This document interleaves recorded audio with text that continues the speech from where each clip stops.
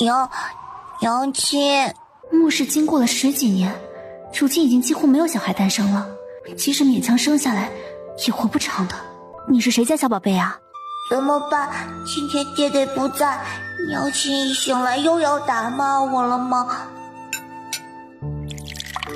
娘亲，你别生气，我这就去挖野菜，是爹爹让我在家的，怕你醒过来身边没有人。你为什么要叫我娘亲啊？就算要叫，也应该叫妈妈才对啊。秦琪安愣愣地看着江婉婉，不知道怎么答话。江婉婉想继续问着什么，却突然捂着头，头痛欲裂。她忍了一会儿，竟又晕了过去。秦晋池，你算个什么东西啊？要不是你的卑鄙心情，我怎么会与你成婚呢？带着这小畜生出去，看着你俩，我就恶心的吃不下饭。我不做也不会。怎么就想娶我来给你端茶送水的？我告诉你，我什么都不会做的。一段段陌生的记忆出现在了江婉婉的脑海中。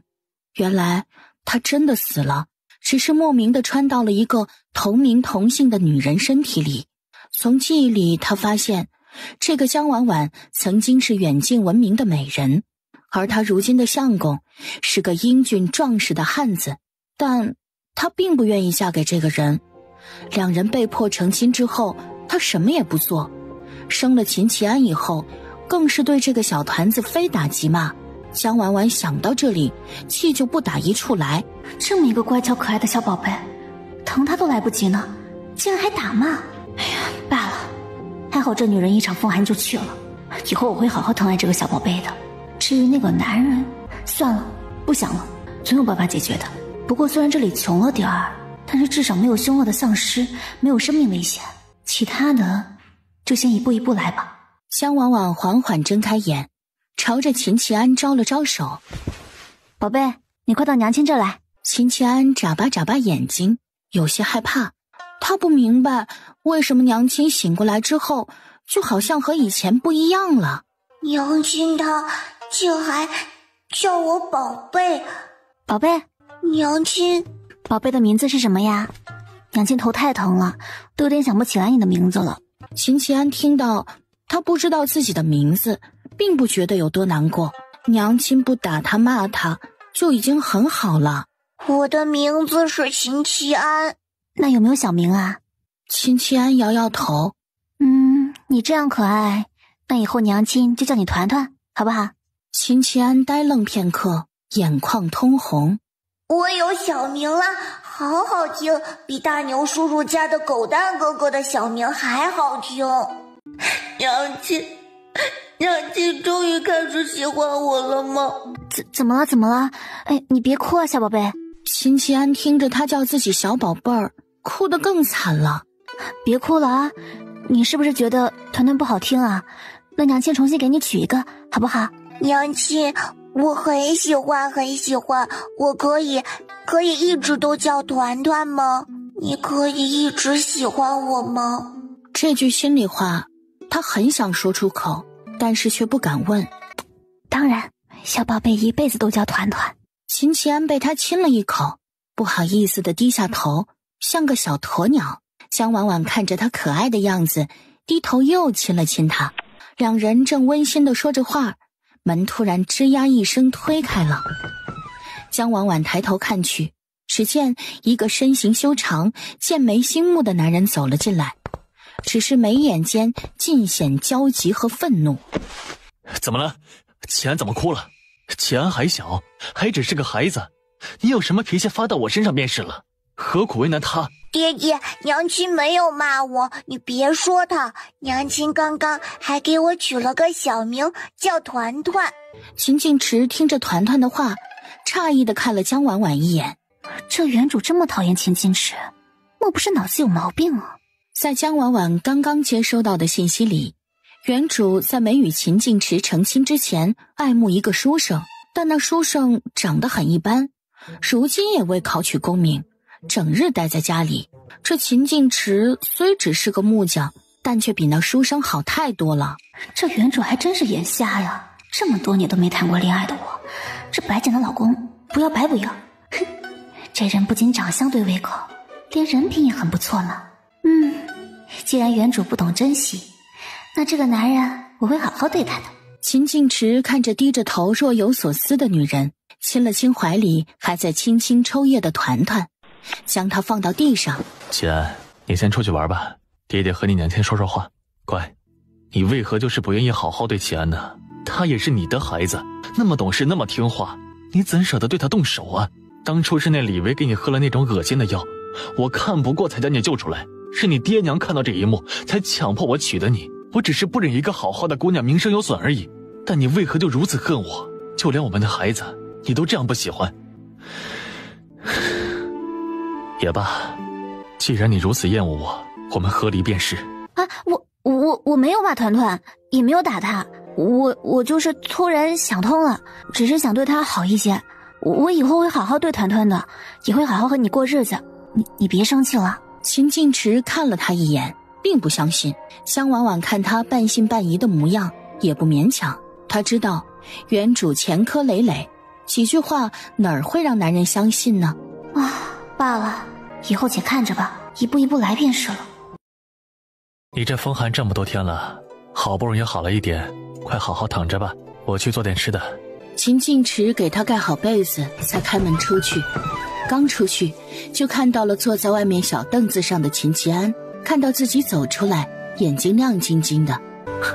齐安，有没有想爹爹啊？小爹爹，爹爹，今天娘亲给我取了小名叫团团，我好喜欢。秦静池微微愣了一下，回过神来说道：团团很可爱，那以后爹爹也叫齐安团团好不好？爹爹，娘亲说她以后会对我好，是不是真的呀？她以后也会像狗蛋哥哥的娘亲那样抱我亲我，还让我躺在她身边睡觉吗？秦静池看着团团小心翼翼又忍不住欢喜的模样，心里酸涩不已。会的，娘亲也会很爱你的，和爹爹一样爱你。以后爹爹和娘亲都会好好爱护我们团团的。团团也会很爱爹爹和娘亲的。江婉婉听着外面团团欢喜的笑声，不由自主的也跟着笑了起来。江婉婉思索着以后的生活，突然想到什么，差点忘记了大事，自己的空间还不知道在不在。她连忙查看，进到空间里，看着各种各样的种子和粮食，这才松了口气。江婉婉躺着出了会儿神，就听到细细碎碎的声响，他扭过头，就看到团团一只脑袋伸到门里，小心翼翼地看着他，见自己看着他，就咻的一下把小脑袋缩了回去，一会儿又情不自禁地伸了回来。江婉婉看着他可可爱爱的模样，喜爱极了。团团，快到娘亲这儿来。团团听到他喊自己，害羞地走进来，一摇一晃地朝江婉婉走去。娘亲，团团，你快把鞋脱了，到床上来，娘亲给你捂捂。团团呆愣愣地脱了鞋，被江婉婉抱上了床，将她放到被窝里。团团躺在自家娘亲暖乎乎香喷喷的怀里，满足又开心地笑着。娘亲果然开始喜欢她了吗？团团悄悄地在心里打气，自己以后一定要更勤快一些，多去找野菜给娘亲和爹爹吃。你爹爹呢？爹爹在做饭，他让团团自己玩。娘亲是饿了吗？没有，娘亲啊，就随便问问，我们团团宝贝是不是饿啦？团团每次听到娘亲喊他团团，还喊他宝贝，他就好高兴好高兴。没有，团团没有饿呢。江婉婉疑惑地看着他，这孩子怎么突然就高兴起来了？随后又无奈地笑笑，小孩子好像情绪都很多变。母子俩在床上轻声说着话，一会儿就见秦静池推开门进来，端了一锅野菜汤和一大锅的糙面糊糊进来放到桌上，疑惑地看着床上的母子俩。难道他说要对团团好的话是认真的？他心里叹了口气，罢了，先看看他要做些什么吧。你们俩快起来吃饭吧，这天气挺凉的，一会儿饭菜该凉了。江婉婉听到这儿，坐起身来，然后牵着团团走到桌前坐下，江婉婉看了一眼桌上的菜，震惊地瞪大了眼睛。这个家真是够穷的，她得好好想想，怎么才能赚点钱才行。这些饭团团吃了一点营养都没有的，得买点肉什么的回来给他吃。家里的钱都在你那里，但是每一次把钱给你，你就买这买那的，应该也不剩什么了。对不起啊，我会想办法的。怪不得他身上的衣服料子都不错，但男人和小团子穿的却破破烂烂的。江婉婉看着碗里的野菜和面糊糊，实在吃不下，她只象征性的吃了几口。团团看着她放下筷子，疑惑地对她说道：娘亲，你不吃了吗？今天的野菜和面糊糊都好好吃，爹爹找了好多回来，够我们吃好几顿了，你快多吃一点。说完，小手还微微发颤的用木勺舀着黏糊糊放到江婉婉碗里。团团吃，团团多吃一点，娘现在没有胃口，等到晚上娘给你做好吃的。她的空间里除了粮食，还有很多调料、蔬菜之类的，一直放着也不会坏，一会儿去山上看看，想个法子带回来一些。这个小团子瘦瘦小小的，得好好补补才行。三人吃完饭，秦晋池就要出门了，有人约了他去做个柜子，大概晚上才能回来。走之前他犹豫了一下，走到江婉婉面前嘱咐道：我先去做工了，你看着点团团，别让他到处乱跑啊，不过他很乖，应该也不会出去的。江婉婉点点头。秦晋池走后，江婉婉就打算去山上看看。她打开床角陈旧的衣柜，里面整整齐齐地挂着她的衣服，每一件看着都是很新的，但里面一件团团和男人的衣服都没有。宝贝，你有没有别的衣服啊？有的，娘亲，但是早上我洗了，在外面晾着呢。说完，还拉着江婉婉的手，带她到院子里去看。江婉婉看着挂在晾衣绳上破破旧旧的小衣服，眼眶不由得开始泛红。娘亲以后啊，会好好爱我们团团的。我知道娘亲很喜欢团团的，团团也很喜欢娘亲。团团，你乖乖待在家里，娘亲去山上看看，找点吃的，好不好？可是爹爹说山上很危险的，他都不让我去。没事，娘亲就在山下看看，一会儿就回来了。好吧，那娘亲要快快回来。好，那娘亲走啦，你把门关好，有陌生人敲门的话就不要开，知道吗？江婉婉来到山下，正想往里走，就见几个中年女人走了过来。秦家的，你怎么还往山上跑啊？这多危险呐！我想去山里看看有没有野菜什么的，想摘一些给我家孩子吃。那你也不要进去太里面，在山脚下找找就行了，再往里可是有猛兽的，你可小心着点儿。谢谢婶子，我会小心的。那我就先走了。等江婉婉进山后，几个女人才热火朝天地讨论起来。你看她身上穿的衣服啊，那可都是好料子，要好些钱呢。她家男人呢可是木匠，这再怎么样，日子肯定也比我们普通人过得好呀。好过，你看看他家男人和家里的小崽子，整天穿的衣服都不知道缝缝补补多少次了，还有好多次我看到他家里的小崽子提着个篮子到处找野菜呢，怕不是家里男人好不容易赚点钱都被他给霍霍了，自己见天打扮的花枝招展的，家里小娃娃都不舍得给做件粗布衣裳。几人七嘴八舌地谈论着，江婉婉并不知道，这时她正站在一小片枯得差不多了的野草旁。她要是没记错的话，这野草看着很像土豆苗啊。想到这儿，她不由得笑出声来，运气真是不错。原本就想来山里随便看看，然后从空间里拿点东西出来的，哪成想还有意外之喜。江婉婉连忙放下背上的背篓，拿出里面的小锄头挖了起来。看着这一个个圆滚滚的土豆，江婉婉脑中涌现出一道道美味，可以做土豆丝、土豆饼、干锅土豆、红烧土豆，光是想想就要流口水了。她觉得团团要是吃到的话，肯定会软软的跟自己撒娇，让自己下一顿还做。等把土豆都挖完了，背篓就差不多装满了。江婉婉心满意足地背着下山。下山的路上，江婉婉采了点野葱，等快到山脚时，竟然看到了一棵花椒树。江婉婉喜出望外，连忙采摘起来。但是花椒树长得很高，他只能采比较低的部分了，剩下的等秦静池有空再让他来采吧。江婉婉在回去的路上，远远的好像看到了一条小河，略微思索一下，就往小河走去。走到河边，清澈的河里鱼虾成群，江婉婉震惊极了。按理说这个村子很穷，大家都应该抢着来捞鱼虾才对，好歹也是肉啊，怎么这河里还有这么多呢？不管了，有这么多呢，可以多捞一些回去做给团团吃。江婉婉放下心中的疑虑，把背篓里的土豆都倒了出来，用背篓去捕鱼。忙活了一会儿，才逮到了一条约莫4、5斤重的黑鱼。虽然鱼很多，但都不太大，她看不上。江婉婉看着背篓里4、5斤的黑鱼，以及差不多分量的虾，满意极了。她先把土豆、野葱和花椒收拾好，放进背篓，才把鱼虾放进去。想了想，他又在空间里取了些辣椒之类的调味料，一起放进去，这才背上背篓往回走。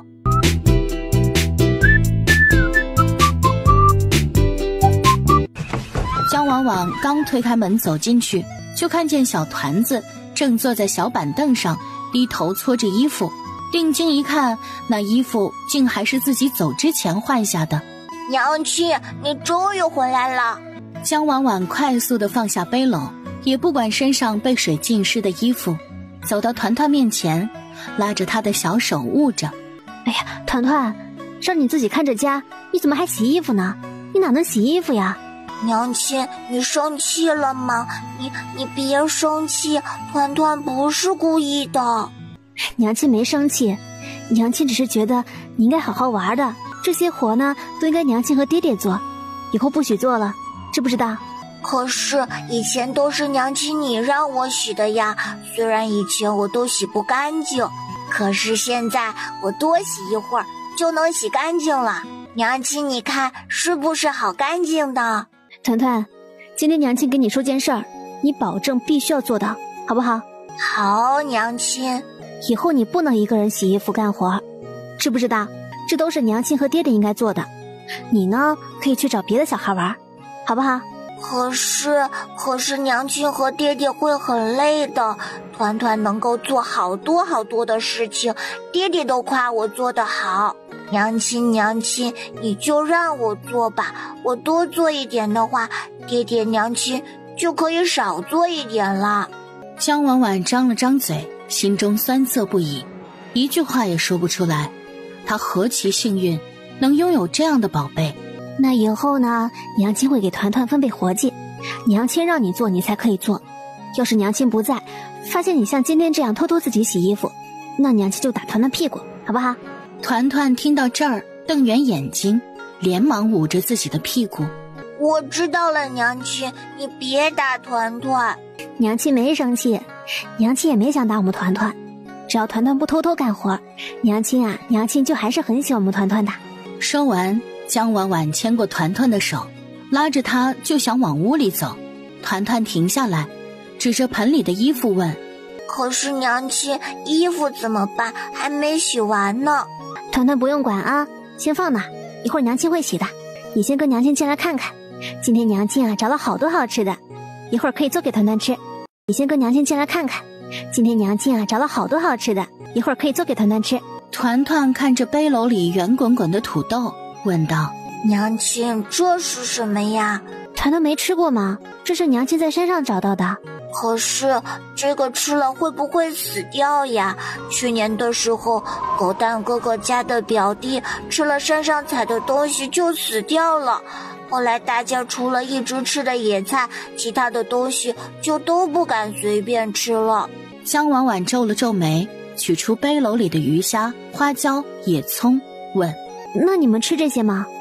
娘亲，鱼有好多刺的，还有腥又臭，不好吃的。江婉婉心里震惊极了，这个朝代在吃食上也太落后了。土豆这种产量高的粮食还没发掘出来很正常，但竟然还没开始吃鱼。想到中午的水煮菜和糊糊，江婉婉叹了口气，看来就连烹饪方式也还很落后。不过这些对江婉婉来说都是好消息，以后她要是做点吃食生意，估计也能赚钱。不过还得好好规划才是。团团看她还在发呆，委屈地低下了头。她不应该说这些都不能吃的，这些都是娘亲好不容易找回来的。娘亲，你别难过，其实爹爹找的野菜还有好多好多，不用担心饿肚子的。团团，娘亲考考你好不好？团团知道咱们是什么国家什么朝代吗？团团听到他的问题不由得笑了。知道，爹爹跟我说过，我们是延庆王朝。江婉婉听完他的回答愣住了，这是个什么朝代啊？历史上完全没有出现过啊！看来自己得以后一步一步慢慢了解了。那我们这是什么地方呢？咱们这里是秦家村呀。娘亲，团团是不是好聪明的？你问的问题我都会。特别聪明，不愧是娘亲乖宝宝。乖宝贝，娘亲找回来的这些呀都是可以吃的，娘亲以前吃过，所以宝贝不用怕，一会儿娘亲做好了你就知道好不好吃了。团团眨巴眨巴眼睛，点点头，不忍反驳，只在心里想，一会儿娘亲做好了一定要多吃一点，不然娘亲肯定会难过的。团团，你冷不冷啊？娘亲把你放在床上，你盖着被子睡一会儿好不好？等你睡一觉起来就可以吃好吃的啦。可是团团想帮娘亲，团团不冷。听话。那好吧，那团团就睡一会儿。团团睡太久的话，娘亲记得叫醒我哟。好。江婉婉将她放到被子里，快睡吧，乖宝宝。等团团睡着，江婉婉换了身衣服，才处理起背篓里的东西。鱼一会儿做了，虾先放木盆里养着，明天再吃。土豆很多，可以吃好久，再把调料什么的归置一下就行了。江婉婉刚把鱼丸放到碗里，一抬头就看到秦静池站在厨房门口，吓了一跳。你冷不丁的出现在那儿，吓死我了。对不起啊。主要是这味道太香了，进来厨房之后就尤其的明显。他光顾着盯着灶台旁的菜看了，这才忘了出声。江婉婉看他局促的样子，心里软了软。没事，你快把菜端过去吧。秦静池闻言连忙走到灶台旁，先把陶罐端过去。菜都是比较大盘的，只能一样一样来。江婉婉则端起了糙米饭，两人走到卧房。团团睡得还很熟，嘴里还时不时的呢喃着娘亲，爹爹。宝贝团团，快点起来吃饭了。娘亲，抱抱。江婉婉心软软的抱起暖乎乎的小糯米团子，给他穿上鞋子，才抱着他走到桌前放下。好了，团团快坐下吧，我们吃饭了。江婉婉拿起碗，给三人都舀了满满的糙米饭，一碗一碗的递到父子两人手中。快吃吧。团团看着桌上的饭菜，瞪圆了眼睛，还小心翼翼地凑上去嗅了嗅。江婉婉无奈地笑了笑，摇摇头，跟个小狗崽子似的。见团团还不动筷，江婉婉给他夹了个鱼丸和一些鱼片放到他碗里，想了想，又给秦静池夹了几筷子。秦静池吃了个鱼丸，呆愣愣地看了江婉婉一眼。鱼丸入口 Q 弹，又鲜又香，又吃了块鱼片，入口鲜嫩，麻辣鲜香。秦静池又连忙夹了块土豆，土豆软烂入味，咸香非常。自己活了小半辈子，去大户人家做过工，也去酒楼吃过几次。他以为人家做的那些饭菜已经顶顶美味了，但眼前的几道菜却比那些饭菜好吃千百倍不止。娘亲，这个是什么呀？好好吃啊！这些都是什么菜啊？我怎么从没见过？宝贝，你告诉爹爹，你睡觉之前娘亲带了什么回来，好不好？爹爹，娘亲去山上找了好多奇怪的东西，还带回来一条鱼，还有河里那些很多角角的大虫子。江婉婉看男人惊讶地看着他，指着菜解释道：这个呀是鱼丸，就是鱼肉剁成泥，再加上一点调料做的。这个就是鱼片，也就是把鱼切成片做的。这个土豆啊是我今天在山上挖的，长得还挺大个的呢。秦晋池万万没想到，又腥又臭，还有很多刺的鱼，竟然可以做得这样好吃。江婉婉看他愣着，说道：快吃呀，再不吃就凉了。好。团团吃得特别香，小脑袋都快钻到碗里了。慢点吃，还有很多的，以后娘亲经常给你做，好不好？娘亲最好了，娘亲做的饭也最好吃了。好了，快吃吧。说完，江婉婉舀了土豆给他拌到了饭里，2大1小，吃完饭都挺着个小肚子，斜斜地靠着椅子，太饱了，都懒得动弹。缓了一小会儿，秦晋池把碗筷收拾了一下，对江婉婉说道：你和团团去玩吧，我去洗碗了。江婉婉笑着点点头。秦晋池看着他的笑愣了愣，才慌里慌张地拿着碗出去。如今江婉婉骤然变得和善可亲，不只是团团，就连秦晋池都有点被迷了眼。等一切都收拾妥当，天色也慢慢暗沉下来，秦晋池端了一大盆水到卧房里，让母子2人洗洗。看着水面倒映着的娟秀面庞，不禁愣了神儿。这长相倒是和以前的自己有8分相似，细细看着好像比自己还更娟秀几分，怪不得说是美人呢。想到末世时也有很多男人追求她，但她都没有好感。江婉婉不知不觉想到外面高大英俊的男人，要是在一起的话，怎么也得是他那样的吧。娘亲，团团，怎么了？娘亲，你的脸好红啊，会不会又得风寒了？怎么办呢？娘亲没事，只是有点热而已，团团不要担心。那就好，娘亲生病的时候，团团好害怕的。娘亲尽量不生病，好不好？乖宝贝，娘亲帮你把衣服、裤子、鞋子都脱了，给你洗洗，好不好？好。江婉婉给他全身上下都擦洗了一遍，给他围了个肚兜，就放到了被窝里。娘亲，我今天不去小床睡吗？小床？我和爹爹都是睡小床的呀，小床在那儿。江婉婉循着他指的方向研究一下，才发现那儿有一张简易的小床，因为看上去不太像床，所以他一直以为是个稍微宽点的长凳。以后团团和爹爹都和娘亲睡大床，好不好？真的吗？真的可以和娘亲一起睡觉吗？看着江婉婉不断的点头，团团高兴的在他脸上亲了好几口。江婉婉心里暖暖的，看着团团不住的笑。团团看着他高兴的模样，害羞不已，咻地钻到被子里躲起来。虽然很害羞，但他还是第一次主动的亲娘亲，又抑制不住的感到高兴。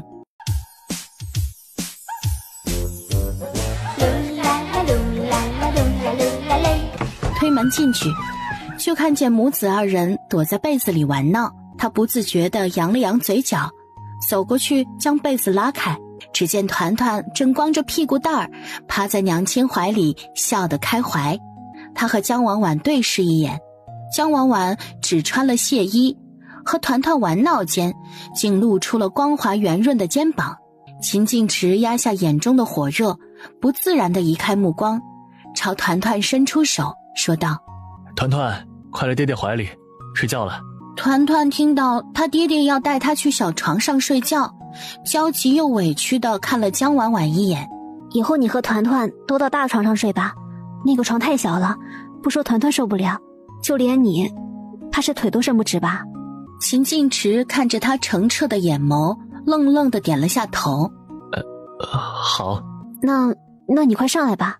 江婉婉看他上半身光着，露出漂亮的腹肌，不由得红了脸，慌忙地低下头，装作要和团团说话的样子。秦晋池还呆愣着呢，并未发现他的不自在，只是机械地爬上床，躺在了外侧。团团躺在了2人中间，左看看右看看，开心极了。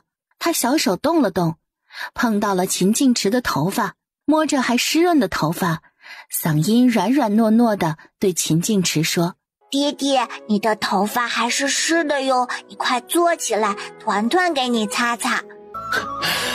那团团帮爹爹擦一下吧。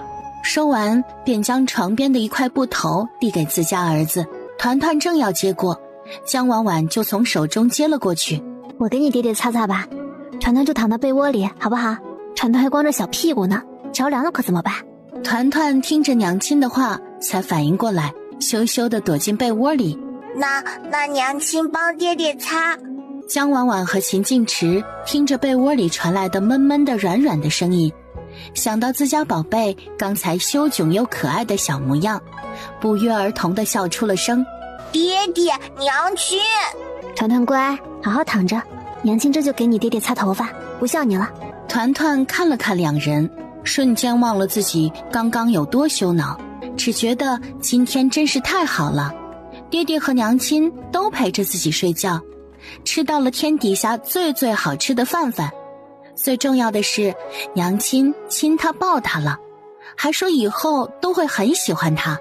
想到这里，嘴角不由得翘了翘。团团抓住他爹爹的手。爹爹，你的手好大哦，以后团团的手也会变得那么大吗？会的。看着他爹爹的大手，苦恼地想，大手手一点也不可爱。过了一会儿又笑起来，不过自己长大之后可以和爹爹一样出去赚钱了，爹爹就不用那样辛苦了。爹爹，以后团团长大了一定要赚好多银子，到时候你和娘亲就不用那么辛苦了。以后啊，不用团团赚钱，娘亲和爹爹多赚点，以后送我们团团去学堂，以后当个状元好不好？娘亲，我真的可以去学堂吗？当然，不过要咱们团团再大一些才可以去的。秦晋池看了江婉婉一眼，也跟着附和的点点头。团团看着爹爹和娘亲，高兴极了，兴奋地在床上翻来翻去。江婉婉怕他着凉，连忙把他搂在怀里，放到了被子里面。好啦，别玩了，快点睡觉喽。团团这才听话地闭上眼睛。等团团睡着后，江婉婉才对着秦晋池开口道：今天咱们吃的土豆，你以前吃过吗？秦晋池摇摇头，随即想到灯熄了，江婉婉看不见，又说了句：没有。土豆是很抗饿的，只要是每户人家都种上，产量也会很高的。秦晋池这才开始严肃地看待这个东西，他以为就是很好吃而已，虽然看着很大个，但并没有往种植上去想。不过就算是要种啊，也得明年春天了。今天我上山的时候，看到了一小块地都长了土豆，我就挖了回来。我感觉山上应该还有很多。你明天呢，要是没有事的话，我们就一起上山去找找看，顺便看看还有没有别的可以吃的。好。过了一会儿，秦晋池试探地说：我感觉你好像和以前不一样了。江婉婉心里一沉，只得找了个借口：我染了风寒这几天，整个人啊昏昏沉沉的，做了一些奇奇怪怪的梦，梦里我们一家人生活得很好，我在一旁看着就觉得好像这样也很不错，我以后都会和你们好好过日子的，你相信我。至于自己找回来的那些可以吃的东西，他并未解释。以前秦晋池经常出门，也不太了解原主，就算原主知道什么可以吃，什么不可以吃，肯定也不会告诉他。秦晋池应该也是了解这点的。好。江婉婉听着他的回答，嘴角扬了扬。那快睡吧，明天咱们还有的忙呢。好。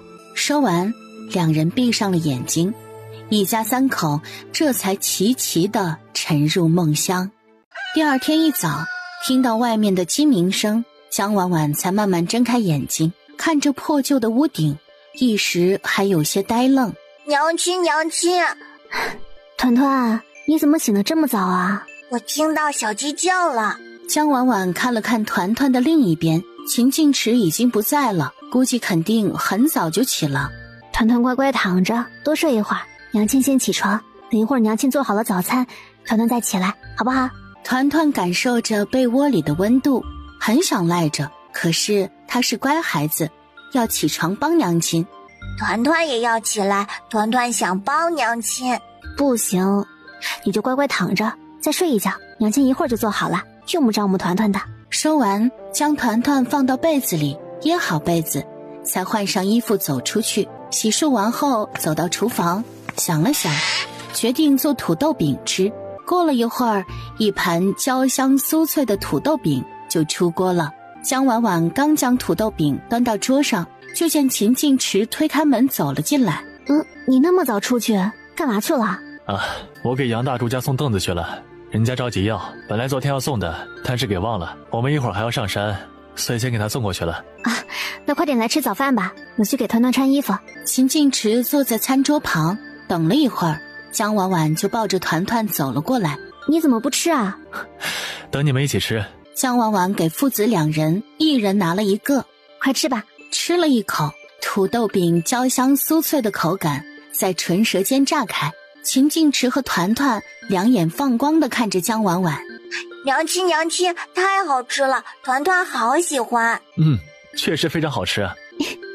好吃就多吃点，我摘了很多呢。父子两人嘴里吃着饼，听到他的话只是点点头，都腾不出嘴说点什么了。江婉婉看着他们吃得很满足的样子，自己也很高兴，咬了一口手中的饼。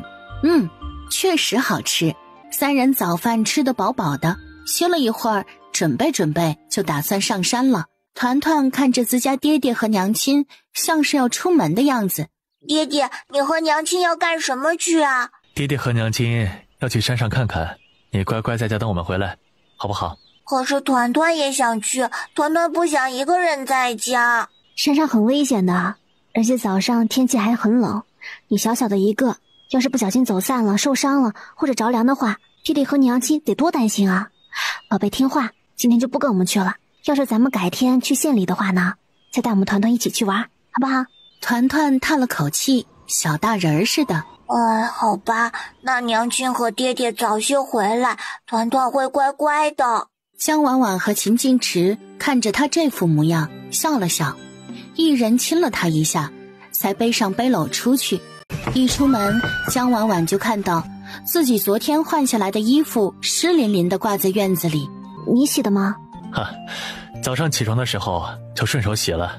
江婉婉侧头看了他一眼，这人虽然寡言，却会默默地对人好，这样的人确实很可靠。静池啊，你家昨天是吃肉了吗？那味儿可太香了，香得我家小宝连饭都不愿意吃了。早啊，我们就是昨天捞一条鱼做了一下，可能是婉婉手艺好，所以就闻着香。啊，鱼又腥又臭的，怎么会做得好吃啊？你们要是没吃的，昨天小宝他娘采了好些野菜回来，我给你们分一点啊。谢谢三哥，不过不用了，家里也还有呢。那好吧，不过有什么困难也可以来找我，咱们这邻里邻居的。好。你和你媳妇儿这么早去哪儿啊？我们打算去山上看看。那你们也别进深山了，有猛兽的，上山小心点儿。那你们快去吧。秦晋池和江婉婉冲他笑了笑，才继续往前走。李贵回到家里，冲着自家婆娘说道：我当他们家昨天吃的肉呢，结果是吃的鱼，那哪能好吃啊？钱家小子也不容易，他那媳妇儿中看不中用啊，里里外外都得他操持，他家那小崽子也瘦瘦弱弱的。以后啊，咱们能帮也帮一把吧，也是可怜。江婉婉和秦晋池来到山脚，远远看去，山上的树大部分已经开始枯黄了。江婉婉一边走，一边仔细地盯着山上的一草一木，想着要是能多发现点水果什么的也是好的。江婉婉看着看着，突然眼睛一亮：秦晋池，你看那边，那一大片全是土豆呢，我们快过去。挖上来的土豆一会儿就装满了背篓，看着剩下的那些，秦晋池说道：我们先挖一部分回去，剩下的我再过来挖。反正也没人，我们先把土豆放在这儿吧，难得来这么远，我们再看看有没有别的东西。那走吧。两人一路走走停停，四处转了转。江婉婉开心极了，她发现了几棵果子树，有柿子树、李子树，还有一棵葡萄树。秦晋池都摘给她尝了尝，柿子和李子都挺甜，就是葡萄还很酸，也不知道过几天再来的话会不会变得甜一些。不过江婉婉倒是觉得甜不甜都无所谓，要是再让它长一段时间还很酸的话，就摘回去酿酒好了，反正他才不会浪费。江婉婉擦了擦额头的汗珠，拉住秦晋池的手臂，咱们先歇一会儿再摘吧。秦晋池看他累极了的模样，连忙点头，环顾四周，看到了一块大石板，就拉着江婉婉过去坐下。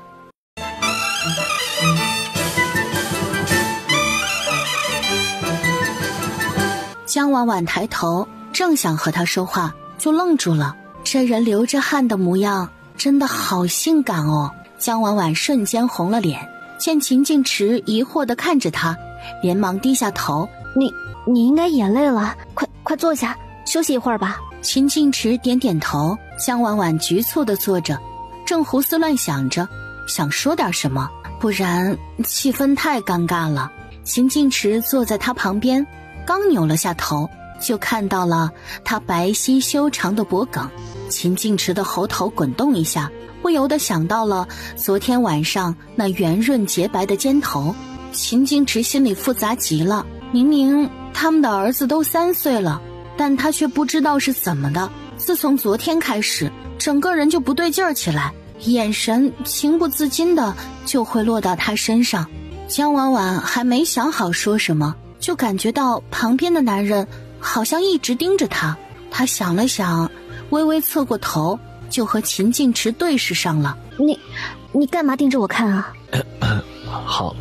好看。江婉婉脸色更红了。秦晋池看到他这副样子，只觉得愈发的好看。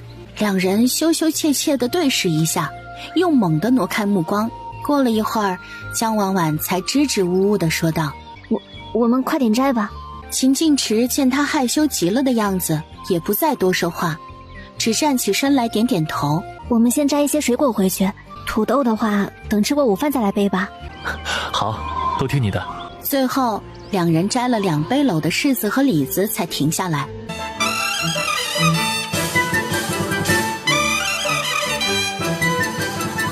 看着树尖上挂着的果子，江婉婉觉得很可惜，不过他们摘的也够多了，也就不强求那几个了。两人回到家里，江婉婉和秦晋池放下背篓，刚推开大门，就见团团和一个少年正玩得开心。阿燕，你怎么过来这边了？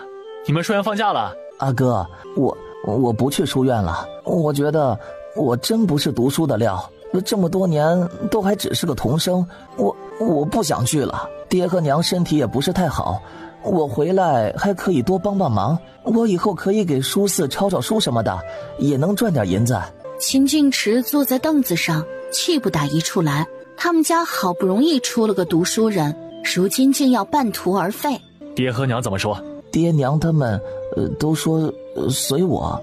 阿哥，我真的不能再浪费你们的银子了，我有自知之明，顶多能写点画本子，要让我往上考是真不行的。别说，秦静燕写的画本子还挺有趣，她那些同窗都读得津津有味。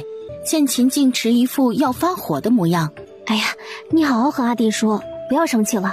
对了，快去把我们带来的李子和柿子洗一洗，给阿弟和团团吃。谢谢嫂子。没事，你哥就那样，他就是关心你而已。娘亲，团团宝贝有没有想娘亲啊？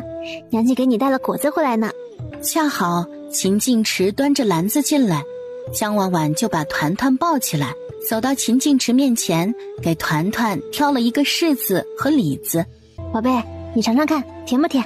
团团看着他娘亲手里的果子，眼睛亮晶晶的。哇，娘亲好甜呀，娘亲也吃。说完又拿过一个李子塞到江婉婉嘴里。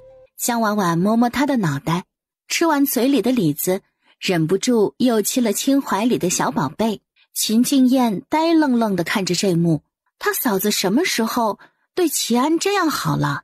她又看了他哥一眼，但秦晋池却是一副理所当然不足为奇的样子。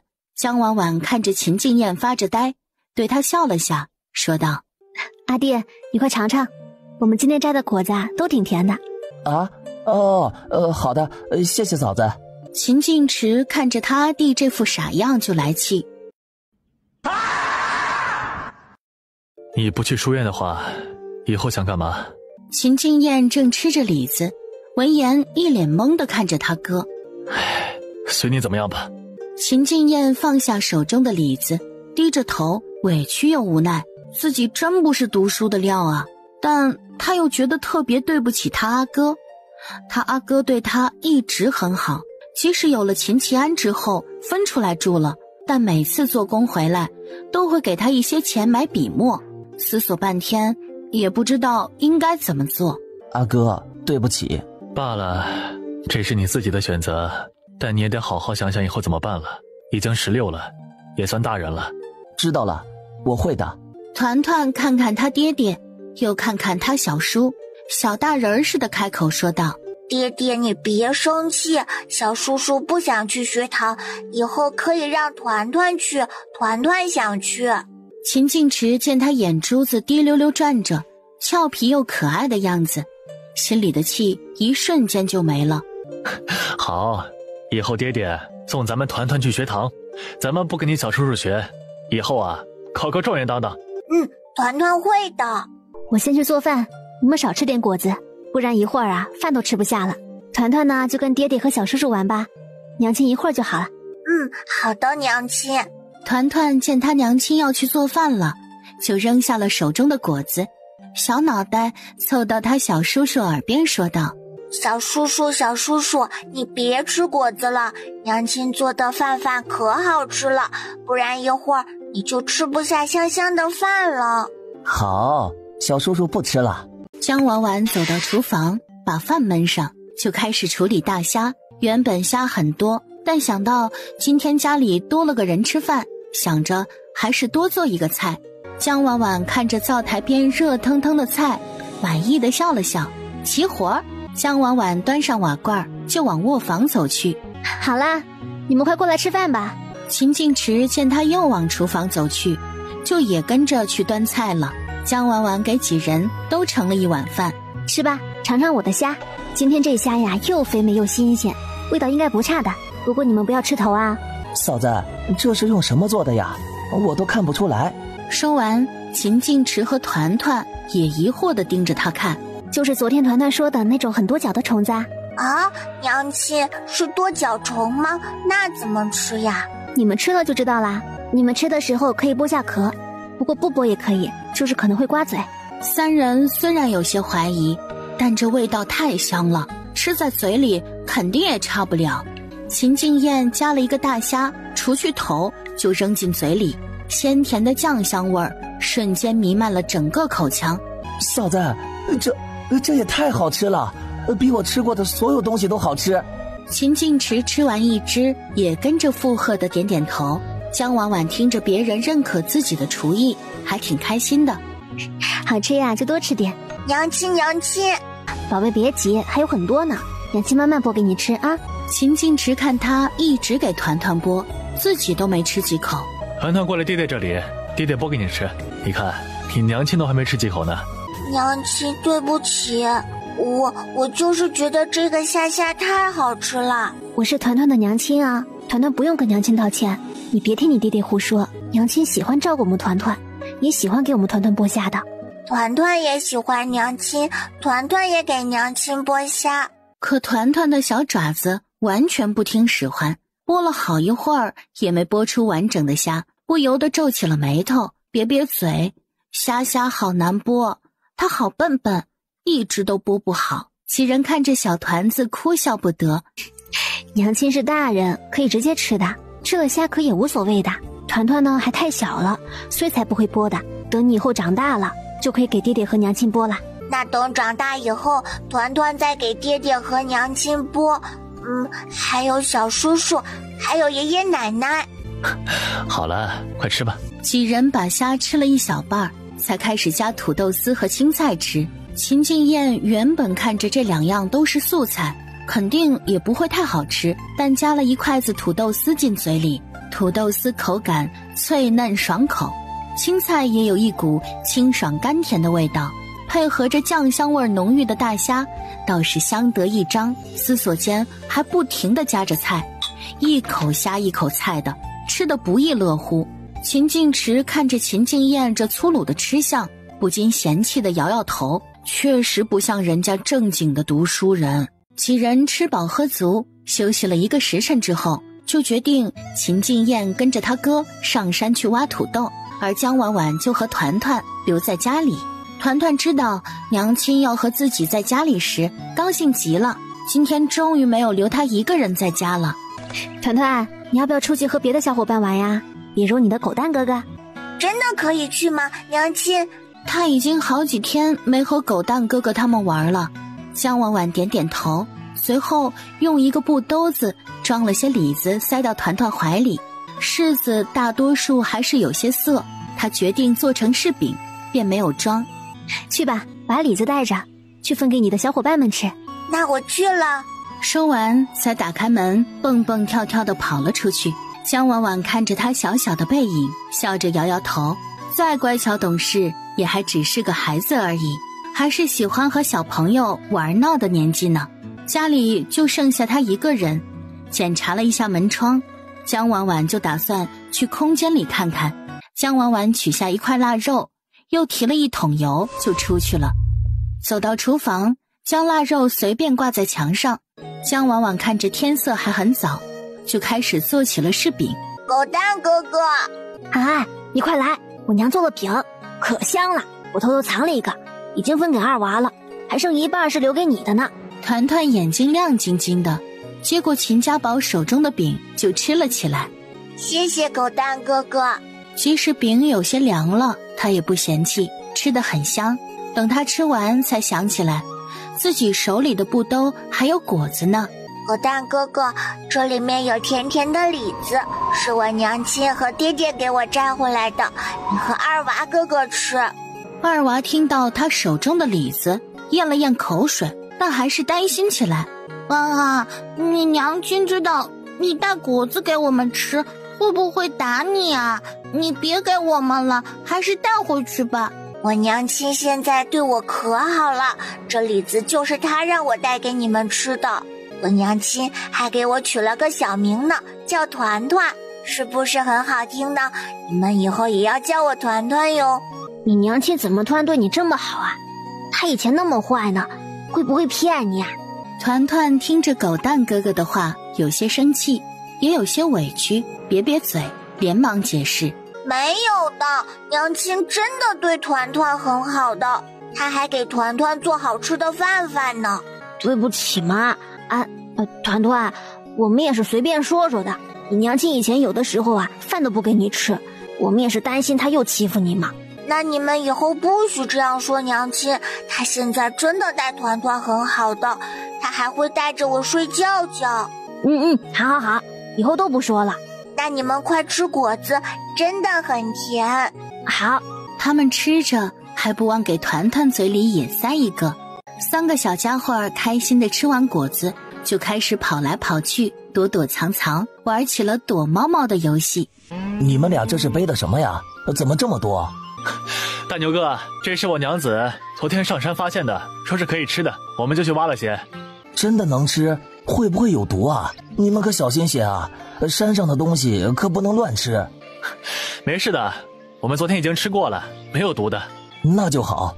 不过你家安安瘦瘦小小的，可不能只给他吃这些，还是得偶尔吃点鸡蛋和肉。你也劝劝你娘子，对小家伙好一点。狗蛋带他到我家去玩，还想着给我扫地呢。你看看多乖巧懂事啊。我会的。那你们快回去吧，这太阳也快落山了。秦静燕看着他阿哥，欲言又止，过了一会儿还是忍不住开口问道：阿哥，嫂子好像变了很多，以前她都不搭理我们的，对团团也特别冷淡，但今天对我很热情，还对团团又亲又抱的。她说会好好过日子的，也会好好对团团的。那就好，她终于是想通了，她多照顾一下团团，你也能轻松点儿。快走吧。2人走着走着，就看到了远处蹦蹦跳跳的团团。团团，快跟爹爹回家了，改天再来玩吧。团团听到他爹爹的声音，开心地跑过去。爹爹，小叔叔。好了，别撒娇了，我们回去吧。说完，又对狗蛋和二娃说道：你们也快回去吧，已经很晚了。知道了，金池叔。狗蛋哥哥、二娃哥哥，团团先走了哟。说完，秦静池才牵着小团子的手，慢慢往家中走去。到了家门口，团团就松开了秦静池的手，往院子里跑去。刚进去，映入眼帘的就是屋檐处挂着的黄澄澄的柿饼。团团站在屋檐下，好奇地打量起来。娘亲，这是什么呀？团团回来啦，这是柿饼，如果太阳好的话，再过10几天就可以给我们团团吃了。团团仰着头，眼睛眯着笑了笑，还露出了2个小酒窝，开心极了的样子。肯定特别好吃。好了，你先自己玩着，娘亲去做饭了。娘亲，我和你一起去吧，我可以帮你的。好吧，那你去给娘亲剥蒜吧。好，爹爹和小叔叔也回来了，团团是和他们一起回来的。刚说完，秦静池2兄弟走进了院子。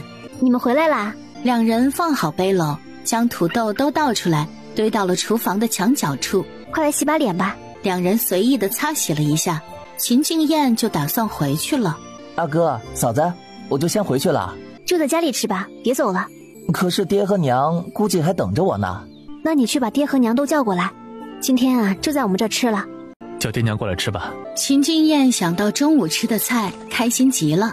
那我去了。说完就跑出门了。见他火急火燎的样子，江婉婉和秦静池对视一眼，不约而同地笑出了声。那我先去做饭了。我和你一起去吧，我帮你。还有团团。好，那我们一起去帮你娘亲。那走吧。走到厨房，江婉婉取下墙上的腊肉，递给秦静池，胡编了一个理由。我前几天买了几块腊肉，你帮我把这块洗了吧，我把饭给蒸了。好。团团看着他爹爹手上的肉肉，直咽口水。娘亲，娘亲，那我做什么呀？团团就帮娘亲剥蒜吧。娘亲放心，团团肯定会剥得很好的。以前我也帮爷爷奶奶剥过哟。好，娘亲相信团团。秦静池把洗好的腊肉拿过来，放到案板上。我来切吧，你先去做菜。好。灶上的糙米饭已经蒸得差不多了，将锅刷一下，把油倒进去，油热以后下入土豆，煎炸到土豆变得金黄就捞出来，在锅中加入辣椒、葱姜蒜和花椒爆香。秦静池早就切好了肉，就在旁边看着他炒，看着他倒的那些油，目瞪口呆。他从没见人用那么多油炒菜过，但最后却又不得不臣服在土豆的麻辣椒香里。团团直直地盯着瓦罐里的干锅土豆，偷偷地咽了好几次口水。江婉婉偷偷地笑了下。尝尝吧，馋猫们。小馋猫团团鼓着腮帮子，像只小松鼠似的。好吃。秦静池吃得很快。你们俩父子呀，少吃一些吧，一会儿团团的爷爷奶奶还过来呢。秦静池点点头，筷子却已经夹上了土豆片。父子俩你一筷子我一筷子的吃着。江婉婉摇摇头，继续炒腊肉。等腊肉炒得差不多了，盛出来放到一边，再在锅中加入青椒、姜蒜和花椒翻炒。青椒炒至断生，加点盐调味，然后将腊肉和剩下的蒜苗全倒进锅里，翻炒几下，一盘美味的蒜苗炒腊肉就完成了。一出锅，秦静池就迫不及待地伸出筷子，先夹了一块给江婉婉。江婉婉看着秦静池深邃的眼睛，耳根渐渐地变得通红，不自在地低头吃了秦静池喂的肉片，慌忙转过身去。你和团团吃吧，我再做个汤。最后又简单煮了个青菜汤，一家3口才端着饭菜出了厨房。3人在饭桌上坐了一会儿，秦静燕才带着秦父秦母进来。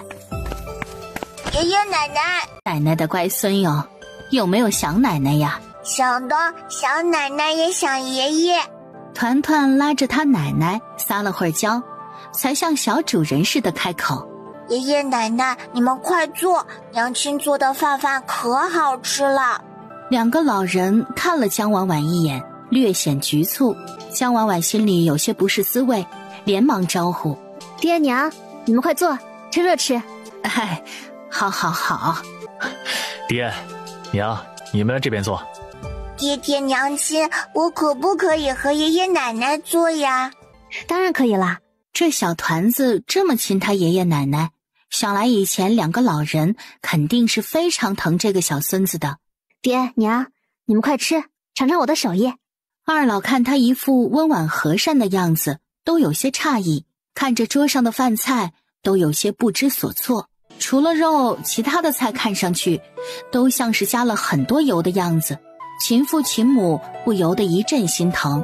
秦母想了想，还是局促地劝慰道：婉婉呐，你们也没什么银子，花钱也别太大手大脚，还是得多攒点银子，以后啊可以。你少说几句。自家这大儿媳妇儿可不是什么好相与的主，刚嫁过来就开始闹分家，他们拗不过也只好分了。看着他如今完全换了个态度，老两口心里都没底，生怕他又要使什么坏呢。我前几天染了风寒，晕晕乎乎的做了很多梦，感觉自己像是要死了似的。好不容易醒过来，就觉得还是要好好的安安稳稳的过日子才行。以前都是儿媳妇的错，我太胡搅蛮缠了，以后不会了，我会好好对晋池和团团的。奶奶，你别生娘亲的气，娘亲对团团很好的。秦晋池安慰似的揽过江婉婉的肩，对着秦父秦母说道：爹娘，你们放心，婉婉真的很好，她对儿子和团团都很好，以后我们都会好好孝敬您二老的。好，一家人好好过日子才是啊。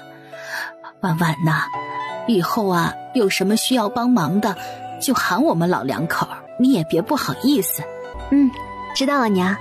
爹娘快吃菜，菜都要凉了。哎，好，这就吃。秦父秦母吃着菜震惊极了，这菜味道实在太好了，怕是开个酒楼也是绰绰有余的。秦晋燕啃着一块骨头，腊肉特有的烟熏味就非常香了，又加了辣椒、花椒之类的调料，吃起来麻辣鲜香，别提多过瘾了。嫂子，你这厨艺也太好了，怎么做的菜都那么好吃啊？江婉婉只是笑笑，又给他多加了几筷子菜。多吃点。爹娘，你们尝尝土豆，你们牙口不好，土豆表面酥脆，但里面啊是非常软烂入味的。哎，好，你也吃。婉婉呐，这个叫土豆的是什么东西啊？怎么这么好吃啊？奶奶，我知道，团团去拿给你看。说完就跳下凳子，去厨房拿来了一个大土豆。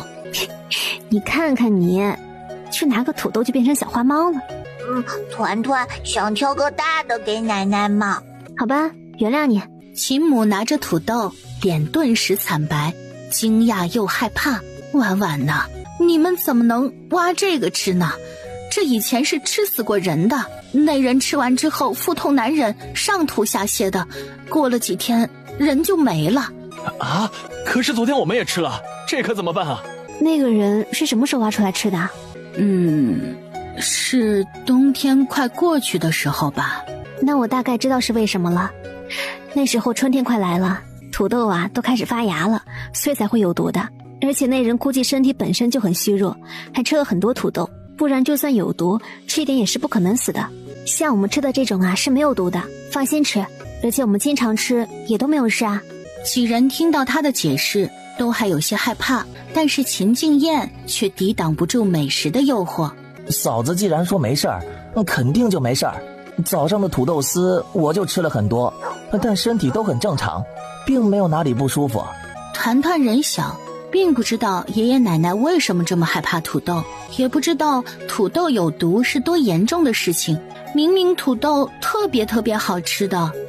爷爷奶奶，土豆很好吃的，团团都吃了好多了。唉，吃土豆死了的那人确实身体不好，是个老官夫，估计是饿狠了，冬天一过就进山里找吃的，可能恰好吃了很多发了芽的土豆，这才死了。对吧？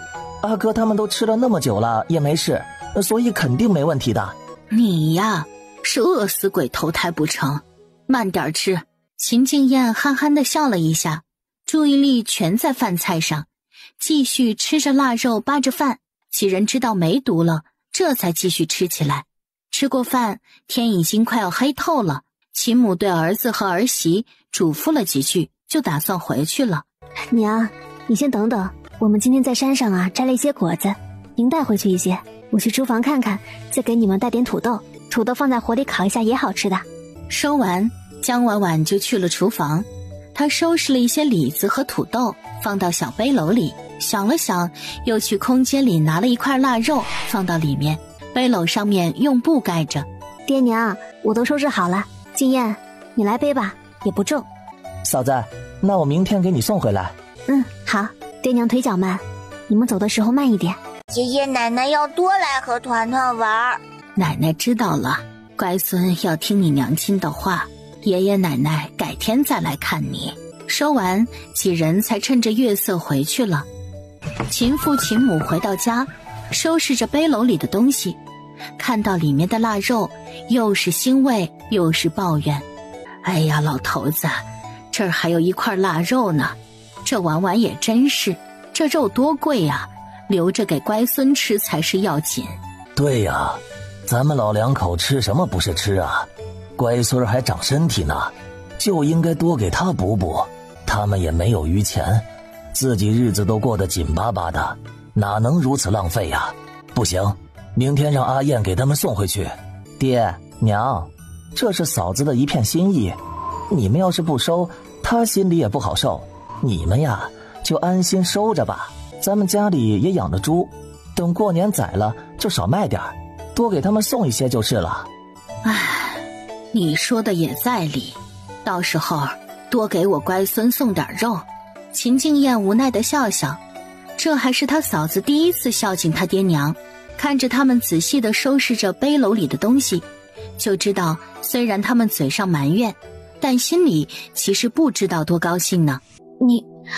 你以后还是别用凉水冲澡了，还有，洗完要穿上衣服，着凉了怎么办？秦静池听着这话，莞尔一笑，他这是关心他。好，知道了，以后多穿衣服。不过身体好，洗凉水也并不觉得冷，没事的。我管你呢。说完便慌忙地把团团放进被子里，自己也爬上了床。快睡觉吧。秦静池眼底全是笑意，觉得自家娘子倒是有些可爱。知道了。说完便熄了油灯躺下，虽然中间还隔了一个团团，但江婉婉还是抑制不住的羞怯。她苦恼地想，自己昨天也不是这样啊。团团今天在外面玩了一下午，刚躺上床没多久就睡熟了。后天赶集，我得去下县城里摆摊。摆摊卖什么？就是我做的一些木头柜子、椅子之类的家具。那你把这些东西放哪儿了？我好像都没看到呢。咱们院子侧边有道门，里面就是我做工的地方。江婉婉恍然大悟，那间屋子门破破烂烂的，她以为就是堆杂物的地方，所以也没有推门进去看一下。我到时候和你一起去县里看看吧。江婉婉想趁着赶集去看看县城里都卖些什么，主要想了解一下小吃之类的。家里房子有些地方还漏着风，得赶紧赚点钱休憩一下，不然等冬天到了，别说团团了，就是自己和秦静池怕也是很难熬。两人说了一会儿话，江婉婉就抵挡不住困意，闭上眼睛睡了过去。婉婉。见江婉婉没有反应，便知道这是睡熟了。她笑了笑，侧身坐起来，靠着窗外透过来的点点月光，给母子两人仔细地掖了下被子，亲了下团团的脸蛋，然后又像是下了很大的决心一般，在江婉婉唇上落下了一个蜻蜓点水的吻，然后慌忙地躺下，喉头滚动，胸膛剧烈的起伏，过了一会儿才慢慢压下心中的躁动，沉沉睡去。第二天，秦静燕过来送了背篓，顺便帮他阿哥整理第二天摆摊要用的那些柜子和椅子。江婉婉和他们进去那间木工房，看到那些简易的家具，眼睛亮了亮。你的木工手艺很好啊，上面还有雕花呢。还挺好看。那是我哥的木工手艺，就是在县里那也是数一数二的。江婉婉看着这些东西，不由计上心头，忙问道：那摆摊的时候好卖吗？还行。我哥的这些家具卖得很好的，但是吧，就是卖得太便宜了，也赚不了几个钱。那为什么不卖给那些有钱人呢？我这些就只是普通人觉着好，大户人家是看不上的，而且人家都是请人上门做，普通木匠是没有机会去的。这样啊。秦晋池做的是不错，但对有钱人来说确实又普通了一点，全是四四方方的样式。好在雕刻的手艺很好。阿弟，你有没有笔墨和纸啊？看到秦静燕点了头，忙说道：那你去给我拿过来吧，我有用。秦静燕虽然疑惑，但还是没多嘴，跑回家一会儿就把东西拿了回来。江婉婉拿过笔墨就开始画起来，不一会儿就见一张精妙绝伦的茶几跃然纸上。江婉婉放下手中的笔，等墨迹都干透了，就拿着图纸去找秦晋池了。你看看这样的案几能做出来吗？秦晋池疑惑地接过他手中的图纸，看到图案的那一刻就呆住了，一句话也说不出。秦静燕看见他阿哥呆愣的模样，也凑了过来，刚看了一眼就震惊地张大了嘴巴。这也太精巧了吧！他们知道的那些大户人家用的案几都是很规则的四四方方的形状，雕刻的图案也都大同小异，主要是胜在人家会买漆料，将案几都刷一遍再抛光。秦晋池做的其实已经算很好了，但他也只是简单做出来，不然到时候有钱人看不上，没钱的人买不起，最后全折在自己手里，就得不偿失了。回神了，你们俩怎么回事啊？怎么是不好看吗？嫂子，怎么可能不好看？我和我哥都快看傻了，这要是做出来，怕是那些达官贵人都会抢着要。这案几非常的巧妙精美，我从未见过比这更好看的了。那就好，那能做出来吗？可以，不过可能要花几个月的时间。能做就好，要是最后卖的价格高的话，多费点功夫也是值当的。那你把图纸收好了，等我们明天回来你就可以研究了。秦晋池宝贝似的将图纸放到衣服里，想了想又走出去找个地方好好的放了起来。江婉婉哭笑不得，她其实都记得图纸，实在不行再画就是了。不过看着男人真知重之的模样，还是没有开口。江婉婉冷静地思索起来，按照秦晋池的说法，其实他们设计的木工产品还是远远比不上现代的。他脑子里还有很多很多的想法，先等秦晋池将这副案几做出来，看看好不好卖，再做打算吧。秦晋池和秦静燕哥俩收拾完桌椅，秦晋池就迫不及待地拿着图纸研究起来，还拿过笔来写写画画。江婉婉看他兴奋的样子，也没管他。阿弟，我先去做饭，你帮我把团团接回来吧。小团子今天早上刚起床没多久，就被狗蛋儿叫着出去玩了。秦静燕应了一声就出去了。江婉婉走到厨房想了想，决定简单煮个面好了。柜子里还有几个鸡蛋，可以做个荷包蛋焖面。取出一些面粉，揉成面团以后放在案板上醒一下面，然后将面团擀薄，用刀切成细细的条状，最后再抻一下面，简单的手工面条就做好了。先准备一点配料，在锅里倒油，柜子里大概还有10个鸡蛋，想到家里有2个大男人，索性就都煎了。在秦晋池2兄弟的碗里盛了1大碗的面，又各加了3个荷包蛋，自己和小团子的就用小一点的碗装，各加了2个荷包蛋。江婉婉将面都端上桌时，秦静燕也牵着团团的手回来了。娘亲，娘亲，你和小叔叔先吃吧，我就叫你爹爹。嫂子，你快去叫我哥吧，我和团团等你们。行，别看了，先去吃饭吧。今天做了面条呢，得快点吃，不然该坨了。好。每次他盯着自己看，江婉婉都觉得好难为情，脸红彤彤的。那走吧。2人进来时，团团和他的小叔叔眼睛非常一致的，都盯着自己面前的焖面。好啦，快吃吧。秦静燕看见他阿哥和嫂子进来，就拿起筷子嗦了一口面。面条入口爽滑弹牙，酱香味十足。他眼睛一亮，吃得更快了。团团看他小叔叔吃得香，也拿着筷子小口小口地吃起来。秦晋池和江婉婉对视一眼，也吃起了面。嫂子，这面里怎么还有鸡蛋呀？啊，我柜子里有10个鸡蛋，放太久了，我怕它坏了，就都捡了，给你和你哥都加了3个。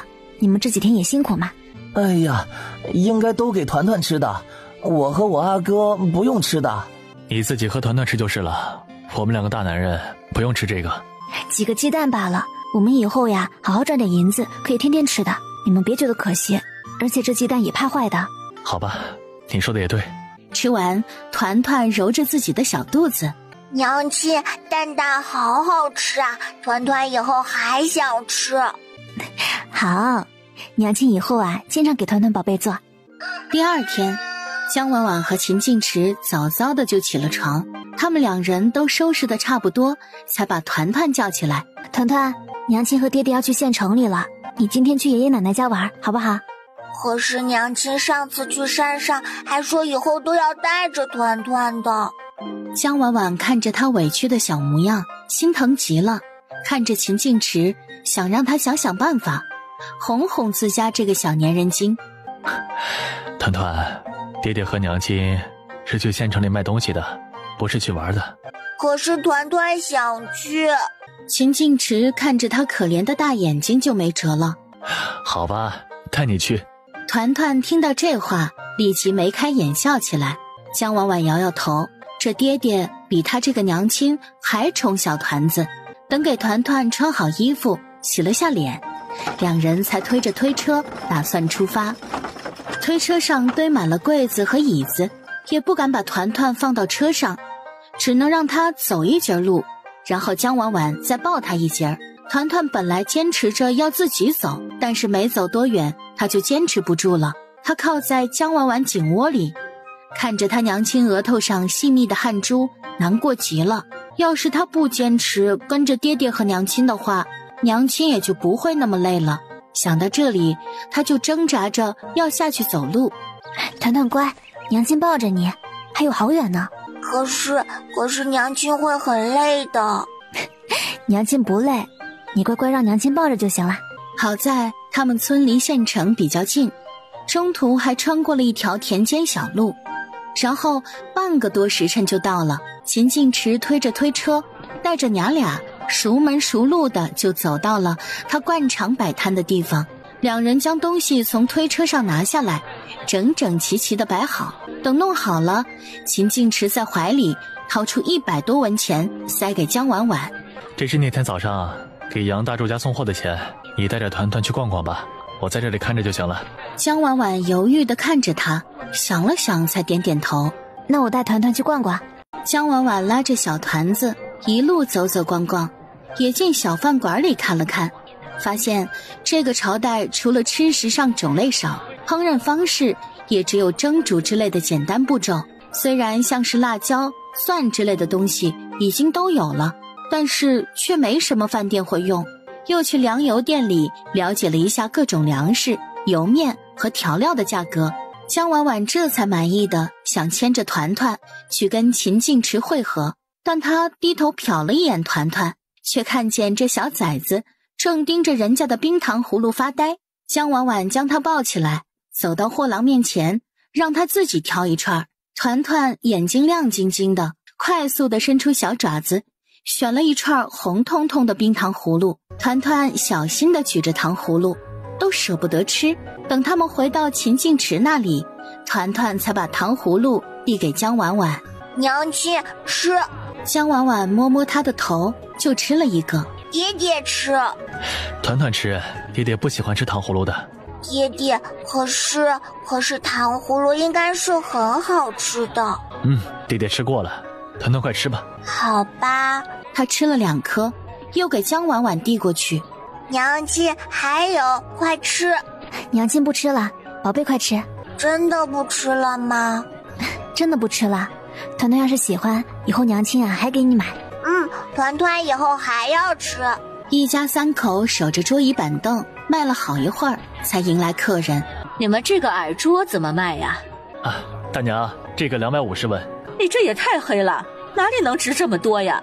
江婉婉看到秦晋池皱起了眉，就知道他给的价格已经很公道了。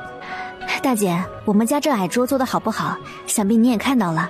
就说这精美的雕花，在别人家同样的价钱，可买不了品质这么好的呢。看女人的神色有些松动，她连忙开口：这样吧，您今天呢是我们第一位客人，就给您便宜10文钱，好不好？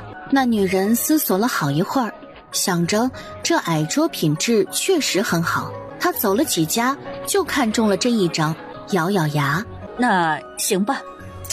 付完钱，女人又犹豫苦恼起来。这桌子我也不太好搬呢，老板，你要不帮我搬家里去吧？我家不远，就在前面那条街。放心，可以帮您送的。于是秦晋池就把桌子搬到推车上去。大姐，你带路吧。哎，好。秦晋池回来的时候，江婉婉又卖掉了2个椅子，价钱他都是按照桌子的价格大概估计的。我卖了2个椅子，每个100文。差不多就是这个价格。一家3口卖了一天，太阳慢慢开始落山，才全部卖完。最后数了一下，大概1两银子多一点。江婉婉拿了100文。你在这里等我一下，我去肉店看看。好，你去吧，早点回。江婉婉走进猪肉店时，里面的肉都卖得差不多了，还剩了些排骨、猪蹄以及下水。这些猪肉店普遍肥肉最贵，要20文一斤，瘦肉16文，像是排骨之类的差不多10文就可以买到，而猪蹄和下水就很便宜，2、3文就可以买1斤。江婉婉到的时候，肉店的老板已经打算收摊了，所以剩下的东西都卖得特别便宜。江婉婉又讲了下价，最后花30文就买了5斤排骨。看着猪蹄很大只，花了7文就把4只猪蹄都包圆了。想到家里只有白糖，江婉婉又去米粮店买了几斤冰糖。带着东西回去时，江婉婉看着远处笑意浓浓的父子俩，心里软软的。团团、晋池，我买好了，我们回去吧。那我们回去了。太阳已经开始落山了，霞光透过远处的山峦，在田野间洒下一片金黄。一家3口伴着日落，说说笑笑的往家的方向走去。3人回到家的时候，光线还算好，天色并没有完全黑下来。秦晋池把小团子抱下来，又把推车上的东西都拿下来。看着手中的东西，秦晋池心中酸涩不已。我以后多做点活，努力给你和团团更好的生活。你别怕多花钱，以后多买点纯肉吧。这排骨都是骨头，猪蹄不仅没肉，还腥得很。这些东西做好了，比纯肥肉和纯瘦肉都好吃的。哎，你别管了，等着吃就是了。好吧。江婉婉见他不相信的样子，无可奈何地摇摇头，提着东西就去了厨房。猪蹄先不吃，虽然天气已经很凉了，但江婉婉还是把它放到井水里吊着，先将饭蒸了，然后把排骨剁成小块，放锅里焯一下水，捞出来用凉水过一遍。他打算做红烧排骨。爹爹，好香啊，我们快点儿，团团好饿。一进去，小团子就手脚并用地爬上凳子，想看看瓦罐里是什么好吃的。团团别急，娘亲先给你们盛饭啊。给他们3人都盛好饭，江婉婉给秦晋池和团团加了排骨和土豆，快尝尝，很好吃的。秦晋池往嘴里加了块排骨，刚嚼了2下，就惊艳地看向江婉婉。怎么样？我就跟你说很好吃吧。香。江婉婉把团团的小碗拿过来。团团，娘亲给你舀点土豆和汤汁，拌着饭吃吧。团团腮帮子鼓鼓的，正努力地嚼着排骨，都没机会说话，只是对着他娘亲一个劲儿地点头。给团团拌好饭，他又拿过秦晋池的碗。晋池，我也给你拌一下。好，谢谢娘子。江婉婉听到这话，碗都拿不稳，差点给摔了，心脏狂跳。她慌里慌张地拌好饭，递给秦晋池，结结巴巴地说道：好了。然后就低着头慢慢扒着饭，都不敢再看秦静池了。一家三口吃着没多久，就听见外面传来了莫名的声响。秦静池和江婉婉疑惑地对视一眼，然后放下碗，起身去开门。秦静池打开门，却并没有看到人。他正想关上，就感觉自己的衣角被扯住了。他缓缓地低下头，才看到自家门口站了个小崽子。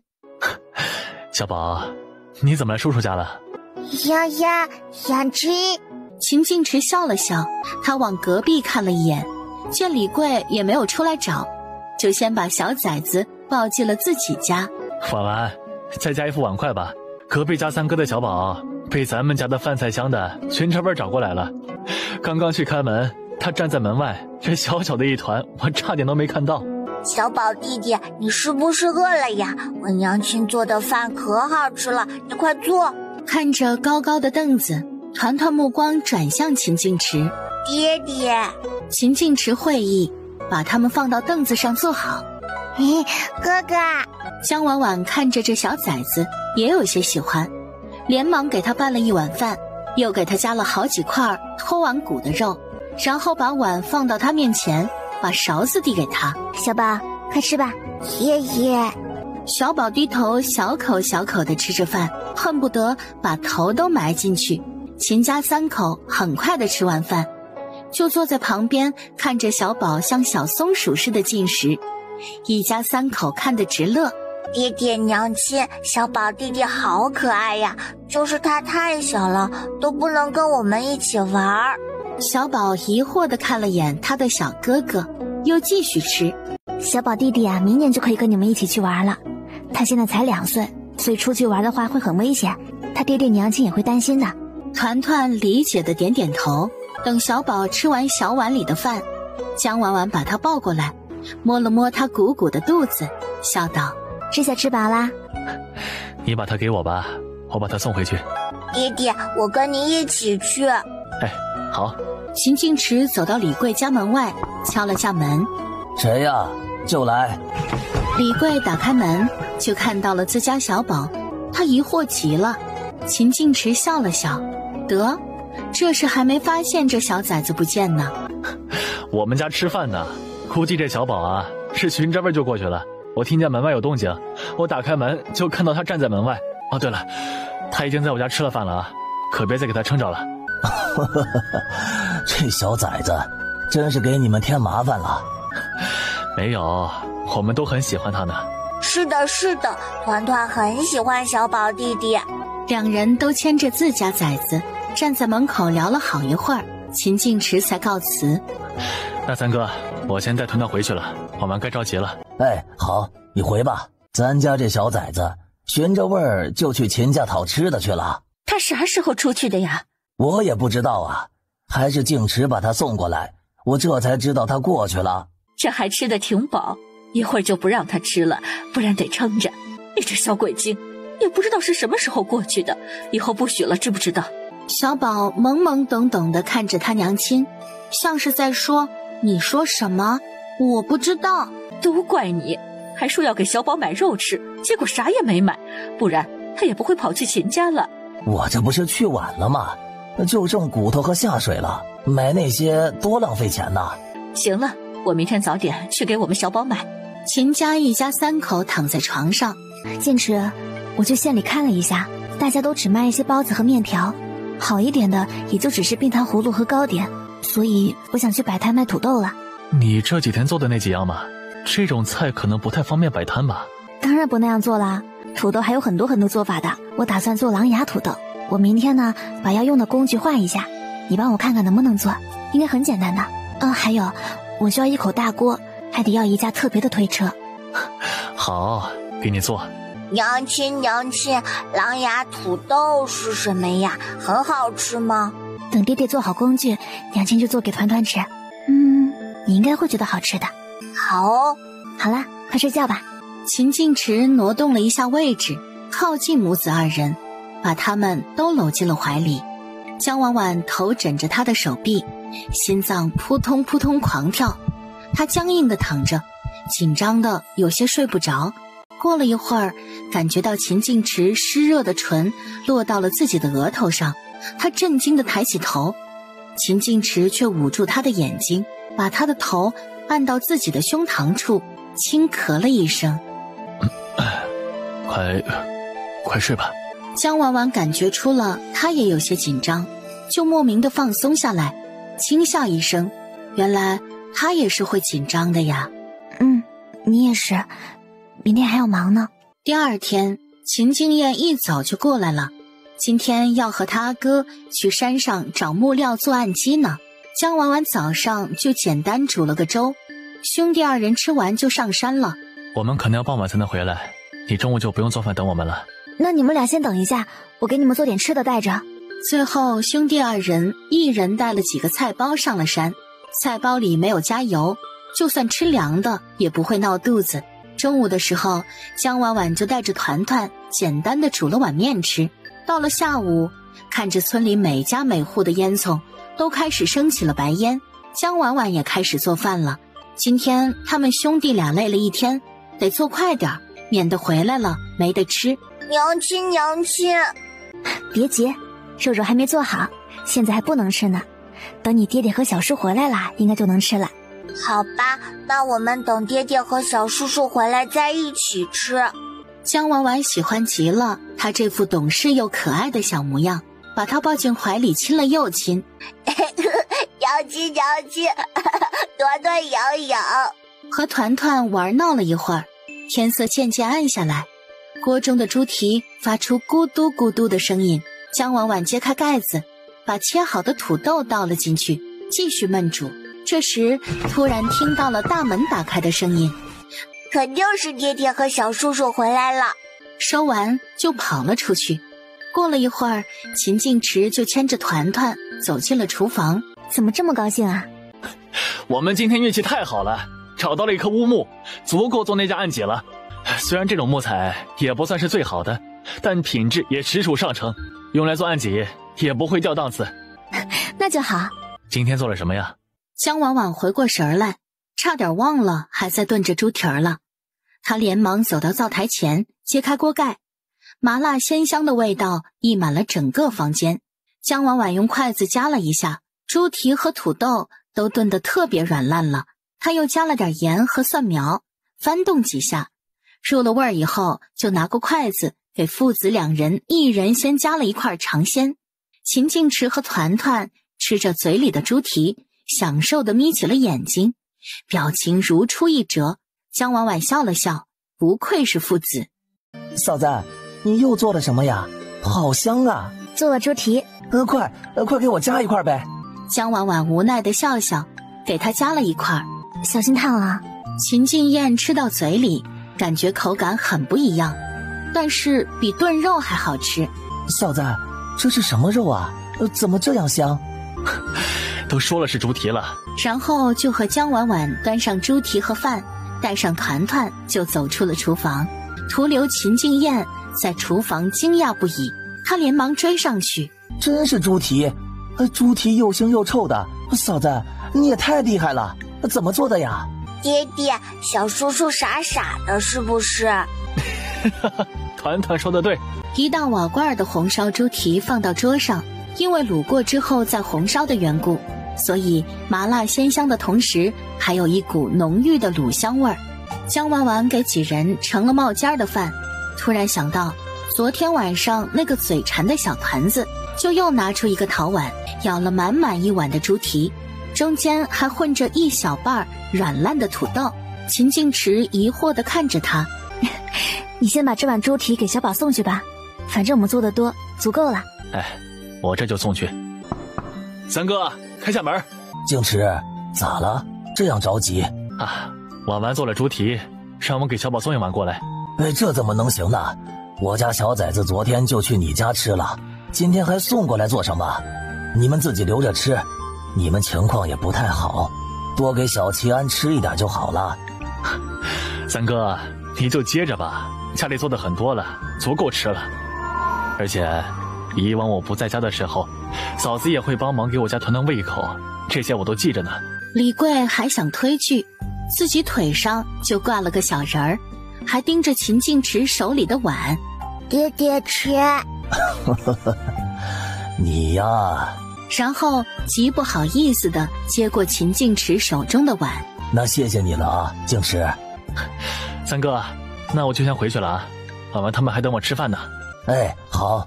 秦念池念着红烧猪蹄，回去的时候健步如飞。阿哥，你终于回来了。哎呀，你们先吃啊，不用管我的。没事，也就一会儿功夫。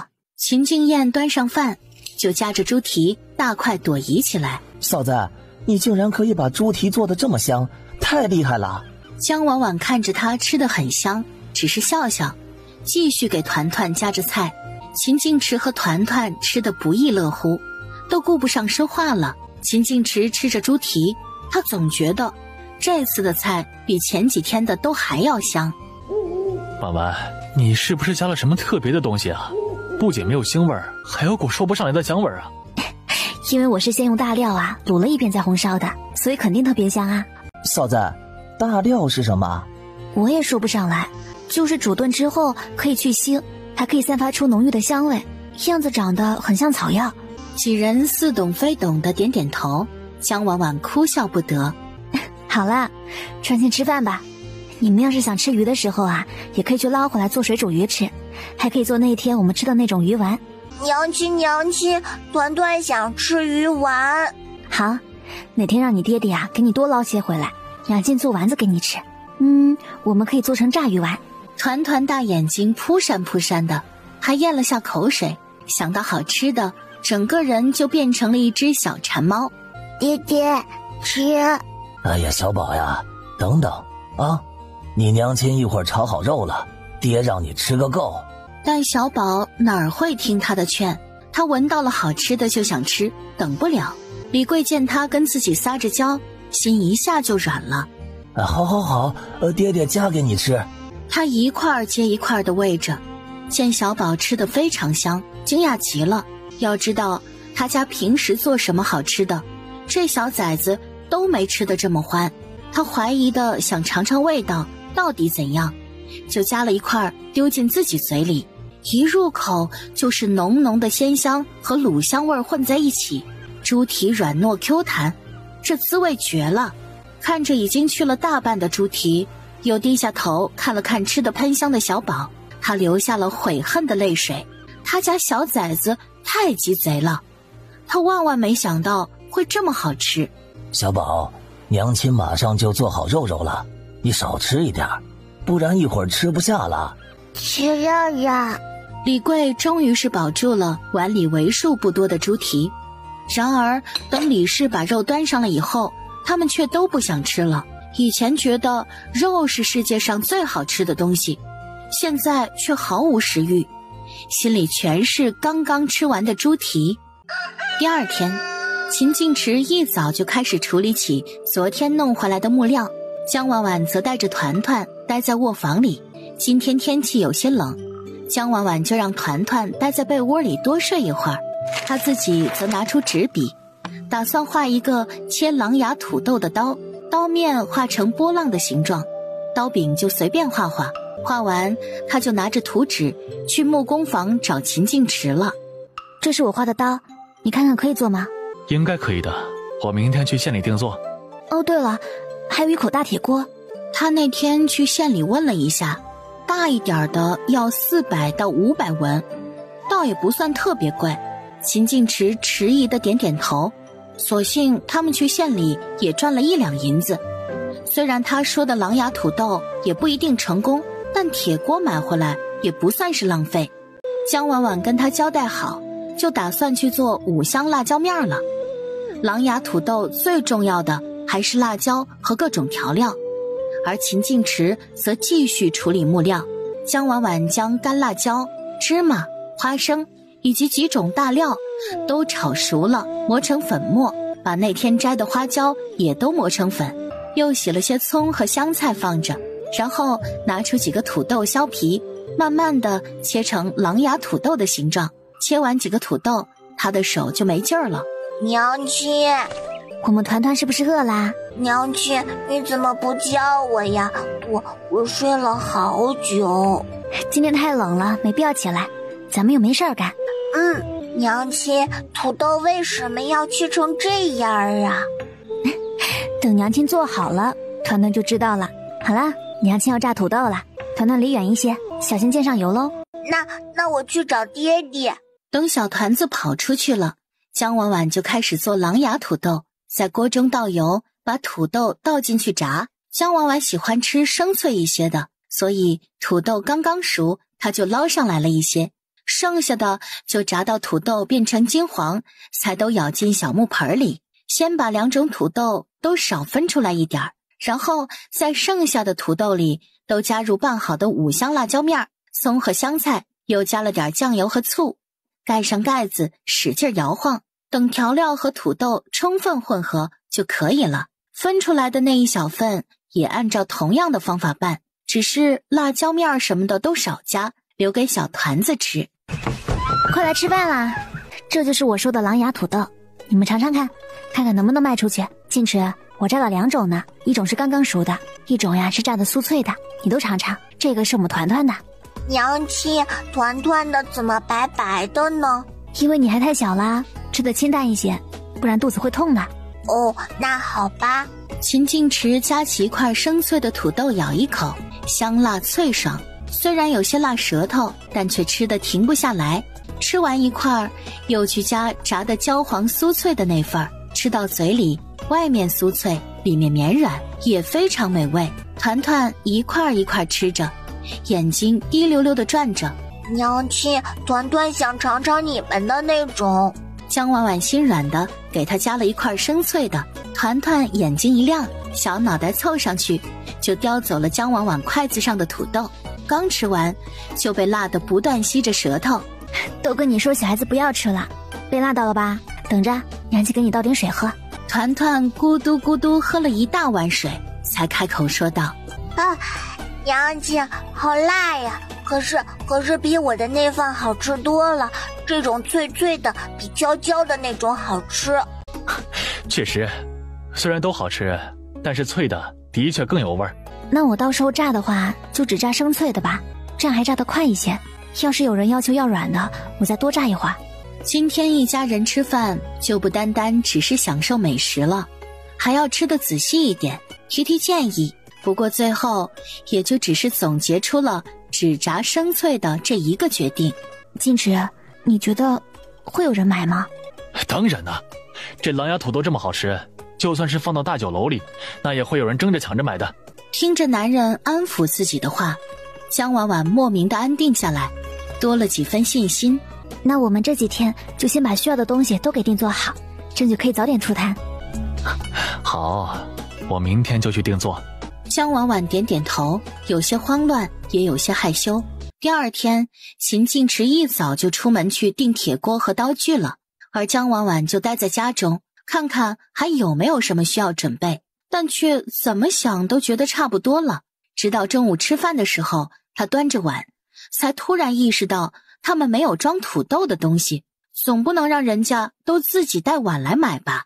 但是用什么碗，这是个大问题。要是就用他们自己用的这种，那成本就太高了。然而这又不像以前现代还有一次性餐盒。在他思考之际，团团一蹦一跳地走了进来，手上还拿着一个竹子编的小蜻蜓，仔细一看，正是上次秦静燕给他做的那只。姜婉婉眼神火热地看着他手中的蜻蜓，又看看他的小脸儿，开心地把团团抱了起来，猛地亲了好几口。团团看着他娘亲的目光，呆呆愣愣地出声道：娘亲也喜欢这个小蜻蜓吗？问完，小眉头一紧，像是做了什么沉重的决定。那团团就送给娘亲吧。虽然他很喜欢这个小蜻蜓，他也只有这一个小玩具，但是要是娘亲喜欢的话，他就可以送给她。那给了娘亲的话，团团怎么办呀？团团让小叔叔再给我编一个，这个就给娘亲吧。娘亲说笑的，我都是大人了，不喜欢这些东西的。不过还是要谢谢团团。可是娘亲一直在看他。娘亲只是想到可以用竹子来做碗，就有些激动罢了。哦，好了，去玩吧。江婉婉对村里人不了解，也不知道谁家有竹子，只能等秦晋池回来了再问问。午后，秦晋池终于回来了。你知道谁家有竹子吗？秦晋池被他着急的样子吓了一跳，还以为出了什么事呢，原来只是问竹子。他不由得舒了口气，手指敲了敲江婉婉的脑门儿。我还以为出什么事了呢，这般着急。你要竹子干嘛呀？我想了想，要是做土豆的话，出锅得用碗装，但是要用我们吃饭的这种碗就花费太高了，而且万一人家吃完就带走了，那我们可不就亏死了。所以我琢磨着可以用竹子做成小竹筒来当碗，然后再用竹子做一些竹签出来。啊，村里其实好几家都有种竹子的，爹娘他们那里也有，只是不多。还有大牛哥家也有，我们可以去问问他们。但我们要是自己做竹筒和竹签的话，肯定忙不过来。要不问问大牛哥，让他帮我们做，其实做起来非常简单的，到时候可以5个竹筒1文钱，竹签的话呢100根1文钱，怎么样？行，那去问问吧。我们先自己做个样子，让他们比照着做。可是我们没有竹子呀。没事，你等着，我回爹娘那边砍1根过来。秦晋池动作很快，竹子砍回来，他就按照江婉婉的说法做了竹筒和牙签出来。江婉婉看过，觉得正好，两人便连忙拿着去找大牛了。大牛哥，大牛哥！晋池叔叔，爹爹，晋池叔叔来找你了。狗蛋儿兴奋地看着他们两人。晋池叔叔，团团没跟你们一块来吗？他在家玩呢，没跟过来。你要是想他了，可以去我家找他玩。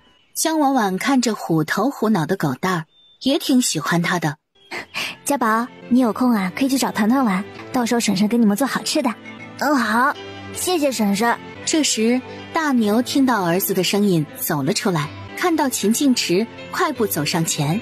晋池啊，找我有事啊？大牛哥，我和婉婉想找你做点生意。大牛疑惑地看了看他，想了想，那你们快进屋来说吧。招呼着秦晋池和江婉婉坐下，大牛就迫不及待地问道：晋池，你说的是什么生意啊？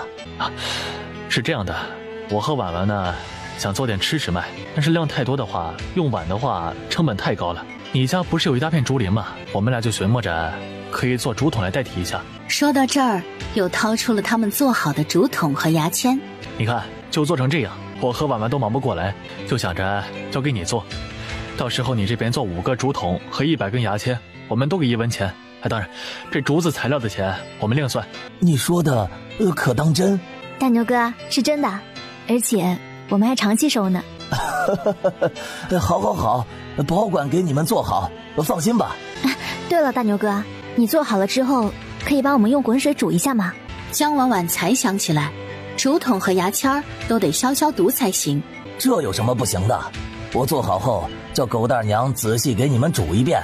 几人定好取货时间，秦晋池才带着江婉婉告辞。大牛哥，那我们就先回去了，你忙吧。行，那你们回吧，我会抓紧时间做的。几天后，秦晋池就去县里取回了定做的锅和刀具。江婉婉看了看，很满意。大牛也已经把做好的200个竹筒和几百根牙签送了过来。这2天，秦晋池和秦晋燕又上山挖了好几天土豆，家里现在足有1万多斤了。江婉婉见工具都做好了，她也不打算再拖下去，打算今天先把要用到的食材都准备好，趁着明天县里赶大集，人流量比较大，直接开始出摊。晋池，你帮我一起削土豆吧，我们今天都准备好，明天去县里。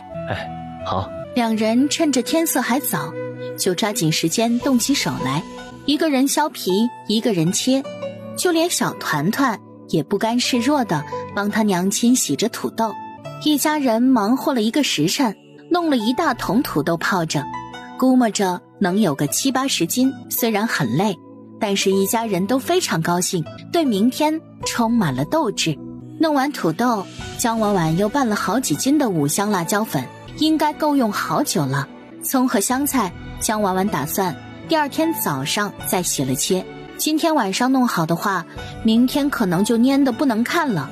都弄完，一家3口坐着休息了好一会儿。等听到小团子的肚子都咕咕叫了，团团，你和爹爹再休息一会儿，娘亲给你们做饭去。我帮你，你也累了。江婉婉心里软软的，酸酸的。原来这就是被人关心的感觉吗？她又偷偷看了一眼秦晋池英俊的脸，轻轻说了句：“真好。”啊？怎么了？没什么。我说都不知道要吃什么了。娘亲，我们可不可以吃那个有蛋蛋的面条啊？团团只是觉得那个面面很好吃。好，我们宝贝呀，想吃什么就吃什么。1刻钟以后，3碗香喷喷的荷包蛋焖面就摆上了餐桌。团团焦急地把属于他的那个小碗挪到自己面前，开始小口小口地吃起来。娘亲，蛋蛋好好吃啊！秦晋池不像小家伙，小口小口地咬，他2口就是一个荷包蛋，吃得很爽快。第二天，江婉婉和秦晋池早早地起了床，他把小葱和香菜都洗干净切碎，想到有些人不一定喜欢吃小葱和香菜，他就没有混到一起放，到时候不吃哪样不放就是，也方便。都准备好了，秦晋池就把需要用到的东西都搬上推车，江婉婉就去厨房简单蒸了几个包子，做好之后就去叫小团团起床。团团，起床啦！再不起床，爹爹和娘亲就要走了，就留你一个人在家了。小懒猪，快起床了！团团被他爹爹拍着屁股，才慢悠悠地睁开迷茫的双眼，看着秦晋池，软软糯糯地叫了句爹爹，然后就呆愣愣的任由他爹爹抱着去洗脸了。等到坐在桌前，被他娘亲塞了一口包子，才彻底清醒过来。江婉婉见他清醒了，便打趣道：也不知道啊，是谁家小宝贝，昨天信誓旦旦的说要比我们起得早呢，结果今天还有爹爹和娘亲轮番的叫他才起床呢。秦晋池看着小团子，用拳头抵着嘴唇偷笑。团团迷茫地看了看两人，才意识到他爹爹和娘亲是在打趣自己。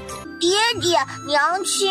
好了好了，不笑你了，快吃吧，我们还得早些去县里呢，今天可是大日子，到时候团团呀就帮我们招揽生意，好不好？娘亲怎么招揽生意呀？就是喊人，比如走过路过不要错过，麻辣脆爽的狼牙土豆来一份啊，这样喊就可以了。团团听着觉得很简单，想到自己的任务，瞬间干劲儿十足。那爹爹娘亲你们快点吃，团团现在就想试试了。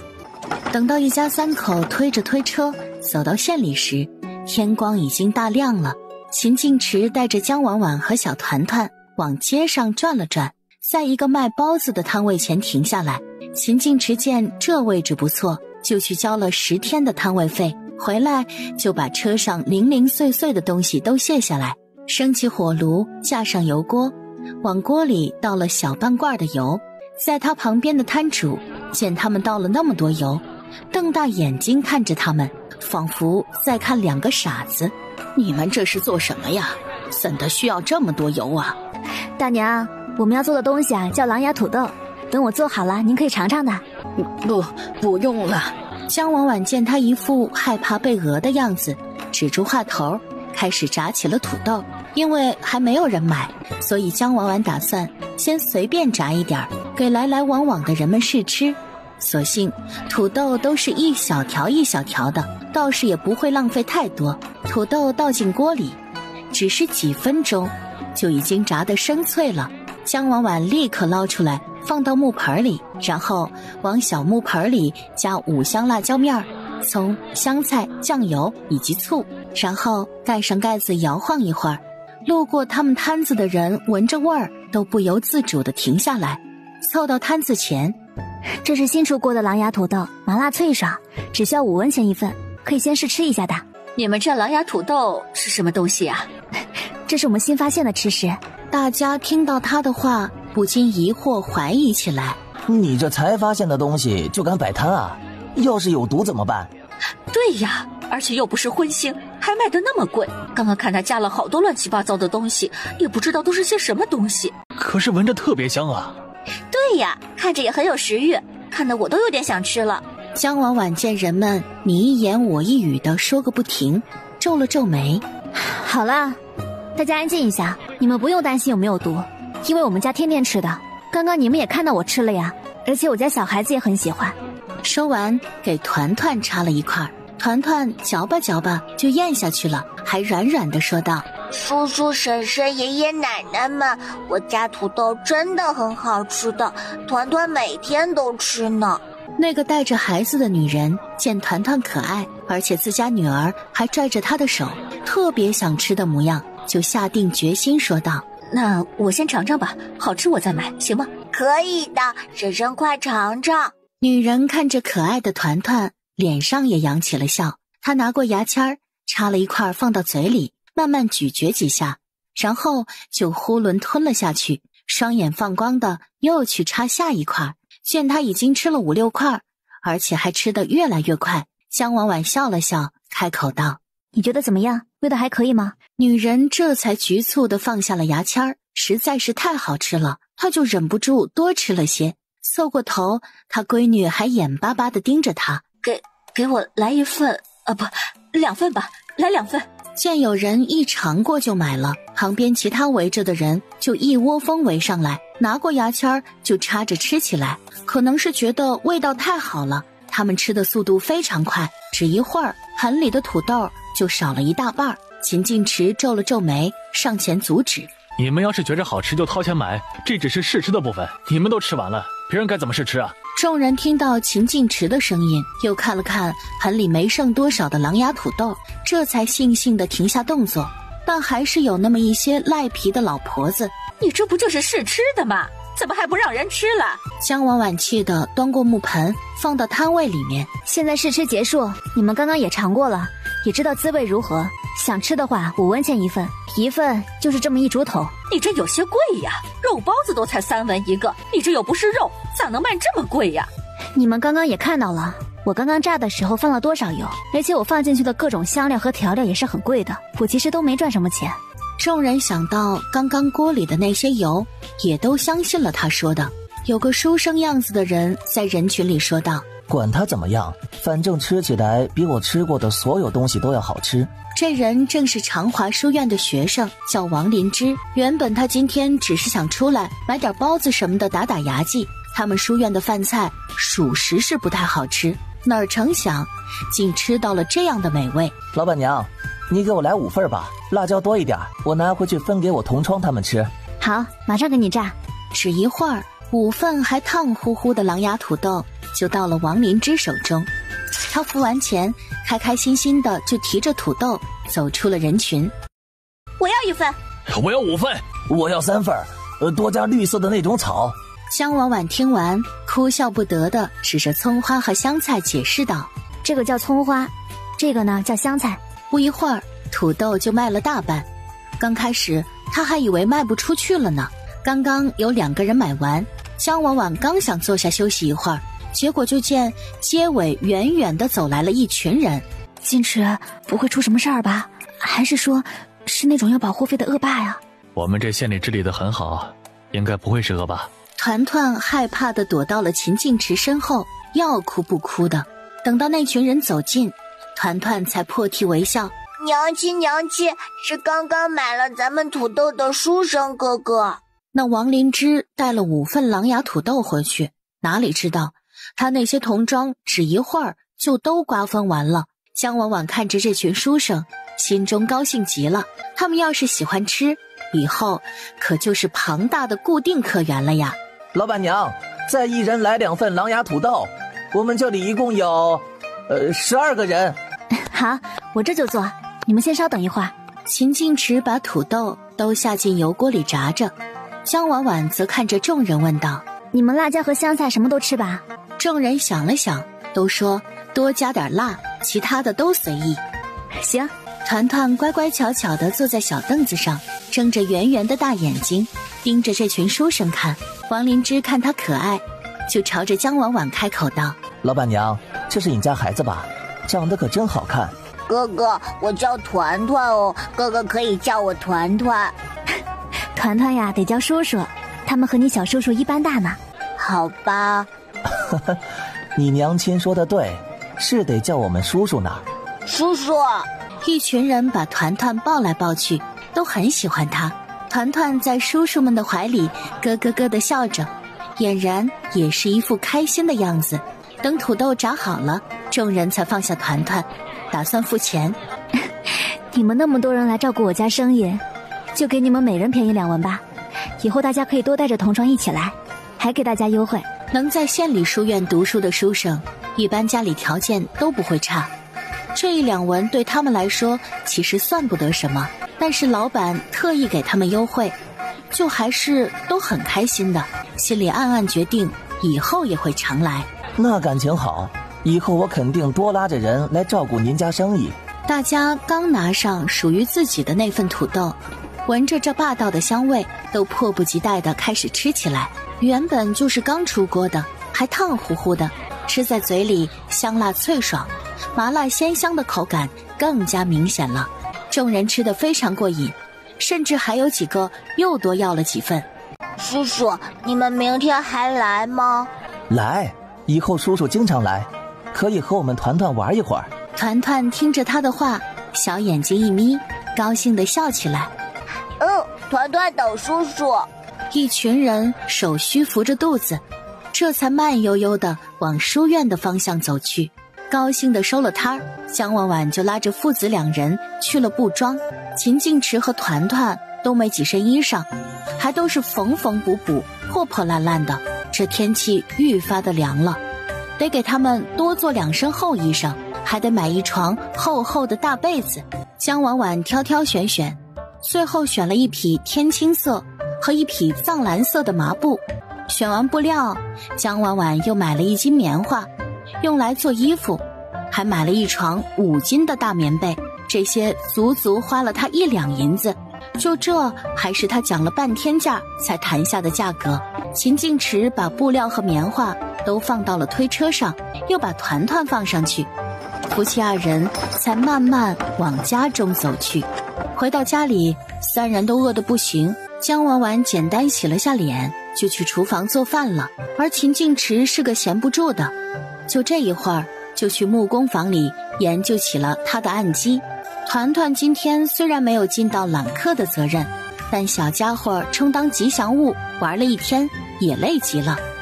一回来洗把脸，就被他娘亲放在床上睡着了。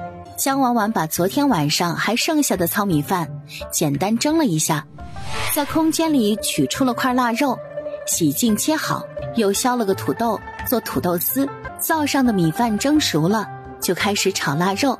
腊肉炒熟盛出，加入葱姜蒜、青椒和蒜苗，翻炒几下，加点盐调味，然后把腊肉倒进去，翻炒均匀，就出锅装盘了。最后又炒了个青椒土豆丝就好了。将菜和饭都端到桌上，江婉婉就去木工房里叫秦静池吃饭。叫完秦静池，就去床上把小团子挖起来。秦静池洗了手进来，深深吸了口饭菜的香气，拿过筷子就开始大快朵颐起来。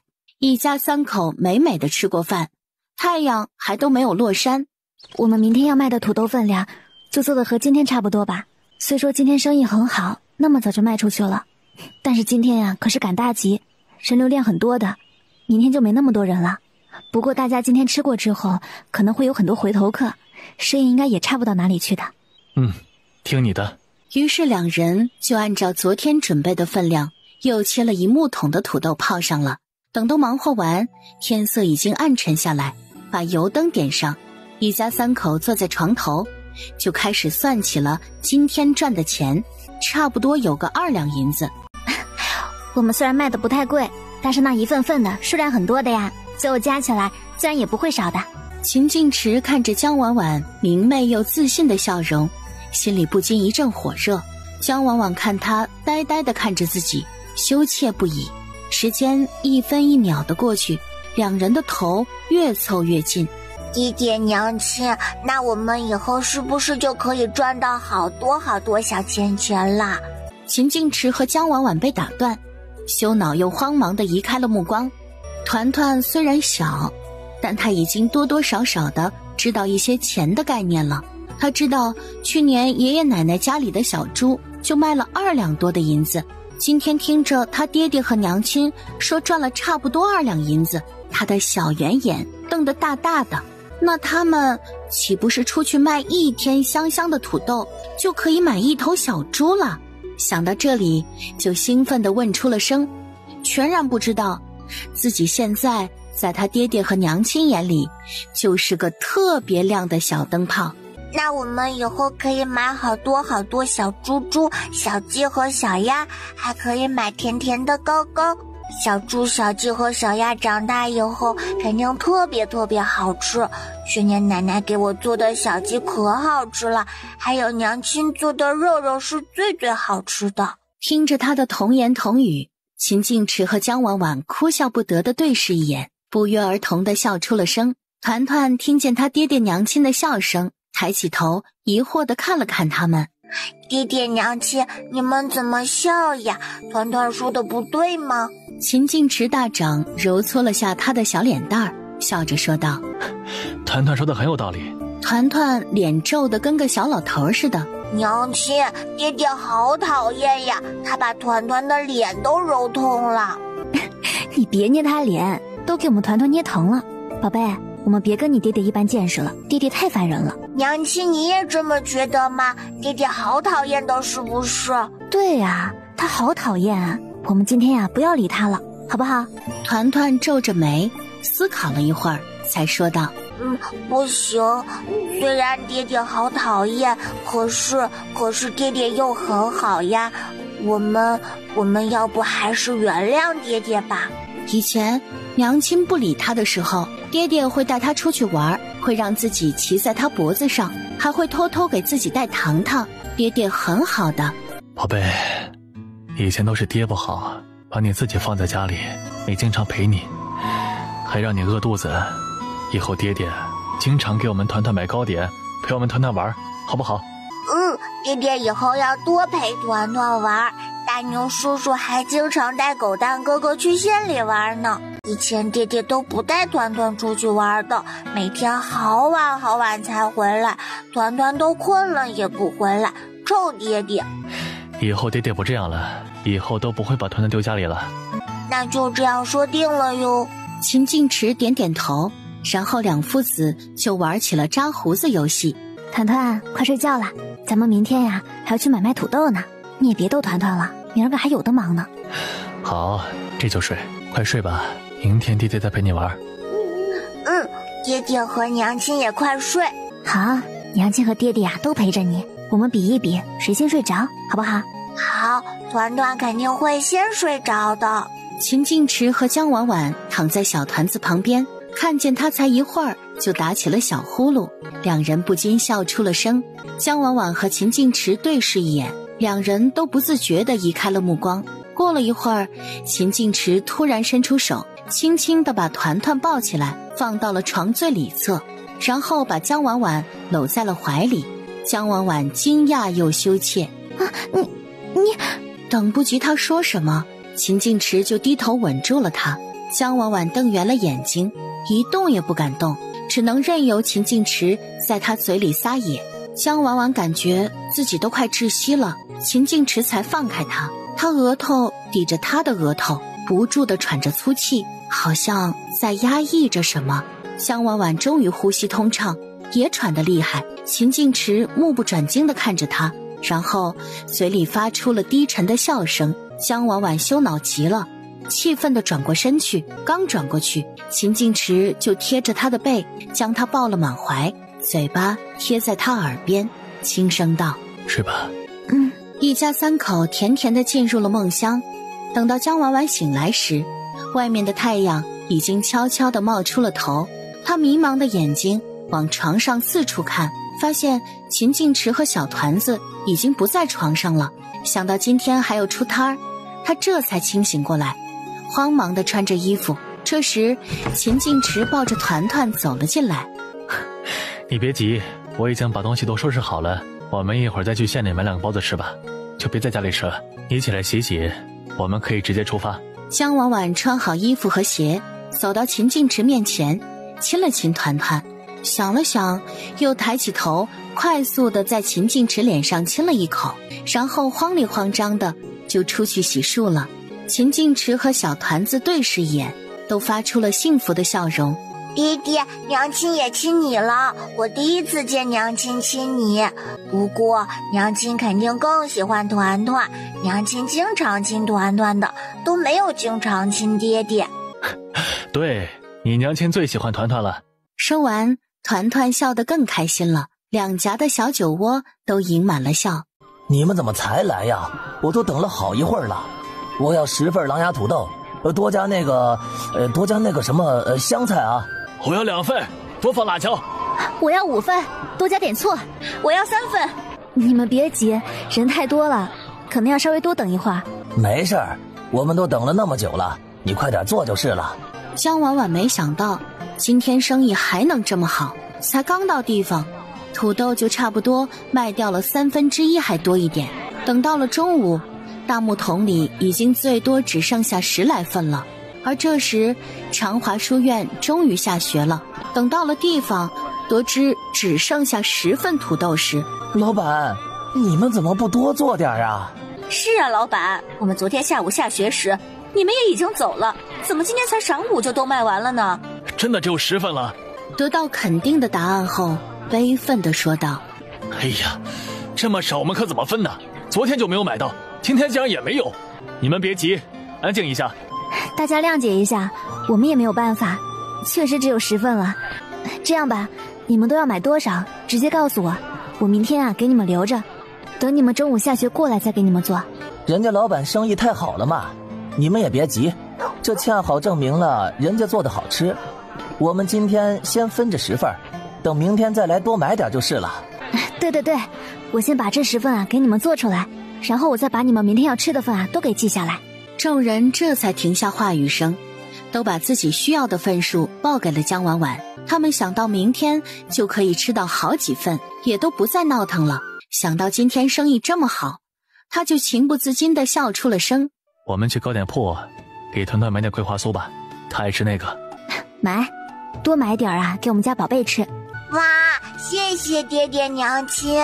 秦晋池把推车就放在他们摊位上，让旁边卖包子的大娘给帮忙看着。然后秦晋池就和江婉婉一人拉着团团的一只手，便往糕点铺走去。糕点铺里琳琅满目的摆放着各式的糕点，想着团团喜欢吃桂花酥，他们也就买了一份。等付完钱要拉着团团走，哪知道小团子却盯着柜子里一种粉红色的糕点发着呆。老板，你再给我们包5块这种粉色糕点吧。老板忙不迭的就给他们装了起来，一问价格竟是要50文之多。他们买了10块桂花酥也才30文。江婉婉皱着眉：老板，你这什么糕点啊，怎么卖得如此贵？哎呀，客官，你有所不知，咱们这是桃花酥，糕点上还纹了桃花的图案，所以自然就卖得贵了些。江婉婉看了看其他的糕点，确实都比较粗糙，全是四四方方的形状，相比起来，那桃花酥确实比较惹眼。江婉婉有些犹豫，她觉得这桃花酥估计中看不中用，不一定好吃。桃花酥想做的好吃也不简单，但看着团团亮晶晶的眼睛，她一咬牙，那就要了。最后桂花酥和桃花酥都给小团子自己提着，她高兴得一蹦一蹦的。江婉婉和秦晋池走在她后面，两人看着她活泼可爱的小模样，眼中都盈满了笑。走着走着，江婉婉看到有卖冰糖葫芦的，想着小家伙好像很喜欢，就让秦晋池悄悄过去买一串，一会儿给小团子一个惊喜。秦晋池把冰糖葫芦藏到身后，走到小家伙面前：爹爹，我们走慢点儿，等等娘亲。秦晋池看着他这傻样，也就不再藏着，动作迅速地把冰糖葫芦放到了团团面前。团团呆呆地看着冰糖葫芦，都有些不知所措了。其实他刚刚就看到了冰糖葫芦，虽然很想吃，但娘亲已经给他买了很贵很贵的糕糕，再要冰糖葫芦就是坏孩子了。团团，怎么了？爹爹给你买冰糖葫芦不喜欢吗？爹爹，可是娘亲已经给团团买了好多糕糕了，团团还能再吃冰糖葫芦吗？糕糕好贵的。秦静池把糖葫芦塞了一个在他嘴里。可以，以后团团想吃什么就跟爹爹和娘亲说，我们给你买，好不好？团团腮帮子一鼓一鼓的，嚼着嘴巴里的糖葫芦，甜丝丝的，享受的眯起了眼。自己拿着慢慢吃吧。爹爹吃。爹爹不吃，团团吃。团团见爹爹拒绝了，就拿着糖葫芦跑到江婉婉面前。娘亲，吃冰糖葫芦，爹爹给团团买的哟。小馋猫，吃的嘴角都是。没有啦，团团嘴角没有糖葫芦碎了。娘亲快吃，可甜了。娘亲不喜欢吃，团团吃吧。团团疑惑地看着江婉婉，好像是在问，这么好吃为什么不喜欢啊？快吃吧。等一家三口回到摊位时，摊位旁边站着一个穿着很不错的年轻女子，见他们回来，眼睛一亮，然后又焦急地说道：老板，你们可算是回来了，你们家狼牙土豆今天都卖完了吗？江婉婉疑惑地看着他，又点点头，确实都卖完了。那女子懊恼地皱了下眉，想了想，又忙问道：那你们明天还来的吧？明天给我留个10份啊，不，留20份吧，我家小姐可喜欢吃了。生意送上门，哪有拒绝的道理？好，那你明天可早些来。哎，好。江婉婉看着离去的女子，跟秦静池说道：她刚刚说小姐，那她就是丫鬟了。这丫鬟就穿得这么好呢，估计是大户人家出来的。江婉婉也不再多想，催促着秦静池：我们快点推着车回去吧。等他们一家人都回到家时，太阳也还在头顶上呢。江婉婉把口袋里的铜钱都倒在桌上，她和秦静池就开始数钱了。最后算出来，他们今天足足赚了2两并500文钱。江婉婉高兴极了。我们今天吃点好吃的，你们俩想吃什么？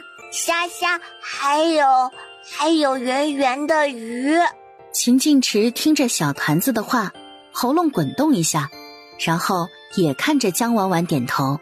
行，今天就吃虾和鱼，我们一会儿就去捞吧。正当他们讨论时，外面传来了啪啪的拍门声。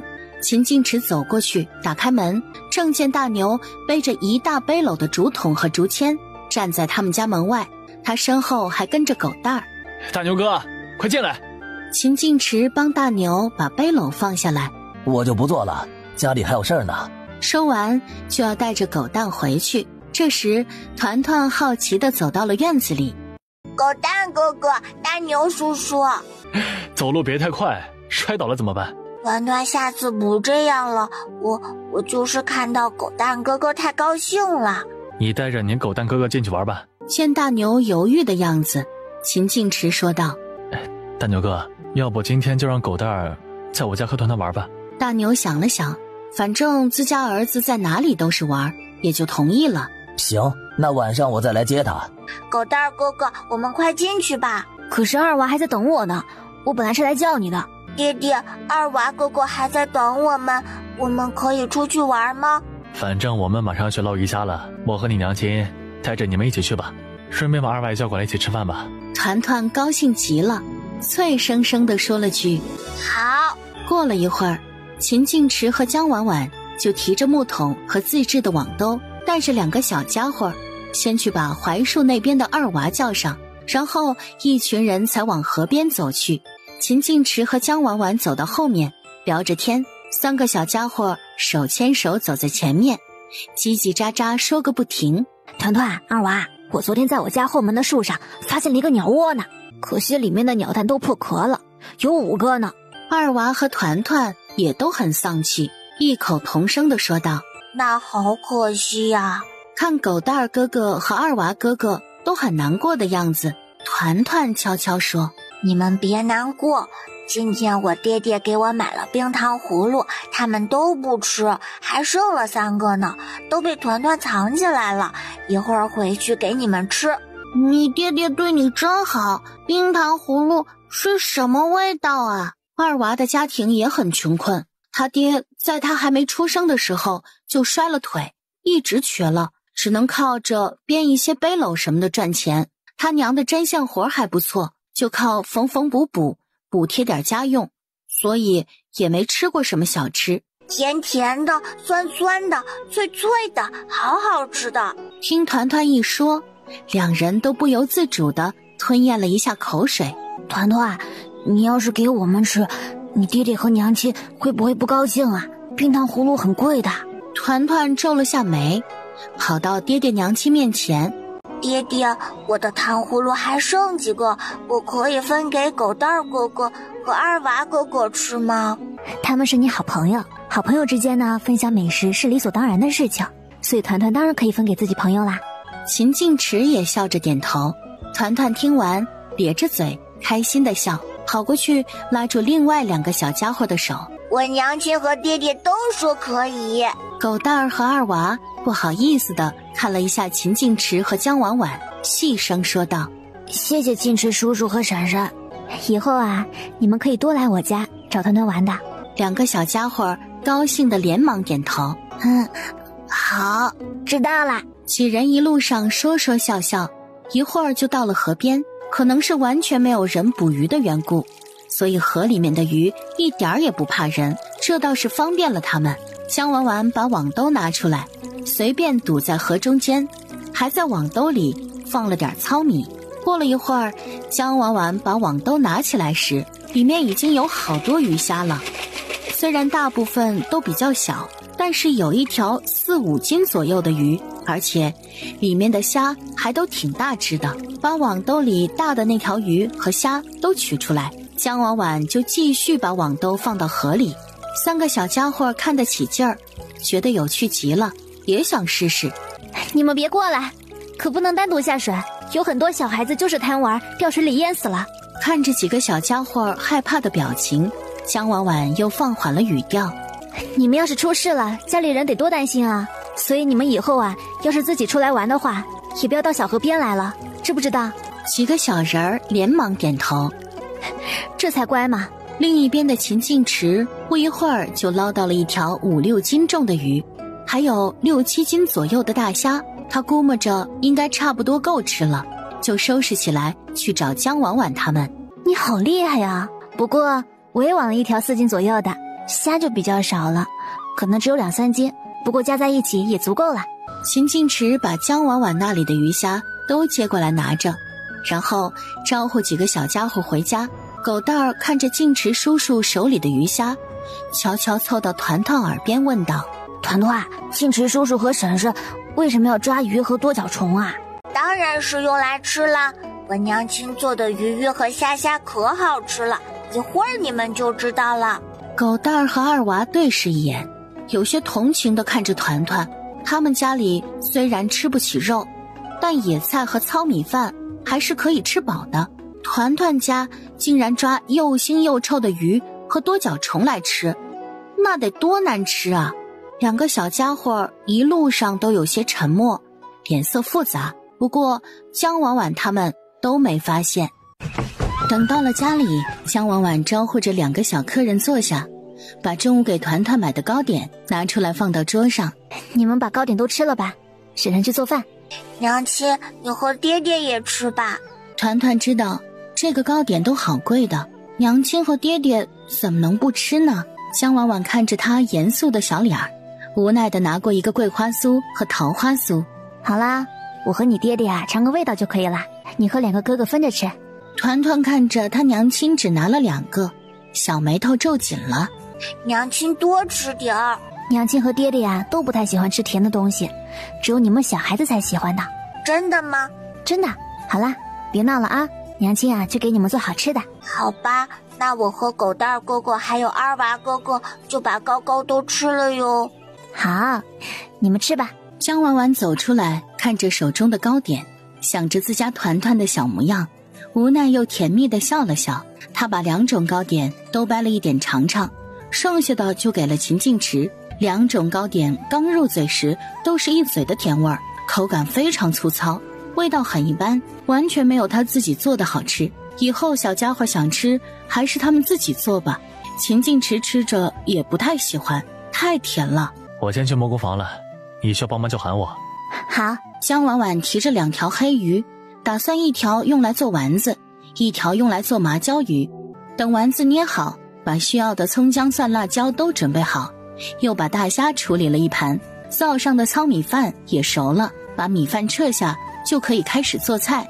把饭菜都摆上桌，江婉婉就招呼着小家伙们入座。这时秦晋池也闻着味儿走了进来，他看着桌上的菜，不由得食指大动，加了个没吃过的炸鱼丸，还多蘸了点辣椒面，就塞进了嘴里。江婉婉和秦晋池都吃得差不多了，但看这2个小家伙还没吃饱的样子，怕他们局促，也就都没放下筷子，只偶尔夹个丸子吃。等大家都放下筷子，小木盆里还剩了1/3的炸丸子。吃完饭，他们还得弄第2天要用的土豆。江婉婉见2个小客人都很喜欢炸鱼丸，就把剩下的鱼丸分成2份，给他们带回家去吃。晋池，这天色也不早了，你先把2个小家伙送回家去吧，回来我们再弄明天的土豆。我和爹爹一起去送哥哥。好，那你就跟爹爹一起送哥哥们回家。婶婶，你们留着自己吃吧，我们已经吃了好多了，你们再不收下我就要生气了啊！怎么嫌弃这丸子是剩菜呀？不，没有嫌弃，这么好吃怎么会嫌弃呢？只是我们觉得可以留给团团弟弟吃。好啦，婶婶说笑呢，我们家经常做的，团团也时常吃到的，你别管他，你们安心带回去就是了。那谢谢婶婶。不用谢，以后来找团团玩，我再给你们做别的吃的。谢谢婶婶。好了，走吧，我送你们回去。狗蛋儿和二娃家离得很近，等他们都安全到了家，秦晋池就把小团团放在自己肩上，2父子这才往家的方向走去。团团2只小腿岔开，坐在自家爹爹肩上，双手抱住他的头，一路都在咯咯笑。秦晋池被自家宝贝的笑容感染，嘴角也不住地扬着。狗蛋儿，你手里拿的什么呀？爹，你和娘快尝尝，这是晋池叔叔给我们带回来的炸鱼丸呢。你怎么还在人家家里带吃的？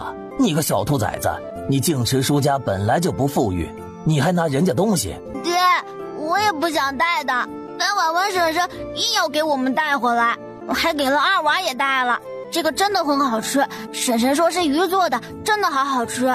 婶婶做了麻辣鱼、炸鱼丸，还做了什么虾的，都特别好吃。我都没吃过那么好吃的东西呢。爹爹，我们也去捞鱼吃吧。狗蛋儿喋喋不休地说着他吃过的那些菜如何美味，边说还边眯着眼睛回味。大牛一脸怀疑地看着自家傻儿子。你蒙谁呢？那鱼又腥又臭的，那能好吃？真的很好吃，你不信的话就尝尝这个，这个就是鱼做的。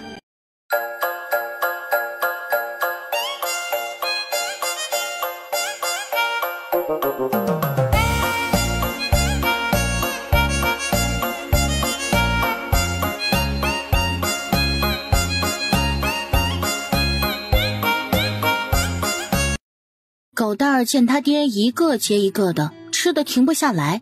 哎呀，爹，你少吃几个，娘还没吃呢。大牛老脸一红，心虚极了。这不是太好吃了吗？爹就没忍住多吃了几个。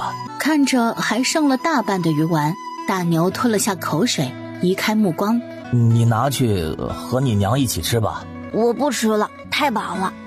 今天在剑池叔叔家还没有吃饭的时候，团团给我和二娃分了冰糖葫芦和特别好吃的糕点。狗蛋儿想到香甜的冰糖葫芦和糕点就回味无穷，又想到后面更好吃的菜，觉得今天简直幸福死了。后面婶婶做的菜都可好吃了，都是鱼和多角虫做的，我和二娃吃了好多呢，现在还撑着呢。你还是拿过去和你娘一起吃吧。大牛和他媳妇儿吃完炸鱼丸都意犹未尽，寻思着哪天也去河里捞鱼吃，但是做出来好不好吃就不得而知了。让你随便接人家东西，以后可不准了。这是静池叔叔让我带回来的，我们拒绝不了，就带回来了。秦德正见儿子委屈的样子，也心疼得不行，粗声安慰他。好了，带回来就带回来吧，以后让你娘也给人家送点东西。然后就拿着鱼丸一瘸一拐的拿去厨房给他媳妇儿。这是二娃从静池家里带回来的，看着有些凉了，你稍微蒸一下吧。秦氏正要说什么，秦德正就又说道：我已经说过二娃了，改天我们给他家团团送2个鸡蛋就是了。啊，我记下了。等到鱼丸蒸好，就端上了桌。大家在蒸的时候就闻到香味了，一上桌就不约而同的夹了一个尝起来。夫妻俩惊讶的对视一眼，好吃。虽然炸鱼丸蒸过以后没有了外焦里嫩的口感，但吃起来还是一样的 Q 弹辣爽。团团现在是一睡着就被他爹爹给挪到床的最里侧，江婉婉挨着秦静池躺着，不自在的和他商量着事情。你的案集也要花时间做的，每天我去镇上卖土豆，回来还得准备第2天的，这就更没有法做了。照你们的说法，案集做出来可比卖土豆赚钱多了，反正爹娘那边也没什么地，粮食也收得差不多了，要不让他们过来帮忙吧。白天我和娘去卖土豆，你带着阿弟在家里做案集吧。可是他们这刚去卖2天，秦静池有些不放心，江婉婉看出他的担忧。没事的，县里治理得很好，没什么坏人，而且我们也得早些赚够钱盖房子呢，到时候盖得大一点，把爹娘他们也接过来住吧。秦静池把他搂在怀里，在他额头上亲了一下。好，听你的，不过等明天回来之后，我们再去找爹娘他们说吧。好。第2天，他们到摊位时已经围了一群人。老板，你家土豆可太够劲儿了，我昨天买了2份回去，都被我媳妇儿骂了，说我买的少呢。今天家里来客人，你给我炸个10份吧。行。其他人也不甘示弱。还有我，来个5份的。我要3份，多加点醋。我媳妇儿怀孕了，一直吃不下东西，昨天靠着你家土豆才多吃了碗饭。秦静池安抚着众人，大家别急啊，我媳妇儿在炸了。江婉婉和秦静池忙活了好一会儿，刚把这群人要的土豆都炸好拌好，围着的人群又多了，最后里3层外3层的，好不壮观。其他原本不想买的人看着这么多人围着，也好奇地凑上来想买一份尝尝。江婉婉心里又后悔又高兴，高兴今天生意太好了，后悔的是昨天只弄了130来斤，这不刚来半个多时辰，土豆就卖的只剩下昨天人家订好的了，送出去最后1份。江婉婉开口道：抱歉啊，我们已经卖完了，想吃的话只能明天再来了。但他摊位旁围着的一圈人可不好糊弄，有那些个眼尖的早就发现另一个桶里的土豆。老板娘，哪有你们这样做生意的？我看你那桶里还有1大桶呢，咋就不卖了呢？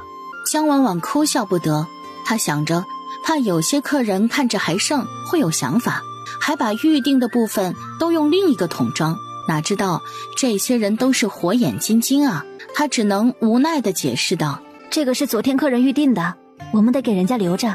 可是这都快晌午了，他们都还不来，怕是不会来了吧？要不就卖给我们吧。您有所不知，这些土豆啊都是长华学院的学生们预定的，他们要中午下了学才能来呢。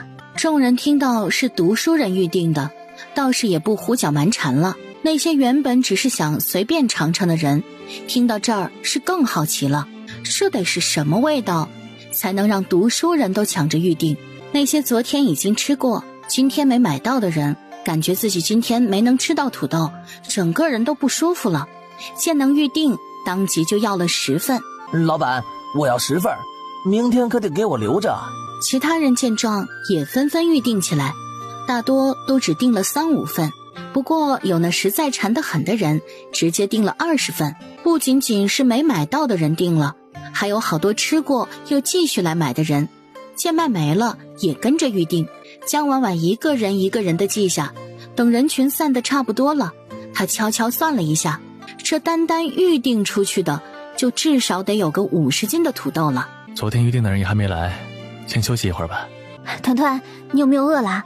娘亲给你去买吃的，你先看着摊子，我去就会。过了一会儿，江婉婉拖着一个托盘回来了，托盘上还有2大1小3碗面。江婉婉激动地把面放到他们的桌子上。我竟然看到有人卖牛肉面的，看着还挺香的，你们快来吃，这牛还能宰杀的吗？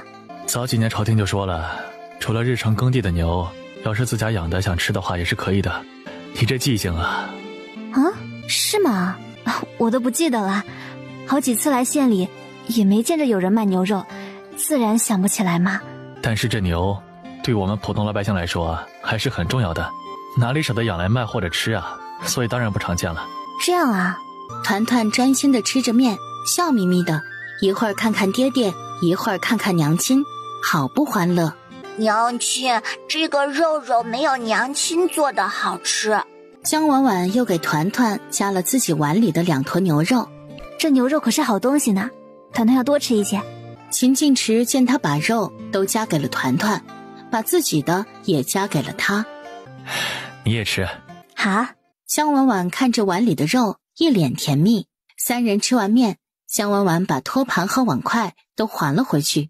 等回到他们的小摊时，书院的书生们都还没来，不过来了2个姑娘，2人都穿得不错，不过其中一人却穿得更为华贵一些。你们终于来啦，我这就给你们做去。丫鬟叫小玉，而那位小姐实为县令的女儿，不过这些秦晋池和江婉婉都不知道。小姐，这就是我那天买回去的狼牙土豆，我订了20份呢，小姐可以多吃一点啦。好啊，20份很多的，可以带回去给爹和娘吃。老爷和夫人肯定也喜欢。过了一会儿，小玉见他们摊位都没有人来，疑惑地问道：老板，你们家今天怎么都没人啊？姐姐，我家的小土豆都卖完了，娘亲说剩下的这些都是书院里的书生哥哥们要的。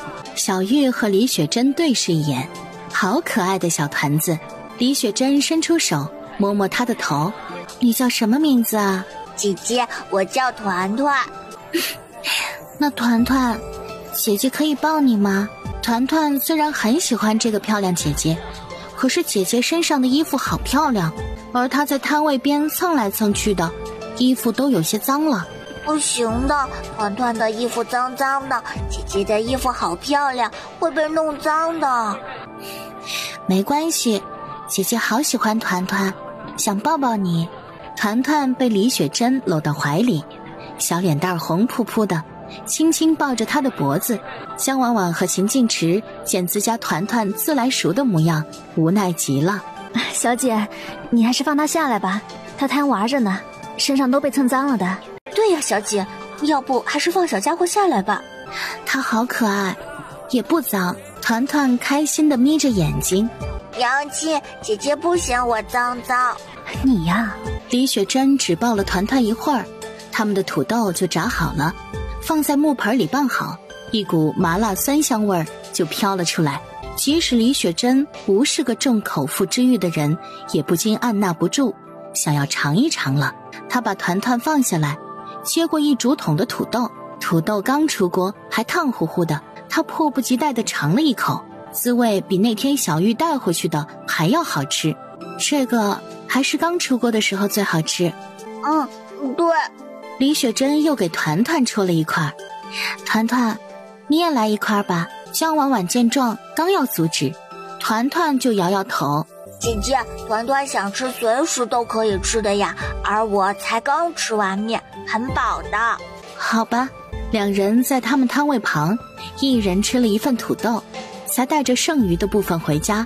回到家时，李远今天也在家。李雪珍看着自家父亲，献宝似的把手中还热乎的土豆递给他。爹爹，你尝尝我们买的新吃食，可好吃了。李远接过女儿手中的东西，不禁摇摇头。自家这女儿如今就算在外面再怎么温婉，在家也还是和小时候一样，是个活泼闹腾的。闻着手中香味扑鼻的土豆，李远不禁好奇起它的味道来，拿过自家闺女递给他的牙签，插了一块尝了一下，不由得愣了起来。以前他还在京都之时，他也吃过些美味佳肴，就连御厨的手艺那也是尝过的，但他吃完这个什么土豆也还是震惊了一下，这和那些佳肴比起来也不遑多让啊。爹，好吃吧？做这土豆的店家是对年轻夫妻，2人长得都很不错，特别般配。最重要的是，他们有个儿子，那小孩特别可爱，你见了估计都会喜欢。我要抱他，他还不让我抱，说是他太脏了，会弄脏我的衣服，特别乖巧懂事。每日待在家中无聊透了，我决定以后每日去买狼牙土豆吃。和那老板熟了以后啊，就把那个小宝贝带回家来玩。然而他爹的注意力都在土豆上，完全没有注意到他说了什么。挺好。李远吃了2竹筒的土豆，就感觉自己有些饱了。他仔细琢磨了一下，发现这土豆饱腹感这么强，要是种植简单，在老百姓之间推广开来的话，那可不得了。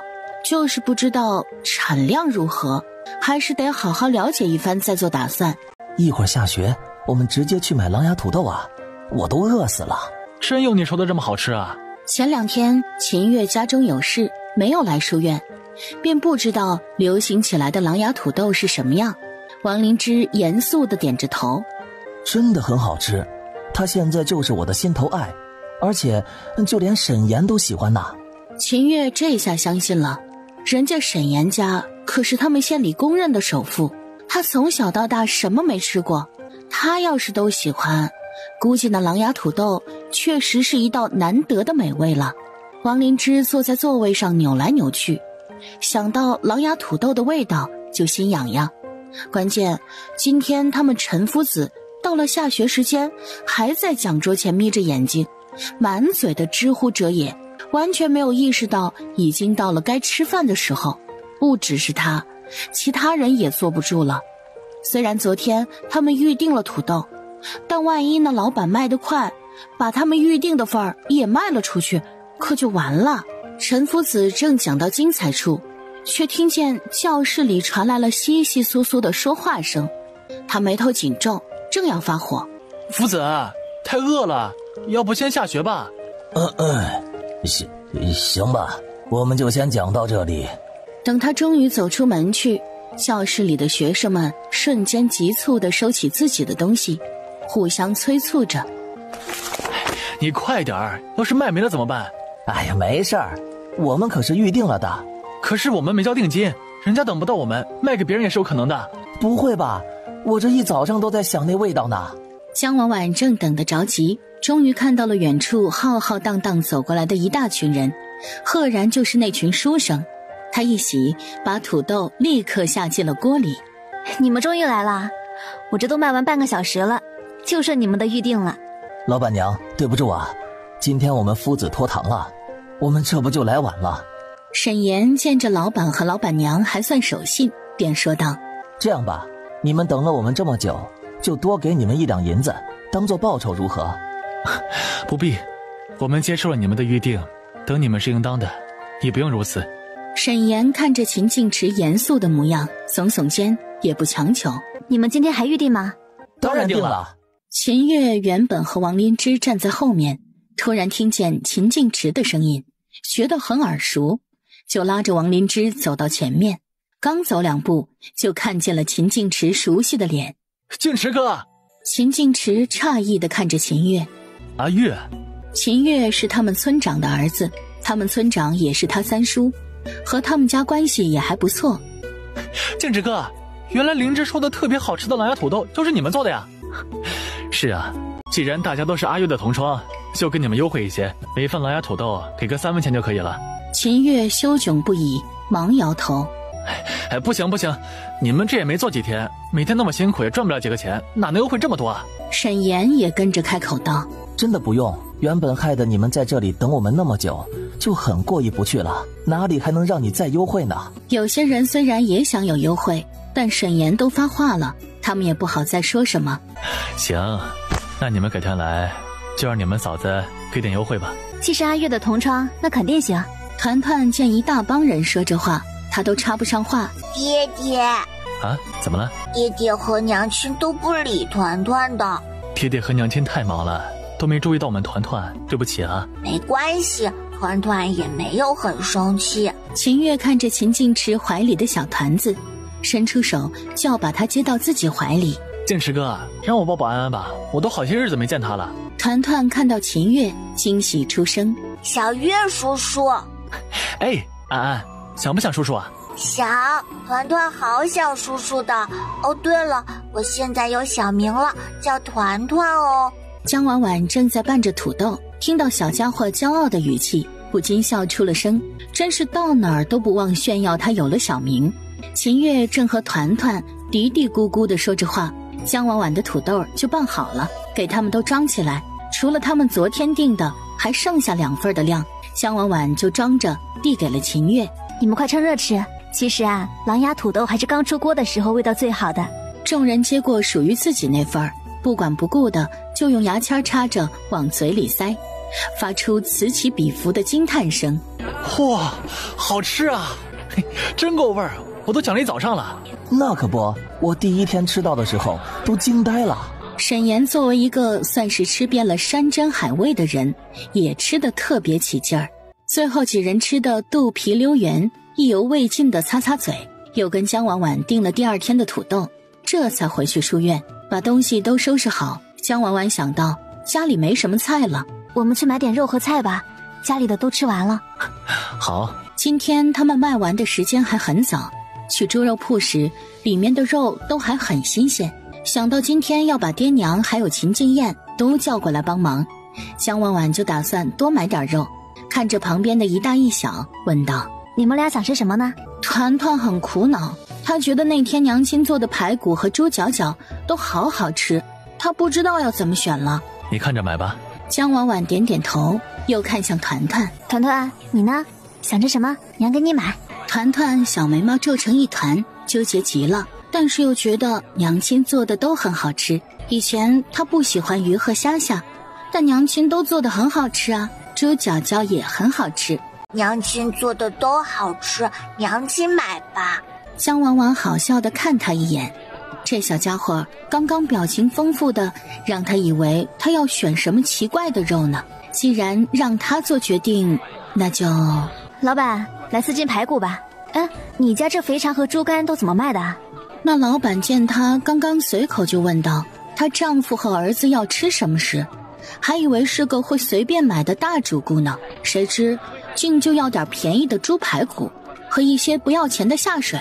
排骨10文1斤，这些大肠和猪肝你加起来给个5文钱就行。只是这猪肝和大肠可一点也不好吃啊，你买了可能也是浪费，还不如买点别的。你买点别的肉吧，那下水买了没用，都是给狗吃的。对呀，娘亲，下水好臭臭，肯定不好吃的。放心吧，鱼和虾我都能做好吃呢，别的也没问题的。等你们晚上吃到了呀，就不会这么说了，怕是还会缠着我呢。2人见他实在坚持，也就随他了，反正也才5文钱。他们买好肉，又去卖菜的地方看了看。江婉婉见白萝卜长得水灵，就买了10斤，打算回去做个腌萝卜，早上就着喝粥也很不错。最后又买了点小白菜，几人这才打道回府。回到家把东西都放下，一家3口就马不停蹄的去了秦父秦母那边。爷爷奶奶、小叔叔，团团来啦！老头子，你听，是不是乖孙的声音呢？没有啊，你是不是想团团了？我们一会儿多摘点黄瓜和小白菜，给乖孙送过去。好。爷爷奶奶，团团来啦！秦父秦母惊喜地看着突然出现的大儿子和乖孙，2人笑得眼角都是褶。奶奶的小乖孙。爹娘，我们刚刚去家里，见你们没在，我就带团团和婉婉过来了。那快走吧，婉婉来了你也不早说。江婉婉和秦静燕在菜园子外聊着天，就见几人从菜园子里走出来。爹，我来。啊，爹自己来就行了，这马上到家门口了。不用的，婉婉，你爹有劲儿，提得动，你别管他。江婉婉强势地接过菜篮子，笑着对2人说道：“还有一段路呢，陪我吧，这路不太好走，爹娘你们小心一些。”好，那婉婉就辛苦你帮爹拿着了。你们俩怎么想着过来了？娘，是这样的，我和婉婉现在每天去县里摆摊卖土豆，生意挺好的，但是每天有点忙了，我就没时间做木工了。我就想，反正你们现在也没什么事儿了，要不然去我们那边帮帮我们吧。当然可以了，反正我们闲着也是闲着。爹娘，以后你们和我一起去卖土豆吧，阿弟就和他哥留在家中做木工。好好好，你们安排便是。哎，婉婉呐，你们那儿土豆买的人多不多呀？我们现在晌午啊，就能卖差不多130来斤呢，一天差不多能赚个3两银子呢。秦父和秦静燕听到这儿，也跟着倒抽了口凉气。秦母听到这儿，震惊的说不出话。要知道，3两银子，可就是一家人大半年的收入了。这一天就能赚那么多的话，这一年下来得多少银子呀？其实我们也才开始干几天呢，以后生意怎么样也不知道，可能是觉得吃食比较新奇，所以买的人才多一些。婉婉啊，那你们那什么土豆还有多少啊？会不会不够啊？要不我和静池和静燕我们再去挖点吧。对啊，嫂子，我们再去挖点，趁着现在好卖。不用，家里还有很多呢，足够用了。那就好，那就好。婉婉呐，趁着现在生意好，你们多攒点钱，过几个月好好盖座大房子。娘，你就别担心了，我们呀就是这么想的，不然到了冬天太冷了，团团也受不住啊。到时候呢，盖个大一点的，爹娘和阿弟就搬过来和我们一起住。不用，我们就住这老房子也挺好的，你们就别操心我们了。江婉婉心中酸酸的，她想可能是原主太作了，才让2个老人如此战战兢兢。娘，你们不愿意和我们住，是不是还在生我气啊？没有没有，只是我们都一大把年纪了，怕去了给你们添乱。哪会添乱？您去了呀，还能帮我照顾团团呢。更何况父母在不分家，以前都是我不好，以后啊，我们一定会好好孝顺你们的。你们呐，只要过好自己的日子就已经很好了。再说我们团团这么乖巧懂事，哪里需要我老婆子费心力照顾呀？一家人说说笑笑的聊着天，时间过得飞快。江婉婉看着偏西的日头，才反应过来都快到晚饭时间了，他们今天的土豆还没弄完呢。爹娘还有阿弟，你们今天去我们家吃饭吧，我今天买了好些菜呢。好啊，对了，你们今天午后就过来了，那明天的土豆也还没弄呢吧？那快走吧，我们那么多人，就先把明天的土豆给准备好。江婉婉心中熨帖不已，原来家中有老人是那么好，好像一切事情他们都会帮着操心。走吧。好。娘，那你们和剑池准备明天的土豆吧，我先去做饭了。哦，对了，差不多准备200斤的样子，今天预定的部分啊，就得有100斤左右了。好好好，你去做饭吧。娘亲娘亲，我和你一起去。小家伙可聪明了，知道跟着他娘亲可以第一时间尝到美味，可不就紧紧跟着了。好，你看看这满头的汗，一路上净和你小叔叔玩闹了吧？小家伙心虚的移开目光，四处乱瞟，还知道转移话题。娘亲，我们今天吃什么呀？不过娘亲做的肯定都很好吃。你呀，真是个小机灵鬼。走喽，母亲给我们团团做好吃的去。好吃的，你乖乖坐着啊。可是团团想帮娘亲。要是一会儿呢，有团团可以做的，娘亲就让你帮我，好不好？好。江婉婉先把糙米给蒸上，然后就把肥肠取出来。处理肥肠可是个大工程，把肥肠先简单涮洗一下，加入面粉和2勺盐，多揉搓一会儿，再翻过另一面继续揉搓，搓洗的差不多了，再加清水，多洗几遍就差不多了。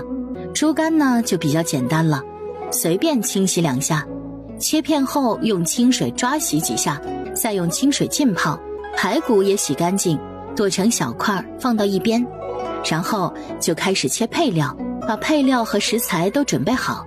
糙米饭特有的香味儿也飘了出来。江婉婉把米饭盛出来，把锅刷干净，在里面加几碗水，把肥肠放进去。团团刚开始的时候还眉头紧皱，看着肥肠嫌弃的不得了，然而等到香味不断地从锅中飘出来，他就已经不知道什么时候凑到灶前偷偷咽着口水了。江婉婉拿出筷子夹起了一块肥肠，团团呆呆地看着那块肥肠，直到它落到了自己嘴里才反应过来，嚼了几下，瞪圆了眼睛，惊喜地看着江婉婉。娘亲，好吃。江婉婉笑了笑，拿过一个小碗给她盛了一些出来。团团，你先吃小碗里面的吧，不能吃太多，不然一会儿吃饭的时候啊，你就该吃不下了。江婉婉把锅刷一下，就开始做猪肝。先把猪肝快速焯一下水，猪肝变色就立刻捞出，然后在锅中倒油，将猪肝倒进去爆炒一下就盛出来，继续在锅中加葱姜蒜、辣椒和花椒爆香，再把猪肝倒进去快速翻炒几下，加入盐、酱油调味，最后再加点蒜苗，爆炒猪肝就做好了。江婉婉把猪肝盛出，还给团团碗里也添了点儿。慢点吃，娘亲菜都还没做完呢，你可别吃饱了。团团的肚子里能装好多好多东西的，我一点儿也没吃饱呢。娘亲知道了，团团呀，就是咱们家最能吃的小馋猫，是不是？团团不是小馋猫，只是娘亲做的饭都太好吃了嘛。好了好了，娘亲不逗你了，团团慢慢吃啊，娘亲要做排骨了。灶上的火烧得很旺，排骨没多久就炖得软烂脱骨了。江婉婉用筷子插了一下，轻松的就把排骨上的骨头给挑了出来。她满意的点点头，然后加入盐和醋调下味，撒点白芝麻，就把排骨盛了出来。江婉婉看着小团团眼睛都快粘在排骨上，拿过筷子给他夹了块骨头已经脱掉的肉，刚入嘴，团团就尖叫起来。娘亲，太好吃了，太好吃了，比圆圆的小鱼还好吃。江婉婉轻笑一声，她就知道小家伙会喜欢酸酸甜甜的糖醋排骨。江婉婉最后又煮了个白菜汤，菜就齐了。今天的菜很多，他们一家人估计也吃不完。想到这儿，江婉婉就把火爆肥肠、爆炒猪肝和糖醋排骨都分出来一部分，用瓦罐装好，盖上盖子，把瓦罐拿出去给秦静池。今天菜做的比较多，我就分了一点出来，你给秦三叔家送过去吧。以前他们都挺照顾团团的，这就当是个心意吧。团团很喜欢今天的糖醋排骨，估计他家的小宝啊肯定也会喜欢。好，我这就去。那快去快回，等你吃饭啊。江婉婉把饭菜都端上桌，秦父秦母他们已经把明天的土豆都弄好了。爹娘，阿弟，快洗洗手，咱们马上开饭了。小叔叔，你提着我的衣服，我的手被勒得好痛。我这不是怕你摔着吗？秦静燕的注意力都在桌上的饭菜上。团团，你娘亲今天做的饭菜好好吃的样子呀。那当然了，团团已经尝过了，超级好吃的。秦静燕见他爹娘都还没进来，实在忍不住馋意，夹了块排骨就塞到了嘴里，入口酸甜可口。这要是配上一碗饭就绝了。秦静燕陶醉着，想到这儿，立马把大家的碗都拿过来盛上了饭。这时秦静池也跟着秦父秦母走了进来。不错呀，还知道盛饭。秦静燕低着头，她才不会让他们知道自己只是想快点盛好饭就能快点吃呢。婉婉呐，你这怎么还做了那么多肉啊？娘，你们先尝尝这个好不好吃？两人各夹了块猪肝放进嘴里，猪肝入口爽嫩滑弹，麻辣爽口。哎呀，这是什么肉啊？吃着怎么感觉比猪肉还好吃啊？江婉婉卖了个关子，指着肥肠说道：你们再尝尝这个吧。两人又夹了一块肥肠吃了起来。秦父特别喜欢肥肠，连着夹了好几筷子。秦母吃完肥肠就意犹未尽地把筷子伸向了糖醋排骨，完全忘了他刚刚关心的问题。你们都吃不出是什么肉吗？江婉婉见他们都在摇头，才揭秘道：这个呀是猪肝做的，这是大肠做的。啊，这些都是猪下水吗？可是我们吃着比猪肉还好吃啊。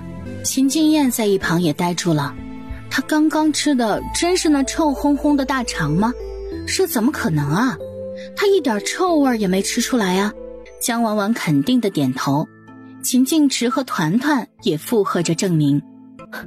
婉婉说的是真的，我们还是一起去买的。对呀，娘亲拿出来的时候臭臭的，团团都要被臭得晕过去了。可是等娘亲做好之后，就变得超级香香。秦父秦母再看看桌上的菜，感觉脑袋晕乎乎的，这些竟都是下水，这怎么可能呢？乖乖，他儿媳妇儿长得漂亮，会赚钱就算了，竟连没人愿意买的猪下水都能做得比猪肉还好吃。原本还以为满桌都是肉菜，得花不少钱呢，哪成想竟都是些不值钱的肉，他瞬间就不心疼了，继续大快朵颐起来。一家人饱餐一顿后，婉婉呐，你这猪下水是怎么做的呀？一点臭味都没有，你回头也叫娘，娘回头也给你爹和阿燕做来吃。这猪下水啊，这般便宜，做出来又好吃，以后啊，等你教会娘了，我就不买猪肉了，就买下水回来吃。娘，这煮下水做好了虽然好吃，但猪肉吃了对身体好，下水呢就偶尔买一些回来吃就好了，或者买点排骨什么的回来炖也可以。排骨虽然卖的比猪肉便宜，但其实比纯猪肉更香呢。行，娘听你的。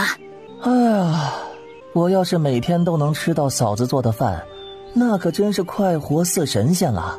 以后你们都要过来帮忙了，当然每天都可以吃到啦。而且以后啊，咱们家盖了大房子，这一家人啊都住在一起了，还怕吃不着好吃的。秦静燕脑袋放空，设想了一下以后的生活，嘿嘿直笑。嫂子，你真好。秦静池闻言防备地看他一眼。秦静燕原本还想着美好生活，结果不小心瞥见了他阿哥的眼神，嘴角抽了一下，无语。他只是感慨可以吃到嫂子做的各种好吃的而已，阿哥这是想什么呢？江婉婉看了看屋外，光线还足，就对秦母说道：娘，我前几天买了2匹布和一些棉花，想给静池和团团做2身衣服，可是总也做不好，您来帮我看看吧。好，你们忙的话就让我做也行。看着江婉婉拿出的布匹，秦母双眼一亮，你买的这2匹布颜色都不错，静池和团团穿上肯定好看。对，我也觉得应该会好看的，感觉很适合他。要不我直接拿回去做吧，看着布料的长度，每种应该都可以给团团和阿池一人做2身。我做的时候啊，给他们一身做成单衫，可以夏天穿，一件多加点棉花，做成冬衫。好，只是你们明天也都要过来，会不会没时间做啊？你放心，我手脚很快的，就算一天做1个时辰，几天也就做完了。那好吧，辛苦娘了。秦母看着如今乖巧温婉的儿媳妇儿，心中百感交集。婉婉呐，娘知道你现在乖巧又懂事，以后啊日子肯定不差，你们可不要吵架。阿池要是欺负你，你就告诉我，我帮你收拾他。我的话他还是听的。好，等他欺负我，我就去找娘告状。婆媳2人正说得高兴，秦父就喊道：老婆子，我们回去吧，明天再早点过来。哎，就来。婉婉呐，那娘就先走了。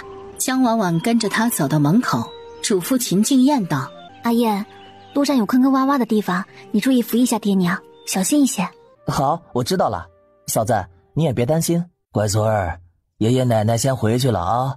好了，你们进屋吧，外面挺凉的，我们也抓紧回去了。好，路上慢点。等3人的背影消失在小路尽头，团团才拉着他爹爹和娘亲进去。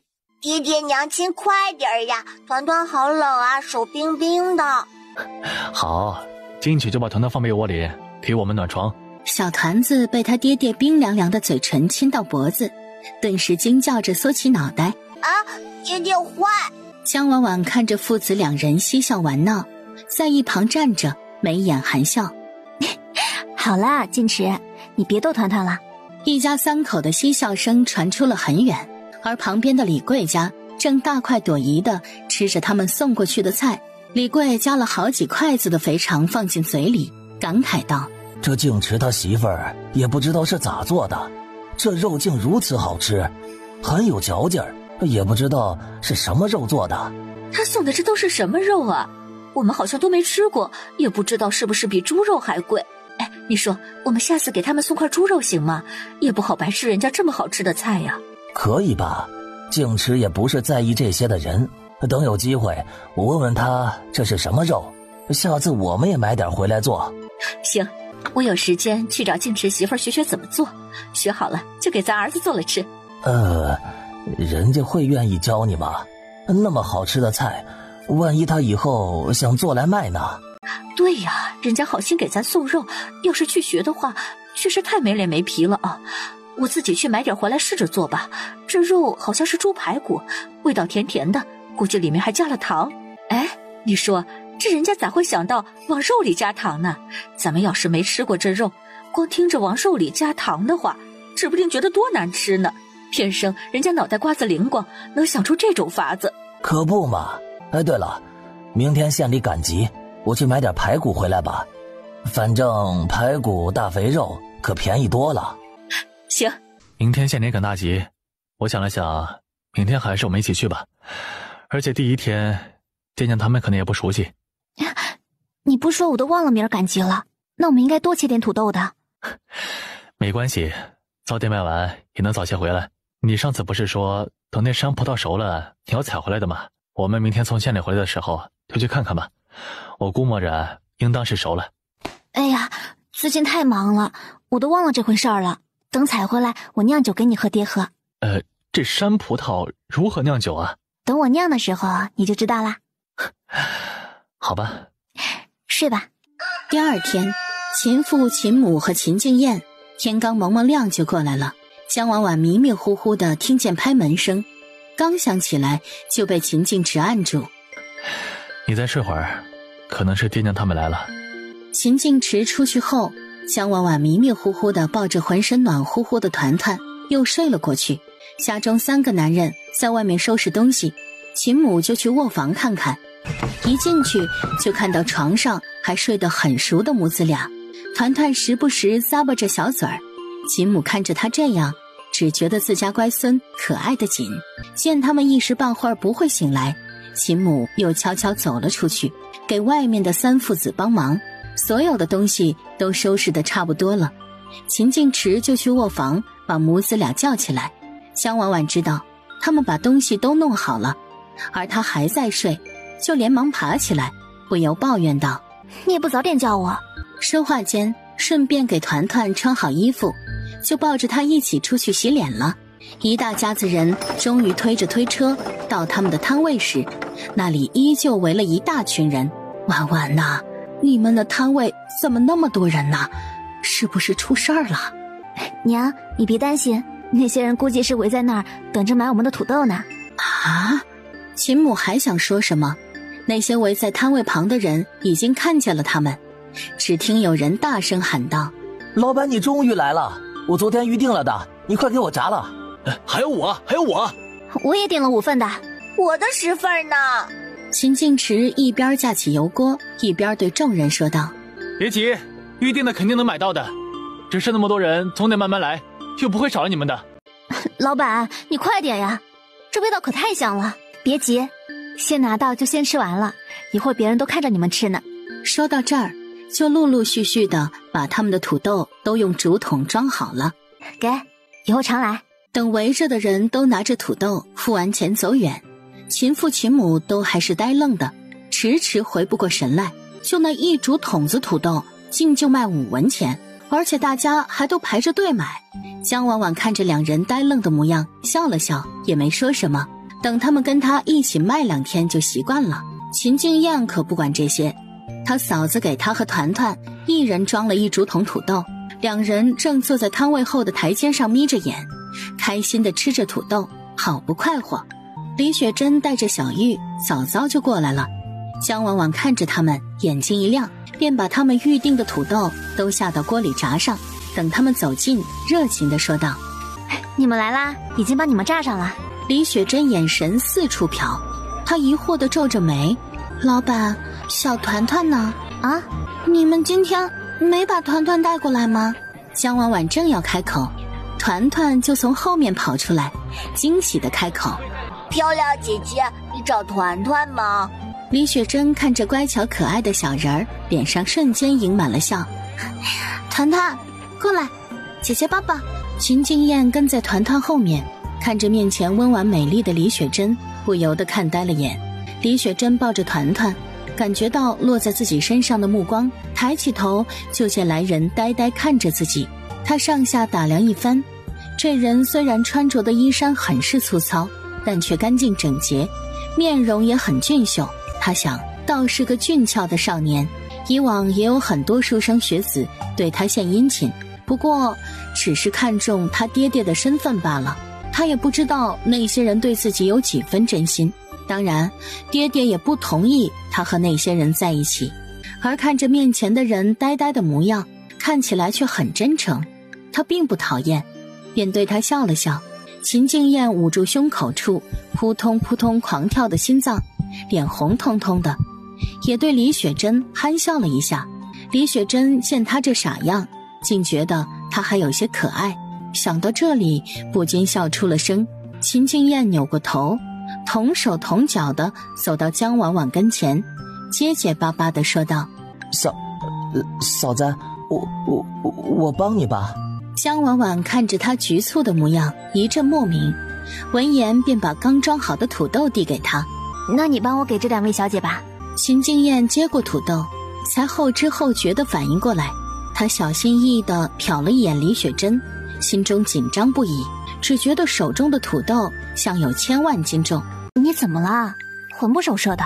秦静燕慌里慌张地解释：没什么。然后才在江婉婉的注视下，硬着头皮把土豆递给了李雪珍。你的土豆，请拿好。李雪珍把团团放下来，伸手把土豆接了过来，接的过程中不小心碰了秦静燕的手，她愣了一下，顿觉羞臊不已，刚想说点什么，就看见面前的人脸红的跟猴屁股似的，像是被人调戏一般。看着这一幕，他张了张口，却什么也说不出来。过了一会儿，装作若无其事的样子，把钱付了，什么也没说，拽着小玉就走。只是紧紧捏着小玉衣摆的那只手，却证明了他并不像表现出来的那般不在意。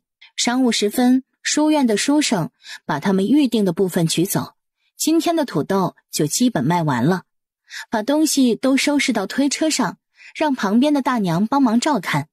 江婉婉就打算带着大家去上次那家面馆吃面，不过今天已经没有牛肉了，大家就都按自己的口味点了一份。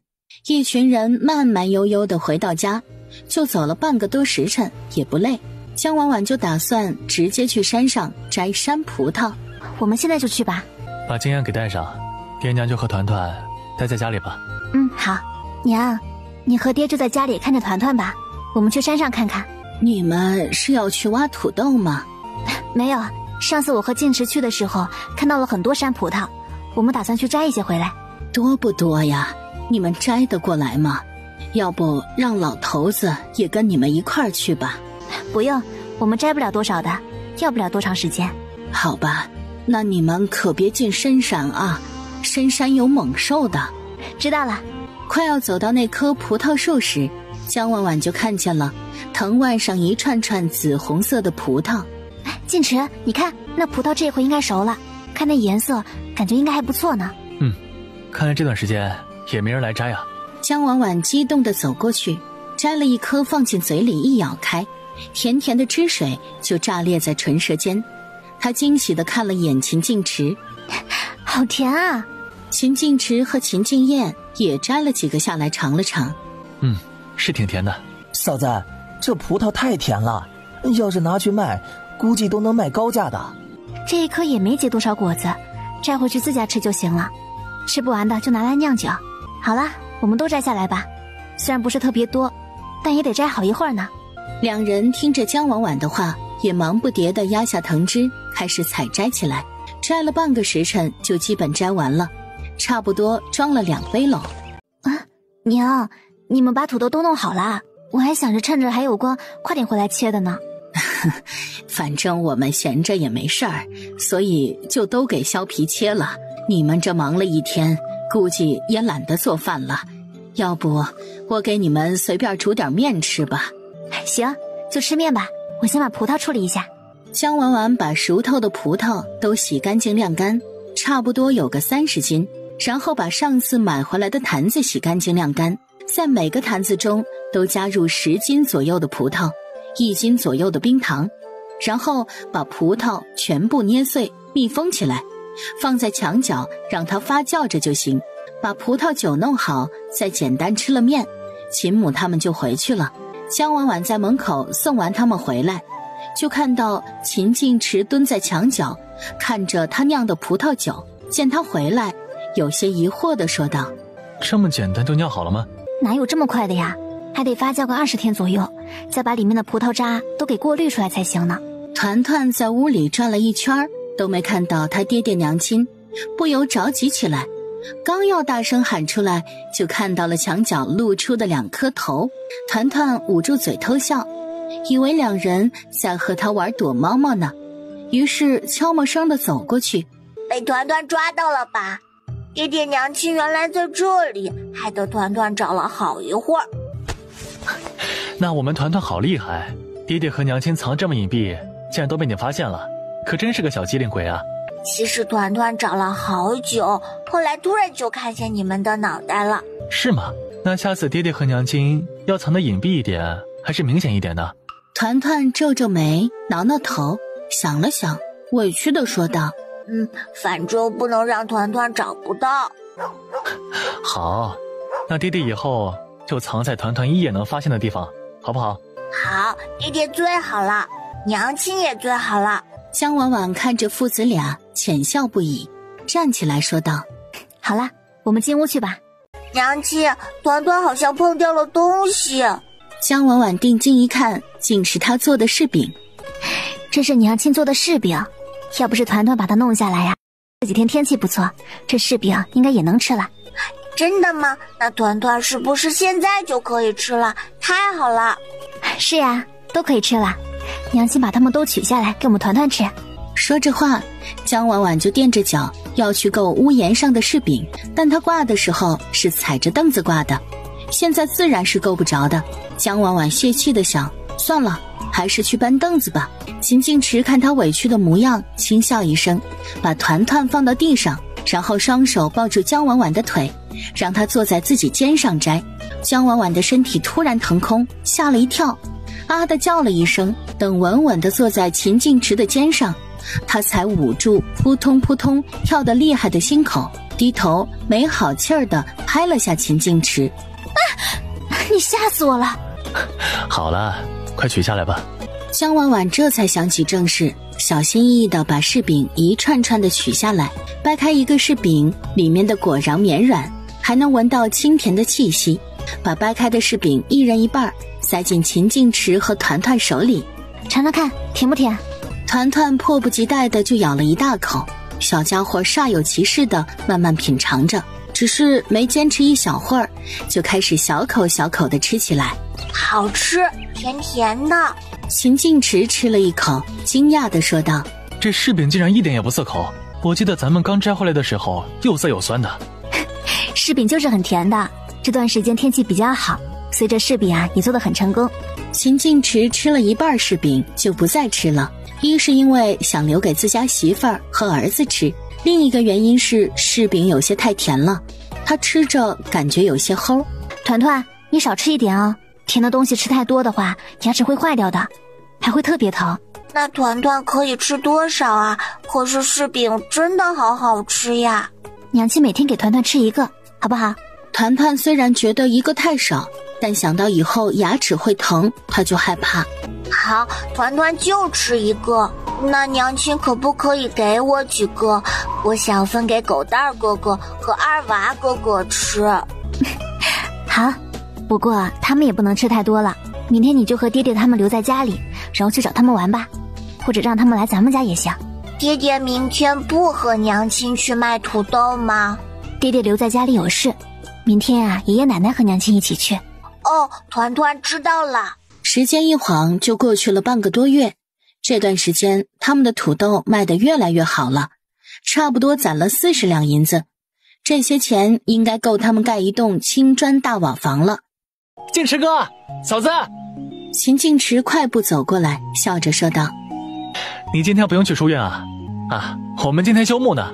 见他们两人手中还提着一块肉，他疑惑地问道：静池哥，你们是有事来找我爹吗？怎么还提着肉过来啊？哪能让你们这样破费啊？我每次去买土豆，嫂子和叔他们都给我装好多，你让我都不好意思了。这有什么的，我们是来找村长去划宅基地的。我们打算着趁冬天还没来，赶紧把房子给盖了，不然别说团团了，我们也很难熬啊。哦，这样啊，你们快跟我进屋来坐吧，我爹出去了，应该马上就会回来了。两人坐着等了一会儿，秦大海就提着一壶酒回来了。爹，静池哥他们过来找你划宅基地呢，你是去哪儿了？那么久也不回来，娘也不知道去哪儿了。秦家小子，听我家小子说你们在卖什么土豆，生意还不错吧？生意还行，村长哪天去县里可以尝尝，我爹娘和媳妇儿经常在那边卖的。生意好就行，多攒点钱，把房子盖了，以后呀还可以把你家小齐安送去学堂上学。那小家伙看着可机灵着呢，说不准能有大出息。秦静池想到自家那小团子，语气都不禁温柔了许多。您说的是，我和婉婉也是这样想的，也不求他能有什么大出息，只希望他识点字，能明辨事理就行了。秦大海看着江婉婉如今温婉的模样，忽然就想起什么，感慨道：婉婉啊，你以后好好跟着静池过日子，你看现在多好呀，眼看你家这都要盖新房了，以后可都是好日子，你可别像从前那样想不开。江婉婉无奈点头，看了看秦静池，说道：我知道了，以后再也不像以前那样闹脾气了。秦大海跟他们说了一会儿话，才想起来正事。你们这是打算划哪块地呀？就我家旁边那块地，反正那儿一直荒废着。那块地会不会太大了？你们划一半吗？我们都要，打算房子修大一点，到时候和我爹娘他们一起住。哎呦，那可得花不少银子，估计少了15两下不来。你们您放心，我们这段时间也攒了一些，应该足够了。秦大海这才点点头，也没有多问，只说道：那我们现在就去吧，坐我家马车去还能快些，再晚点儿估计得到下午才能办了。几人到县衙时，正好遇见县令李远，他原本要出去视察河道修葺的事，看到秦静池和江婉婉，便停住了脚步。秦大海见是县令大人，连忙跪下行了个礼。秦静池和江婉婉也忙不迭地跪下。你们有什么事吗？回大人，小人是秦家村的村长，旁边的叫秦静池，这位妇人是他娘子，我们是来划宅基地的。李远打量了秦静池夫妻俩，说道：本官给你们办了吧。谢大人。他心中惶恐不已，按理说划宅基地的事完全不用县令来办了，交给衙役就是。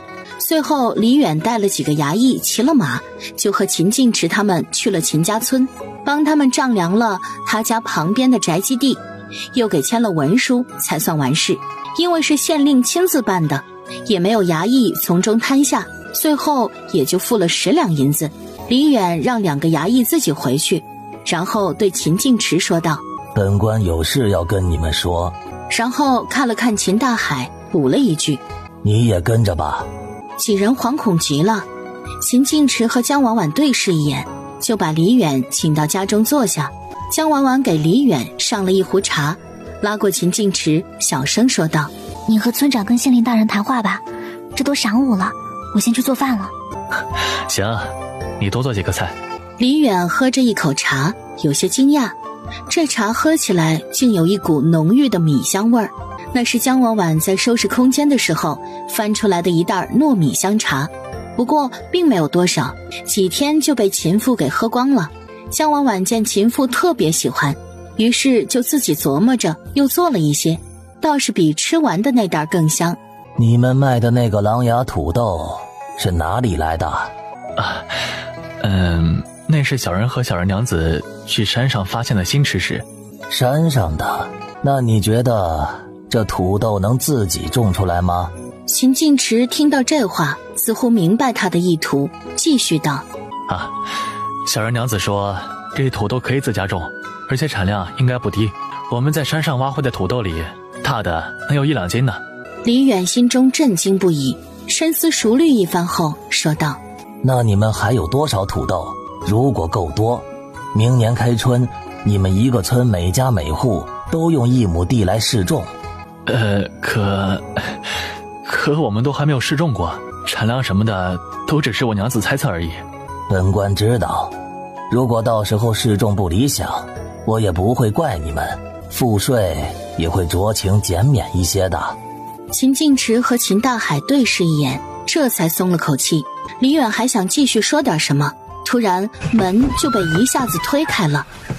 爹爹，我们回来了！爷爷奶奶带团团去抓鱼了，我们抓到了好几条大鱼，还有好多虾虾。等不及秦晋池说什么，他又焦急地说道：还有，团团发现了一只受伤的小蝴蝶，爷爷就帮我编了小篮子提着它。爹爹，你看它好漂亮啊！说着说着，小家伙就走到秦晋池面前，单手抱住他的腿。因为秦大海和李远坐在桌子另一侧，现在阴影里，小家伙刚进来并未发现，等到把小蝴蝶递到秦晋池面前时，他扭扭头，才看到家中有客人。他认识秦大海，所以倒是不拘谨，只是他没穿鞋子，倒是有些害羞。村长爷爷。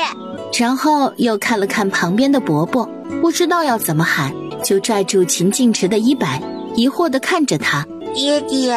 秦晋池终于回过神来，连忙把小家伙抱起来，看着李远，郑重地向小家伙介绍：这是县令大人，不要无礼。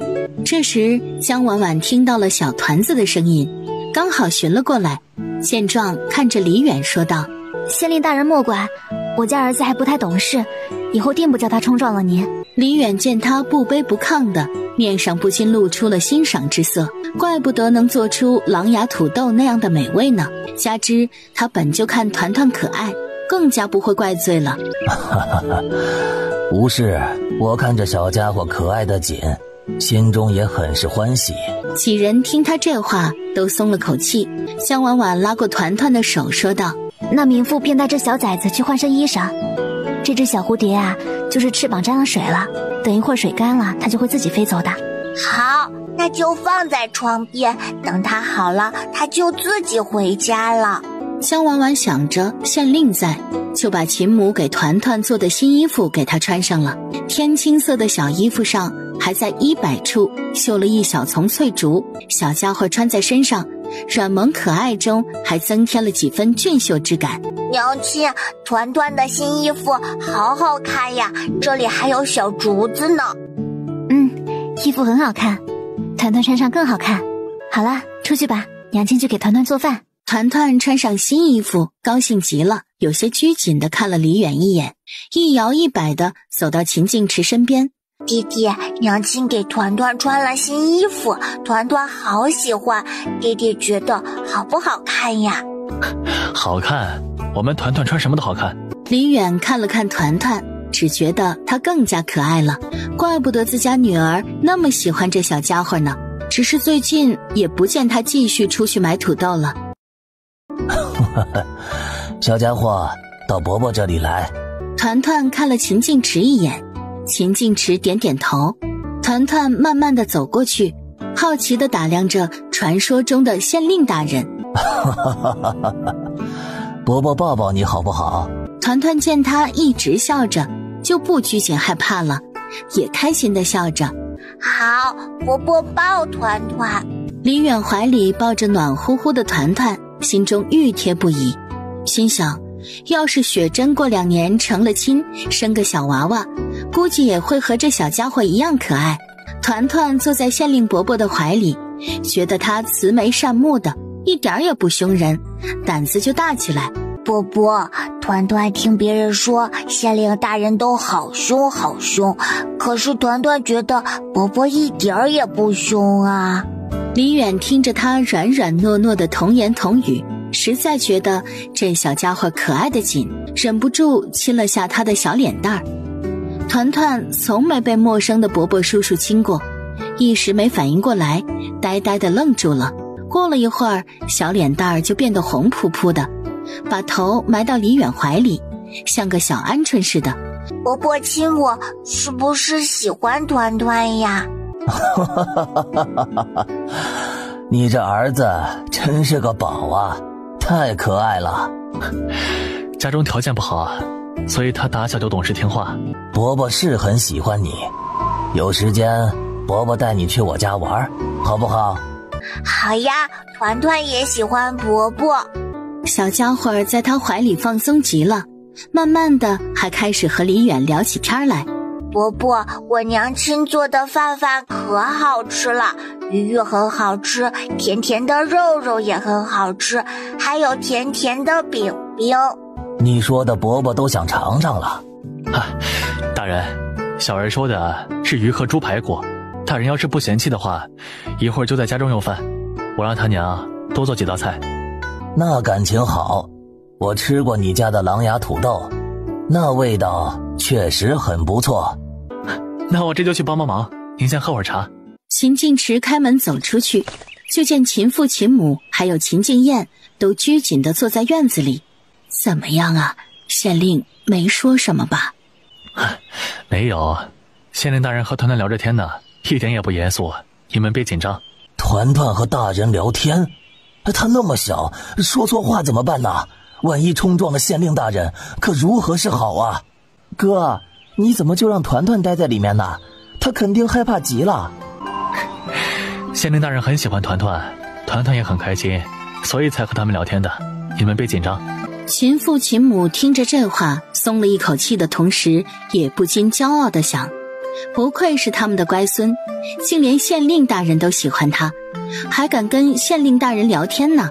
秦晋池也不管他们心情如何，解释一番，就快步往厨房走去。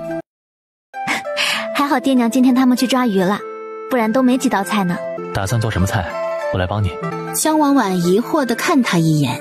县令大人呢？他抱着团团聊天呢，似乎很喜欢咱们团团。咱们团团那么可爱，喜欢也是正常的嘛。县令大人跟你们说什么啦？县令大人想让咱们村每一家留1亩地试种土豆，也不知道能不能种出来。江婉婉还以为是什么事儿呢，见他担忧的样子，安慰道：你放心，土豆在山里都能长那么大个儿呢，应该很好种的，产量肯定也高。你说的也有道理，希望如此吧。好了，咱们不说这个了，你打算做什么呀？今天那么多人，得多做几个菜才行。我知道，我已经想好做什么了。我们昨天不是买了五花肉和排骨吗？我打算用来做蒜泥白肉和糖醋排骨，还有今天爹娘他们抓的鱼虾，就做酸菜鱼和油焖大虾。正好呀，我前几天腌的酸菜可以吃了。秦晋池在旁边听得认真，又听他说，素菜的话，我炒个青椒土豆丝和茄子。哦，对了，可以再来1道凉拌黄瓜，最后再煮一个白菜汤就好了。秦晋池听着有几道没吃过的菜，不禁开始期待起来。行，你决定就好了。需要我做什么吗？不用，我的菜呀都已经准备的差不多了。黄瓜是凉拌的，已经拌好了，等米饭蒸熟就可以开始炒了。两人聊着聊着，米香味儿慢慢的愈发浓郁了。江婉婉见饭蒸的差不多了，就开始做菜。江婉婉炒完菜，觉得五花肉应该彻底凉了，就把它从凉水里取出来，切成薄薄的片状，整齐的码放在大盘子里。不过蒜泥白肉最重要的就是酱汁了。江婉婉取出一个小碗，在里面加入辣椒面和白芝麻，烧点热油浇到碗里，再加入蒜泥、姜末、盐、酱油、醋、白糖以及葱碎，搅拌均匀，然后把酱汁均匀地浇到五花肉上面，这样好吃又开胃，肥而不腻的蒜泥五花肉就做好了。秦晋池一直在旁边看着，一道道菜的香味传来，他捂住咕咕叫的肚子，迫不及待地说道：我把菜都端过去吧，这味道太香了，我都忍不住想吃了。好，我叫爹娘来帮我们端一下，菜有点太多了。哎，行。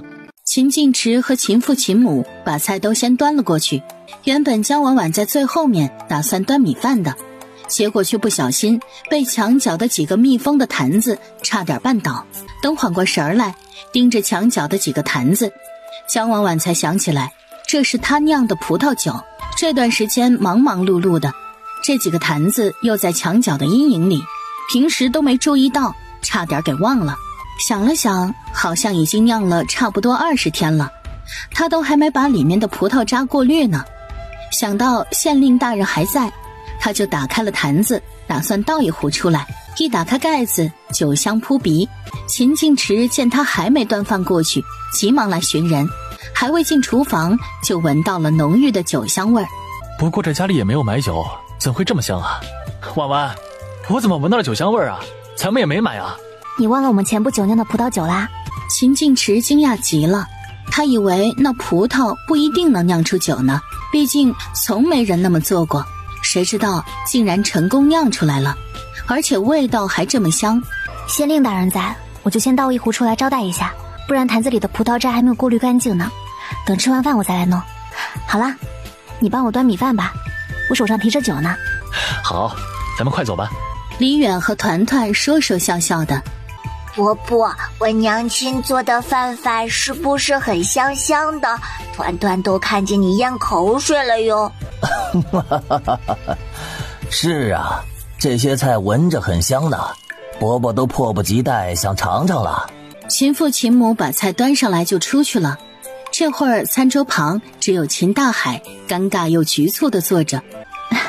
您久等了，乡野间的粗茶淡饭，也不知您是否吃得惯，您快尝尝吧。你做的这些菜我可都没吃过，色香味俱全，光看着就让人口齿生津了。伯伯，吃饭了，你放团团下去吧。李远把他放到旁边的凳子上。好，你就坐伯伯身边吧。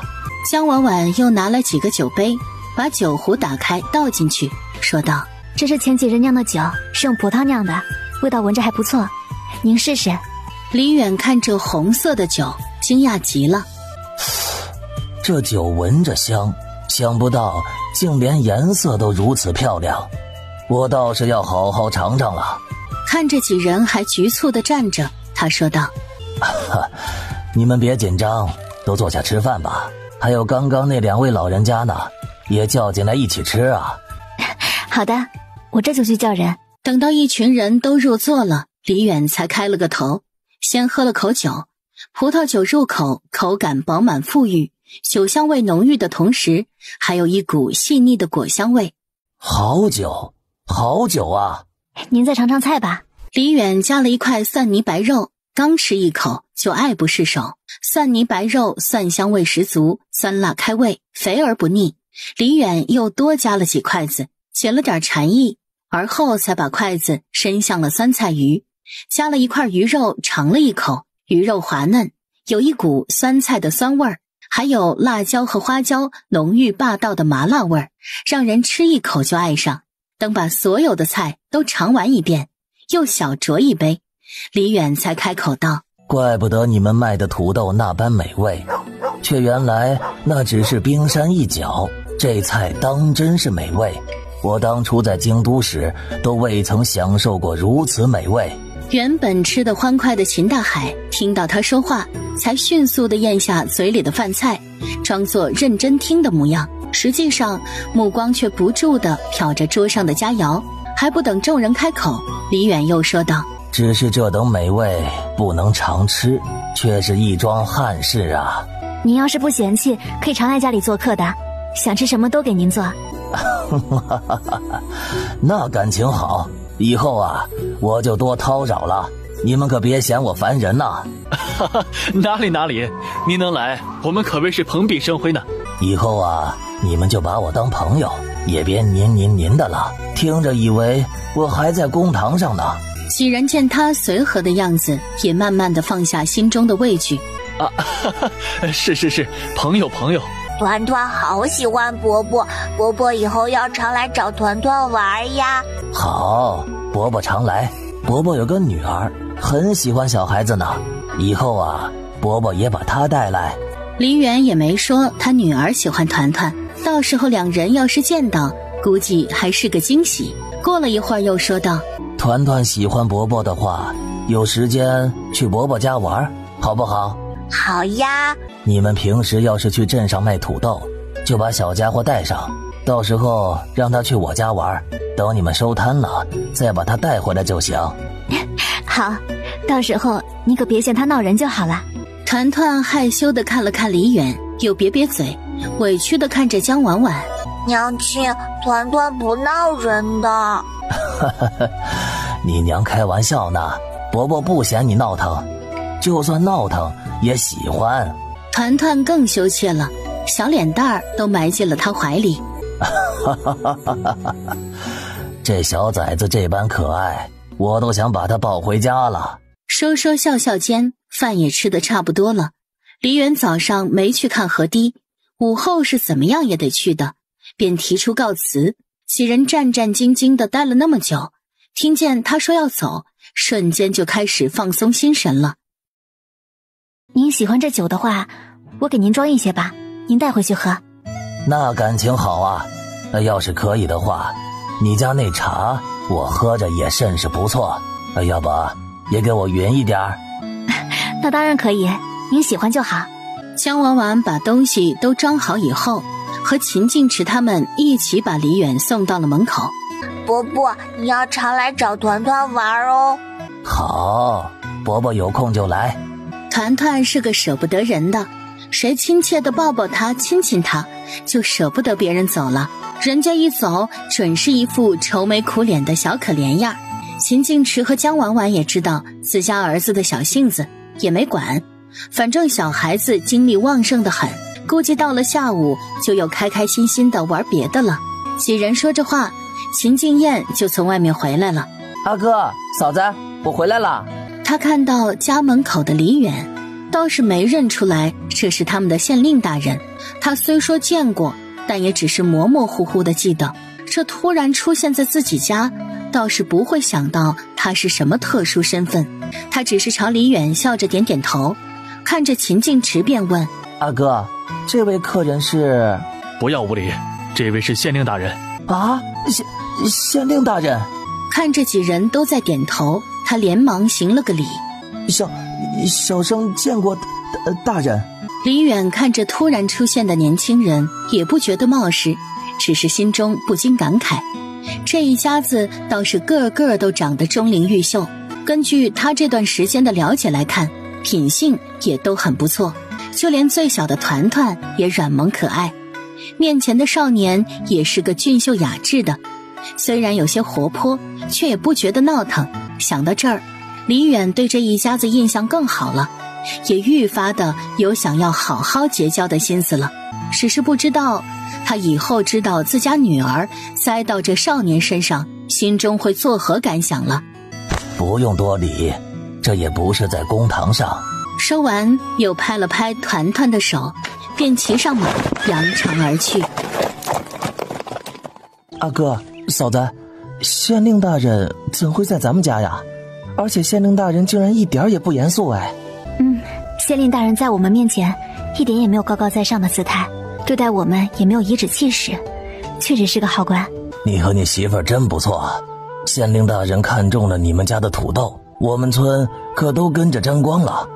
明年我们可得好好干呐，可不能搞砸了。村长说的是。秦大海原本要走，又突然想到刚刚喝的酒，便不好意思地说道：婉婉啊，你那什么葡萄酒可不可以给我装一点？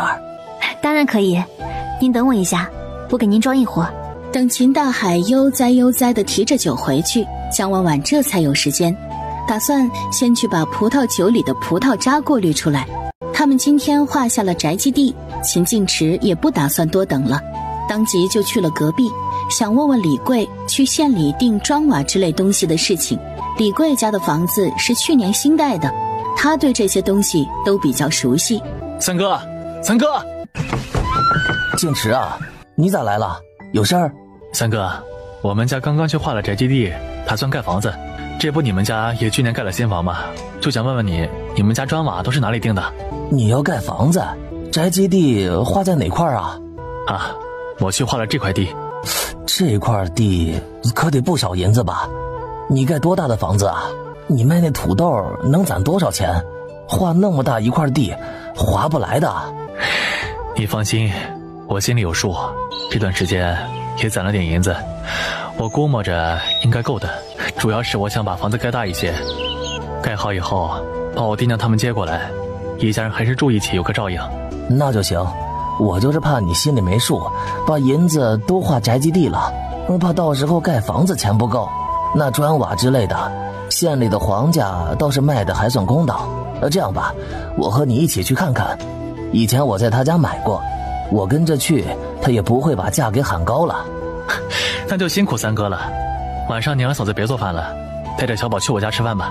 李贵想到他家刚刚传出的一阵阵香味儿，哪里舍得拒绝，连忙答应下来。那感情好，每次你家一做饭呐，那香味儿能传出老远，我家每次都能闻见，可香死个人。都是婉婉做的，她做的饭好吃。那今天我们可要好好尝尝了。两人说了会儿话，秦晋池又回家叮嘱了一下。婉婉，李三哥和我去县里订砖瓦，我想说晚上请他们家吃顿饭，又得辛苦你一下了。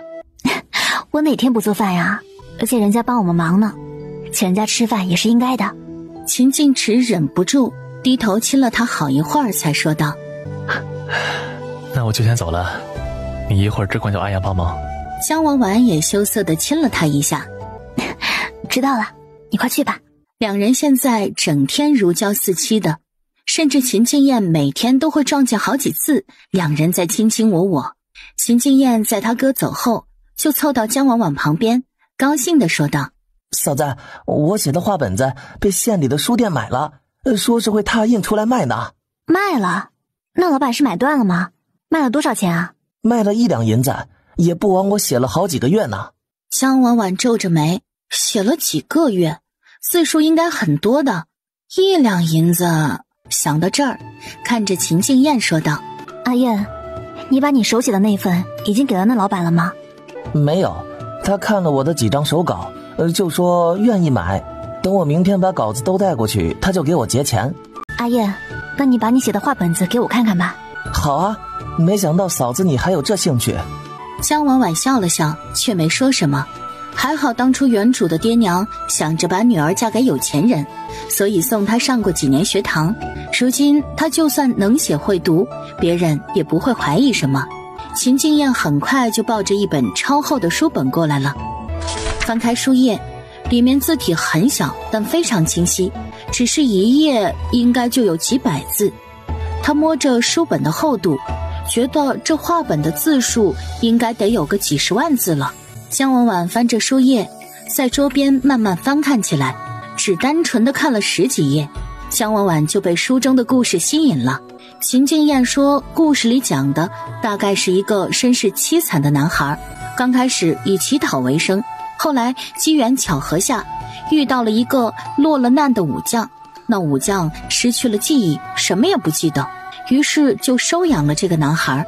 武将教他武艺，但武将慢慢老去，最后直到死去也没有记起曾经遗忘的事。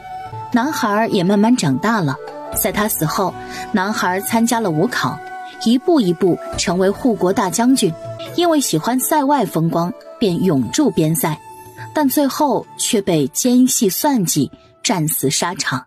其中还有一段是他们住的那个村庄里老人回忆，他说住在他们村里的那2父子很奇怪，长得特别像，但是在他们面前却不愿承认。男孩一直都叫那男人义父，最后直到他们都死了，却都不知道那武将退伍后高高兴兴地回家找自己的妻儿，但得知妻儿都在战乱中死去后，悲伤过度，竟是失去了所有的记忆。于是他便四处漂泊，直到遇到了可怜的男孩，便收养了他。男孩2岁多的时候，他娘为了保护他，被他国敌军杀害，只留下男孩四处漂泊。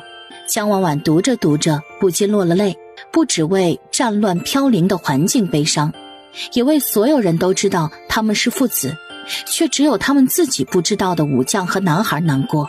读了几十页，虽然知道了故事的结局，但他还是想要每天读一点，慢慢看完，把书本合起来。江婉婉看着秦静燕说道：你这故事写得非常好，气势辉煌，悲壮的国仇和身世令人吹嘘的主人公都塑造得很好。秦静燕听着他夸赞的话有些羞涩，不过更多的却是高兴。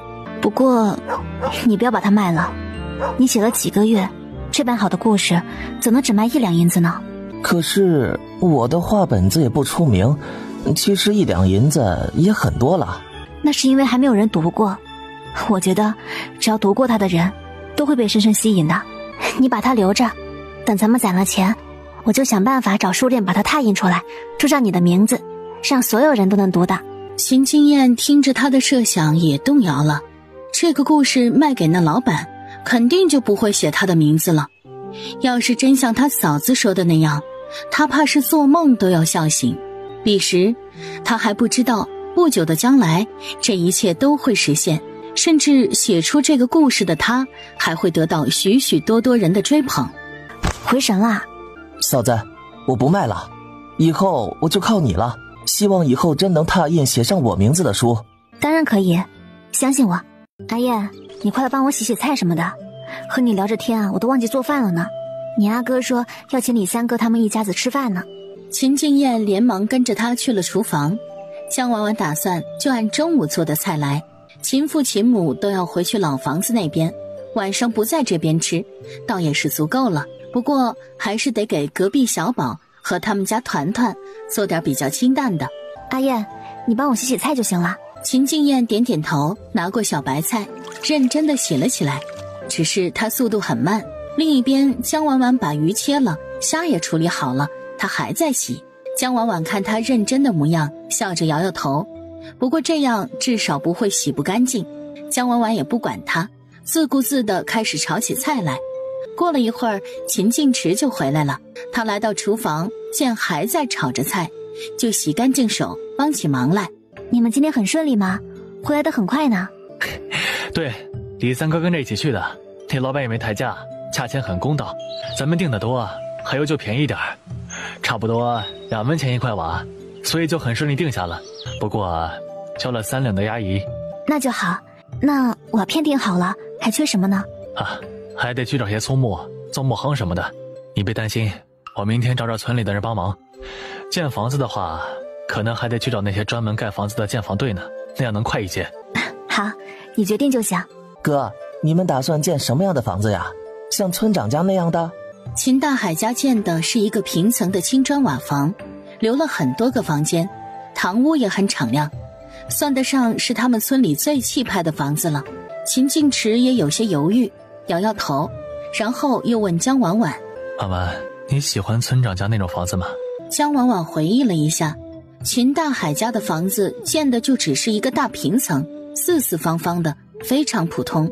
村长家的那种房子太普通了，不一定要建得特别宽大，我们可以建成2层，再加一个阁楼的样子，那样的话宅基地肯定用不完。不过也没关系，咱们可以弄成一个大院子，种点花花草草的，再留出一块种点菜什么的。秦静池和秦静燕听完他的话，眼睛一亮，觉得那样的房子要是建出来肯定会非常漂亮。只是婉婉，要是建成你说的那样的话，估计还要花不少银子，咱们现在手里的钱肯定是不够的。没事，咱们每天去卖土豆也能挣不少呢。这房子呀肯定能建出来的，而且这房子咱们要住很久很久的，自然得建得好看又舒服才行啊。行，那就那样建。不过你喜欢的那种房子样式可以简单的画出来吗？就像画案几那样。当然可以。三人边做饭边聊着关于房子的事情，时间倒是过得很快。期间一道道菜肴出锅，邢清燕馋得不行，拿着筷子就偷吃起来。啊，嫂子，这蒜泥白肉好好吃啊，肥肉部分一点也不腻，瘦肉也一点都不柴，味道酸辣可口，就着它，我能吃3碗饭。就知道吃！你今天早上干嘛去了？一早上不见人，你嫂子晌午也做这些菜，谁让你到处疯跑的？没吃到怪谁啊？听着他阿哥的话，秦静雅后悔极了，连忙又加了一大片蒜泥白肉进嘴里，安慰了一下他中午错过美食的遗憾。阿弟可出息了，他写的画本子被书店的老板看上了，想跟他买呢。不错呀，这好歹这几年学堂没白上啊。说话间，江婉婉把最后的蒸蛋取了出来，把饭菜都端上桌，团团就牵着小宝的手从院子外面跑了进来。爹爹，团团要和小宝弟弟坐在一起。那团团得照顾一下弟弟。好，团团一会儿给弟弟夹菜。小宝一坐上凳子，一双圆圆的大眼睛就盯着桌上的饭菜，软乎乎的小手拉住团团的袖子，指着桌上的饭菜糯糯地说道：哥哥，虾虾。团团觉得他又小又可爱，喜欢极了，于是抱住他的头，在小宝脸上亲了一口，还发出了大大的响声。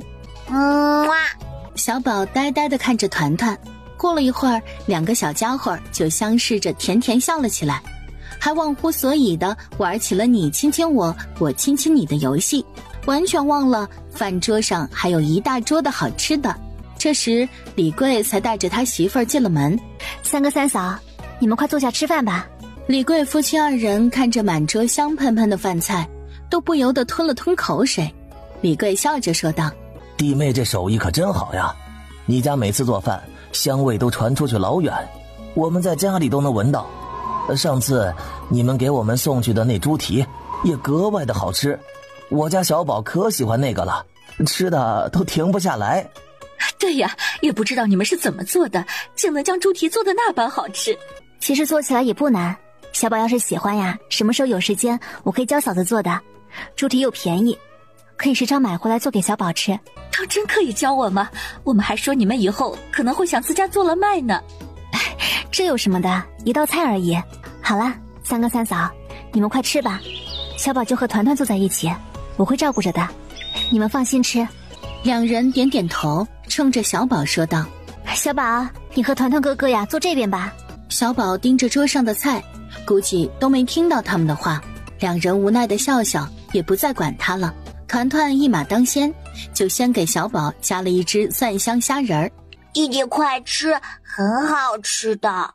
李贵夫妻俩吃了一口蒜泥白肉，就被这道菜彻彻底底的俘获了，其他菜都没尝一下，就可着这道菜吃。江婉婉无奈的笑笑：你们尝尝虾仁和酸菜鱼，味道也不错的，这个呀是专门给你们俩做的，快尝尝。好香香，要吃。江婉婉被他可爱的模样蒙了一脸，立刻给他又舀了一大勺，还多舀了几只虾仁儿，然后又给自家团团也舀了一大勺。2个小家伙很喜欢蒸蛋，也顾不上吃别的菜了，2人一会儿就把一大盘的蒸蛋给吃了个精光。嫂子，我看小宝很喜欢吃蒸蛋呢，我教你做吧，你回去啊也时常给他蒸来吃，小孩子应该都很喜欢的。好好好，真是太谢谢弟妹了，这小崽子在家里可挑食得很，每次吃到你做的饭呢，他还能再多吃1碗饭。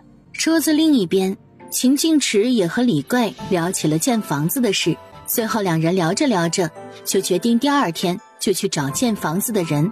这段时间农忙也差不多结束了，村里的男人们也有空闲时间，可以叫过来帮忙。秦静池询问了江婉婉的意见，2人打算每天给村里人每人20文的工钱，再包一顿午饭。李贵一家人走后，秦静池也急着回去了。秦静池和江婉婉收拾了一下厨房，一家人洗洗以后也都躺到了床上。秦静池和江婉婉躺着面对面地看着对方。江婉婉犹豫了好一会儿，才慢慢开口道：静池，我有话想跟你说，你别害怕。秦静池微微皱起了眉，疑惑地等待着他接下来的话。江婉婉躲避着他的眼神，闭了闭眼，才艰难地开了口：其实我不是江婉婉，我是从很远很远的地方来的，我已经死了，可是不知道为什么，等我醒过来的时候，却在他身体里面。秦静池咬紧了牙关，像是紧张又像是害怕。这两种情绪不是因为江婉婉占了原主的身体，而是害怕他会不会离开。江婉婉迟迟没听见他说话，以为他害怕自己，愤恨自己占了他妻子的身体。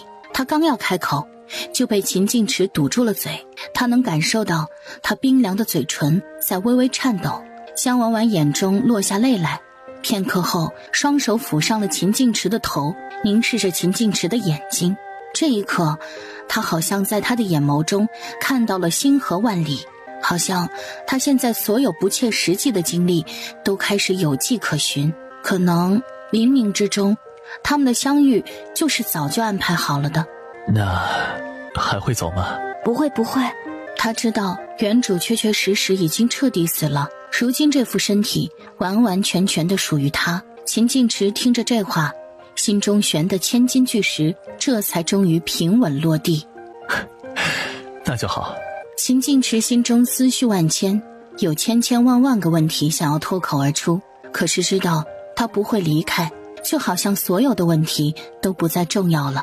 我最重要的秘密都告诉你了，你就没什么想问的吗？你们长得像吗？一模一样，名字也一样。那你是怎么来的？江婉婉顿了下，沉默了一会儿才说道：我以前在的那个世界很恐怖，有特别多的怪物，那些怪物咬了人一口，人就也会变成怪物。后来有一天，我和我们基地就算是村子里的人吧，一起去一个村庄里面找吃的，结果等找的差不多了，却突然出现了很多的怪物，然后我就在这儿醒过来了。秦晋池什么也说不出口，紧紧抱住他，亲吻他，给他无声的安慰。夜慢慢深了，江婉婉在他怀里迷迷糊糊的，在秦晋池以为他要睡着时，听到他说：我以前没有和别人在一起过，也没有父母，我说要和你跟团团好好过日子，是真的。我知道。江婉婉慢慢睡过去，秦晋池给他和团团都掖了下被子，侧躺着支起脑袋，然后看着他出了神。原来他喜欢上的、爱上的是一个遥远又特别的灵魂。他以为他爱上了改变巨大的江婉婉，但其实自始至终，他爱的都是这个原本就温柔且善良的婉婉。第二天，院子里就聚集了一大群人，都是村里的青壮年。不知道他们要盖房子的事情是从哪儿传出去的。如今农忙结束，大家都闲了下来，虽然都想有份活干着，所以一大早上就都过来毛遂自荐。静池哥，我力气可大了，而且以前也跟我叔去帮别人盖过房子呢。侄儿，你别嫌叔年纪大，我也有一把力气呢。静池，你家房子盖多大呀？需要多少人呐？秦晋池无奈地看着这一大群人，一时不知道该怎么回答。过了一会儿，见众人慢慢安静下来，他才开口道：各位安静一下，我家应该需要挺多人的，既然你们都来了，倒也省得我登门拜访了。我和我媳妇决定，来盖房子的人每天包一顿午饭，再加30文钱。原本是想说给20文的，但江婉婉觉得都是力气活，20文有些少了，便又加了10文，这样大家干活也能更积极一些。30文，这么多，还包一顿午饭？我还以为最多给15文钱，竟然还包午饭呢。这都和县里的零活一个价了。哎，你说说他家哪儿来的钱呢？我可听说昨天他们家可是划了好大一块宅基地，就单单这块地可就不便宜了。我听说他们家现在在镇上摆摊卖什么土豆的，可挣钱嘞。那能挣多少啊？我姐姐上次去县里可是看见了，他们那土豆一竹筒可就5文钱，比那肉包子都贵了，一天下来估计能挣个好几百文呢。各位要是愿意来帮我家盖房的话，就明天早上过来吧，大家都可以来。只不过我丑话可说到前头了，我们是按天给钱的，若是有那偷奸耍滑的，也就不用来了。众人点点头，他们去县里做零工，那一天都得背着100-200斤的重物，盖房子和那比起来可轻松多了，哪里还会偷奸耍滑。他们确定下来可以做这份工，便也都慢慢散去了。只是院子里还有一个人没走，那便是二娃他爹秦德正。德正哥，你还有什么事儿吗？静池啊，你家这活我可以做吗？你也知道我这腿。当然可以了，明天你正常来就是了，反正活很多的，大多你都可以做的。哎，那就好，那就好。秦德正听着这话才舒了一口气，放下心来，高高兴兴地回去了。你呀，我好不容易才把他叫起来穿上衣服的，你一来就又靠着你睡过去了。说话间还伸手捏了下团团的小鼻子，笑道：睡的跟小猪崽子似的。也不知道是谁看见我们昨天画了宅基地，我们要建房子的事儿都传出去了，今天早上大家就都来问了，不过也省得我去挨家挨户的找人了。那你一会儿就去县里找几个施工队的人吧，快的话明天就可以动工了。我也是这样想的。秦晋池去县里之后，江婉婉就拿出了纸笔，简单的画了一份房屋图纸。下午秦晋池就把施工队的姚师傅姚坤带了回来，对方说是要先看看地形，好在姚坤也觉得位置不错，也很好打地基，便关心起来房子的大小了。这房子你们想建多大的呀？江婉婉趁此机会把他画的图纸拿了出来，递到他的跟前。您看看，这样的房子可以建吗？姚坤看着桌上的图纸，先是眉眼含笑，过了一会儿又捏着胡子皱着眉沉思，过了好一会儿才听他开口道：你这房屋样式非常好看独特，可是建造起来也有很大难度啊。江婉婉听着这话也有些泄气，刚想再问问，那姚坤就又说道：不过也不是没有可能，只是这木夯可得好好找找，这要是建下来可得花不少的银子呀。那保守估计得要多少银子呢？至少得要50两。这个价钱已经是非常保守的估计了。见他们夫妻二人迟迟都没开口，他摇摇头，心中不胜惋惜。这房子光看图纸就知道很漂亮，这要是建出来可了不得。您要是能漂漂亮亮的把我们建好，当然质量也得过关，那我们咬咬牙，50两还是可以拿出来的。姚坤听着他的话，又看了看秦晋池，见他也点了点头，便说道：你们放心，这房子要是能建出来，我也有好处，自然会尽心竭力的。商量好后，最后定下来，第二天就开始动工。送走了姚坤，秦晋池犹豫再三，还是有些担忧。婉婉，咱们这银子恐怕就算之后每天去摆摊儿，也有些供不上啊。那么多人帮忙，房子建起来很快的，我们短时间之内肯定卖不了这么多的。咱们单靠卖土豆估计是不够的，我想再卖些其他的东西。看着秦晋池疑惑的表情，他微微一笑：炸鱼丸，鱼丸不要什么钱，咱们可以让村里人帮我们捞起来，然后就按1文钱1斤的价格来收。可以，炸鱼丸味道比炸土豆还要香，也算是肉，应该会很好卖的。两人做好决定，2天后江婉婉就准备了200斤的土豆和50斤的鱼丸。鱼丸定价是8文钱，比土豆高出不少。他也不知道好不好卖，便也没有准备太多。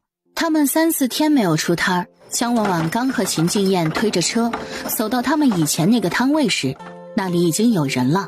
江婉婉以为他们没来，只是别人把摊位占了而已。结果秦静燕仔细看了看，才发现那个小摊儿也和他们一样卖狼牙土豆，只是土豆是直接手切的，味道就不知道怎么样了。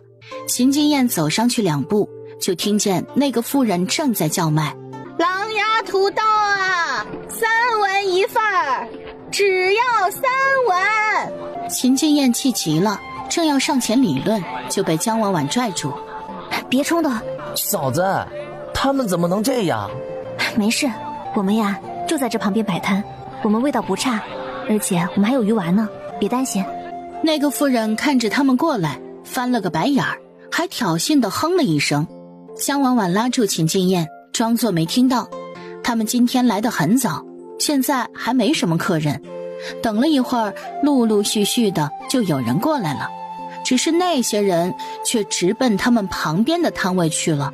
江婉婉仔细观察了一下，有几个人还是熟客，那些人看着他并没有丝毫的不好意思，还状似无意的抱怨：老板娘，你们家土豆卖的太贵了，人家二娘可就卖3文钱一份，而且装的还比你们多。想必这位摊主的土豆应该是比我们做的好吃多了。那人顿了一下，尴尬地看了看林二娘，反驳道：人家比你卖的便宜多了。江婉婉见他并不正面回答，便知道那土豆的味道肯定好不到哪里去。有旁边更便宜的土豆在，一早上江婉婉都没能卖出一份。晌午时分，原本书院已经下学了，但却没有看到一个人。江婉婉面上镇定，但心中却心乱如麻。难道今天一份也卖不出去了吗？过了好一会儿，在江婉婉已经快要放弃的时候，摊位旁终于来了人。这几天江婉婉他们都没来摆摊儿，沈岩他们第一天没吃到狼牙土豆就很难受，结果第二天江婉婉他们还是没来，他们都以为今天肯定也不来，便都留在书院吃饭了。沈岩原本要回家去吃饭，但想了想还是转了个圈，想着过来看看。这一看就发现江婉婉和秦静燕的身影，他又惊又喜，连忙走过去：老板娘，你们可算是来了，我们这几天没吃到你的狼牙土豆，可是馋得不行啊。小郎君，我这儿也卖土豆啊，价钱可才3文呐。你那土豆难吃的要死，猪都不吃的东西，本少爷可看不上。那女人听完脸色铁青，还狠狠地瞪了江婉婉一下。那今天要几份土豆啊？我们今天这里还有新品呢，叫炸鱼丸，我先给你炸一份尝尝吧。好，新品，那我可得好好尝尝。不一会儿，一份表面金黄酥脆的炸鱼丸就出锅了，快趁热吃。沈岩迫不及待地拿着牙签插了一个鱼丸放进嘴里，鱼丸入口表面香辣焦脆，里面的鱼肉 Q 弹又有嚼劲。沈岩一口一个鱼丸，吃得喷香。咽下最后一个鱼丸，沈岩连忙说道：老板娘，你多炸点土豆，还要这个鱼丸，也太好吃了，都多炸一点。王灵芝他们估计还没吃饭呢，我去叫他们。江婉婉刚想回他，人就已经跑出去老远。他看着那跑得飞快的背影，笑着摇摇头，心中也开始安定下来。土豆刚出锅，沈岩就带着一大群人兴高采烈地回来了。江婉婉连忙把土豆拌好，都一份份地装好递给他们。一群人好几天都没吃到土豆，想得很，拿过竹筒就开始大快朵颐起来。江婉婉趁着他们都在吃土豆，就快速地把鱼丸放到锅里炸。等他们把土豆都吃完，鱼丸也炸得焦黄酥脆了。他刚刚撒上辣椒面，沈岩就忙不迭地接过去，迫不及待地吃起来，边吃还边催促着其他人：哎，你们快尝尝，这个丸子超级好吃，别看表面是酥脆的，里面的肉又弹又有嚼劲儿，我感觉比土豆还好吃呢。众人听着他的话，对炸鱼丸更期待了，连忙品尝起来。刚吃完一个，就都眼睛发光地看着江婉婉，异口同声地说道：老板娘，你这鱼丸还有多少呀？太好吃了，都炸了吧。我这鱼丸卖的比狼牙土豆贵一些，一份要8文，你们要是都要的话，我就都炸了。都炸了，都炸了，我们人都还不一定够呢。众人围着他的小摊吃得香，旁边林二娘的摊位上原本也围着一些人。这2天林二娘卖了便宜的，就都想来买了那么1份2份的尝尝。然而他们闻着江婉婉那边飘来的阵阵香气，又见书院里的书生们都吃得那么香，渐渐的就围到江婉婉这边来了。他们被馋得不行，一咬牙也说要1份炸鱼丸。你们不是喜欢吃旁边的土豆吗？那个便宜，这边的鱼丸我们都还不够吃呢，哪里有你们的份啊？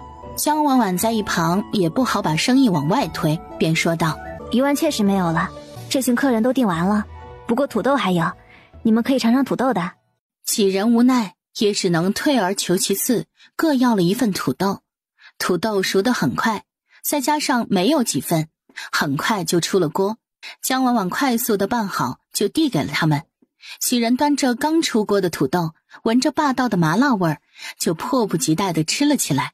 这一吃就一发不可收拾。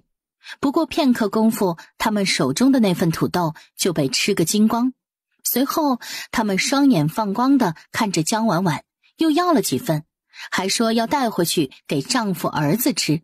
江婉婉这边收钱收得高兴，而另一边的林二娘却是快把手中的衣角都搅烂了。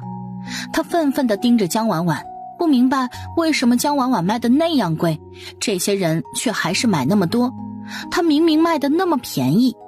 江婉婉这边因为有沈岩他们的缘故，倒是吸引来了好些客人。她原本以为今天的土豆再怎么样也都会剩下一些，结果不一会儿就卖了个精光。最后沈岩和王灵芝他们吃得肚皮溜圆地回了书院，而秦静燕自从看着生意好起来后，就开始关注起了每一个来来往往的客人。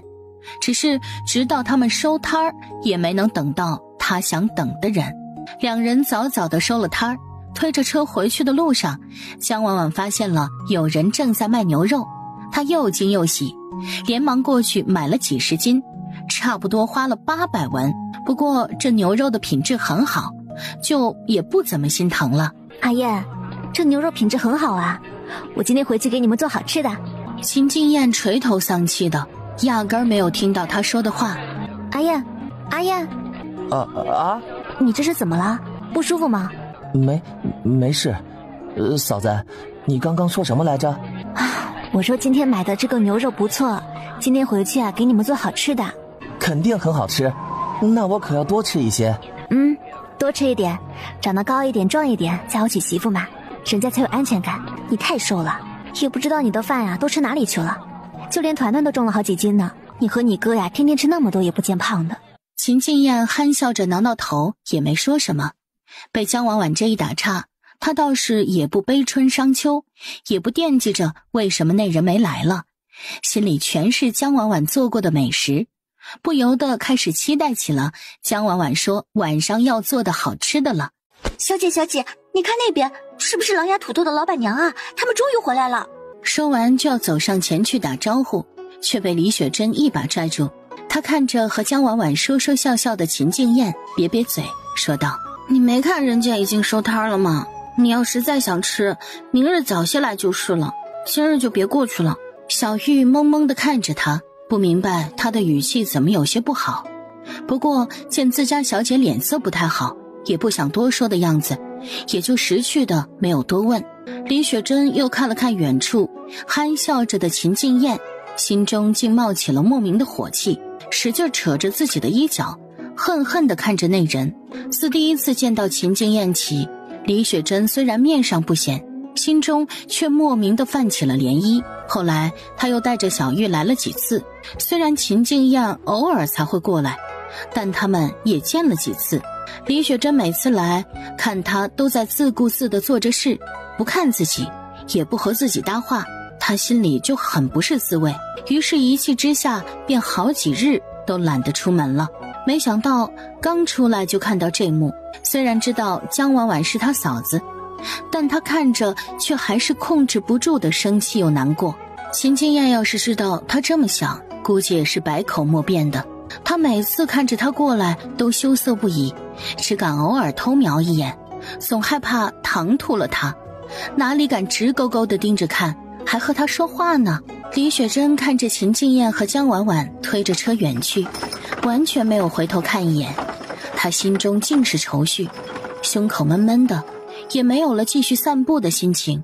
小玉，我们回去吧，我不想逛了。小玉看她实在心情不佳，也不勉强，就乖乖地跟着回去了。回来了，都卖完了吗？爹娘哥，你们不知道，今天我们去的时候，我们的摊位上有人了，也在卖土豆。以前在咱们这里吃的人，有些都跑他那里去了。几人听着这话都皱起了眉。江婉婉看着众人脸色不好，才说道：别担心，我们味道摆在那儿，那些书生啊都吃不惯他的，今天都在我们这儿买的呢，土豆和鱼丸也都卖完了。那就好，那就好。真没问题，我明天还是和你一起去卖吧。别担心，真没事，反正啊都卖出去了，而且你还得做安检呢，这个更重要。没事就好，那我去梦工房了。啊，对了，你和阿弟饿不饿？娘做的菜还有呢。不了，连着吃了好几天的饭，有些腻了。我一会儿跟阿弟煮2碗面就行，让建房的师傅们多吃一些吧。秦母这段时间跟着江婉婉学了几道菜，现在也会炒菜了，再加上还炒了江婉婉买的猪肉，工人们见还有荤菜，喜不自胜，都吃得喷香。因为江婉婉没在，所以他们一家也都跟着工人们一起吃。只是团团吃惯了江婉婉做的饭，就有些挑食了，但他又怕奶奶伤心，就坚持着吃了小半碗饭便停下了。他今天怎么吃得这般快啊？估计是挑食呢。听到这里，江婉婉哪儿还能不明白，笑着走到小家伙旁边。团团有没有吃饱啊？娘亲给你蒸2个鸡蛋好不好？团团眼睛一亮，笑嘻嘻的点头。不过娘亲悄悄地帮团团蒸好不好？不要让奶奶看见。好，咱们偷偷的吃。秦晋池看了看母子2人悄悄说着话，唇角带笑的摇摇头，就又去了木工房。江婉婉给自己和秦晋燕一人煮了碗面，又给团团蒸了碗蛋羹，3人就坐在厨房里吃。等他们吃完，工人们也继续去盖房子了。收拾了下碗筷，他便取出刚刚买的牛肉，留出6、7斤他们一家晚上吃，再留4、5斤的牛腱子肉做个卤香牛肉，剩下的就做成牛肉干。现在时间还早，江婉婉就决定先把要做成牛肉干的牛肉先腌制起来。腌制上牛肉，江婉婉就去和秦父秦母他们一起切土豆和剁鱼肉了。这2天要用的鱼都还是他们昨天去捞的，今天用完就没了。想到这儿，江婉婉就对秦父说道：爹，我和晋池想着我们以后用到的鱼就都让别人捞上来，我们1文钱1斤收购，您觉得怎么样？可以，我们现在都忙，也都没时间去捞鱼，1文钱1斤收的话，有好些人家肯定都很乐意的。不过收1、2家人的就足够了，多了我们也要不了。我看隔壁的李三儿最近也没什么事儿，要不就让他帮咱们捞吧。我看你今天都卖完了，是不是50斤还是不够啊？我们还是先做50斤吧，这样的话3哥他们一家人捞就够了。爹，您帮我去跟他说说吧，晋池还在木工房忙着呢。那行，我现在就去跟他说说。才片刻功夫，秦父就回来了。李贵听说他们要收50斤的鱼，还1文钱1斤，可高兴坏了，哪里还会拒绝？解决了一桩事，江婉婉心里也就放心了些。几人很快就把土豆和鱼丸都给弄好了。团团这时刚好带着狗蛋儿和2娃进来了。狗蛋、2娃，你们今天晚上在婶婶家里吃饭吧？婶婶今天做好吃的哦。谢谢婶婶。宝贝，你带哥哥们去玩吧，我上次做的柿饼应该还有一些，你去找出来分给哥哥们吃。知道了，娘亲。说完就一只手一个，拉着狗蛋和2娃就进了屋。江婉婉和秦父秦母听着几个孩子在屋里开心的笑，他们心里也止不住的高兴起来。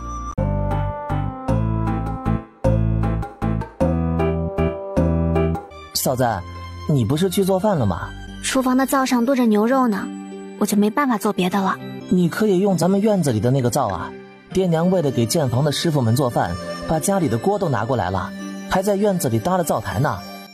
那太好了，你快帮我把火给升起来，我去弄南瓜。江婉婉把南瓜抱出来，把南瓜皮都给削掉，清洗一下就切成小块，开始上锅蒸。没过多久，南瓜就已经蒸软了。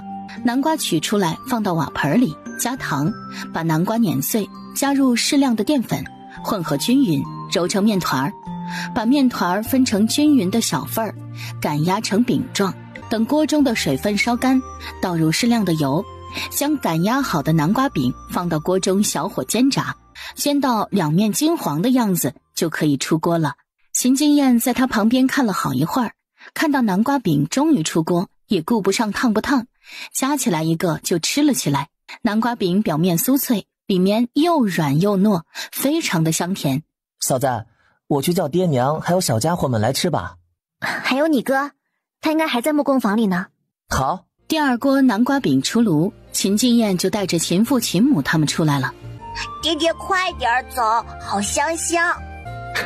好，小馋猫，狗蛋儿和二娃闻着味儿，不住地吞咽着口水。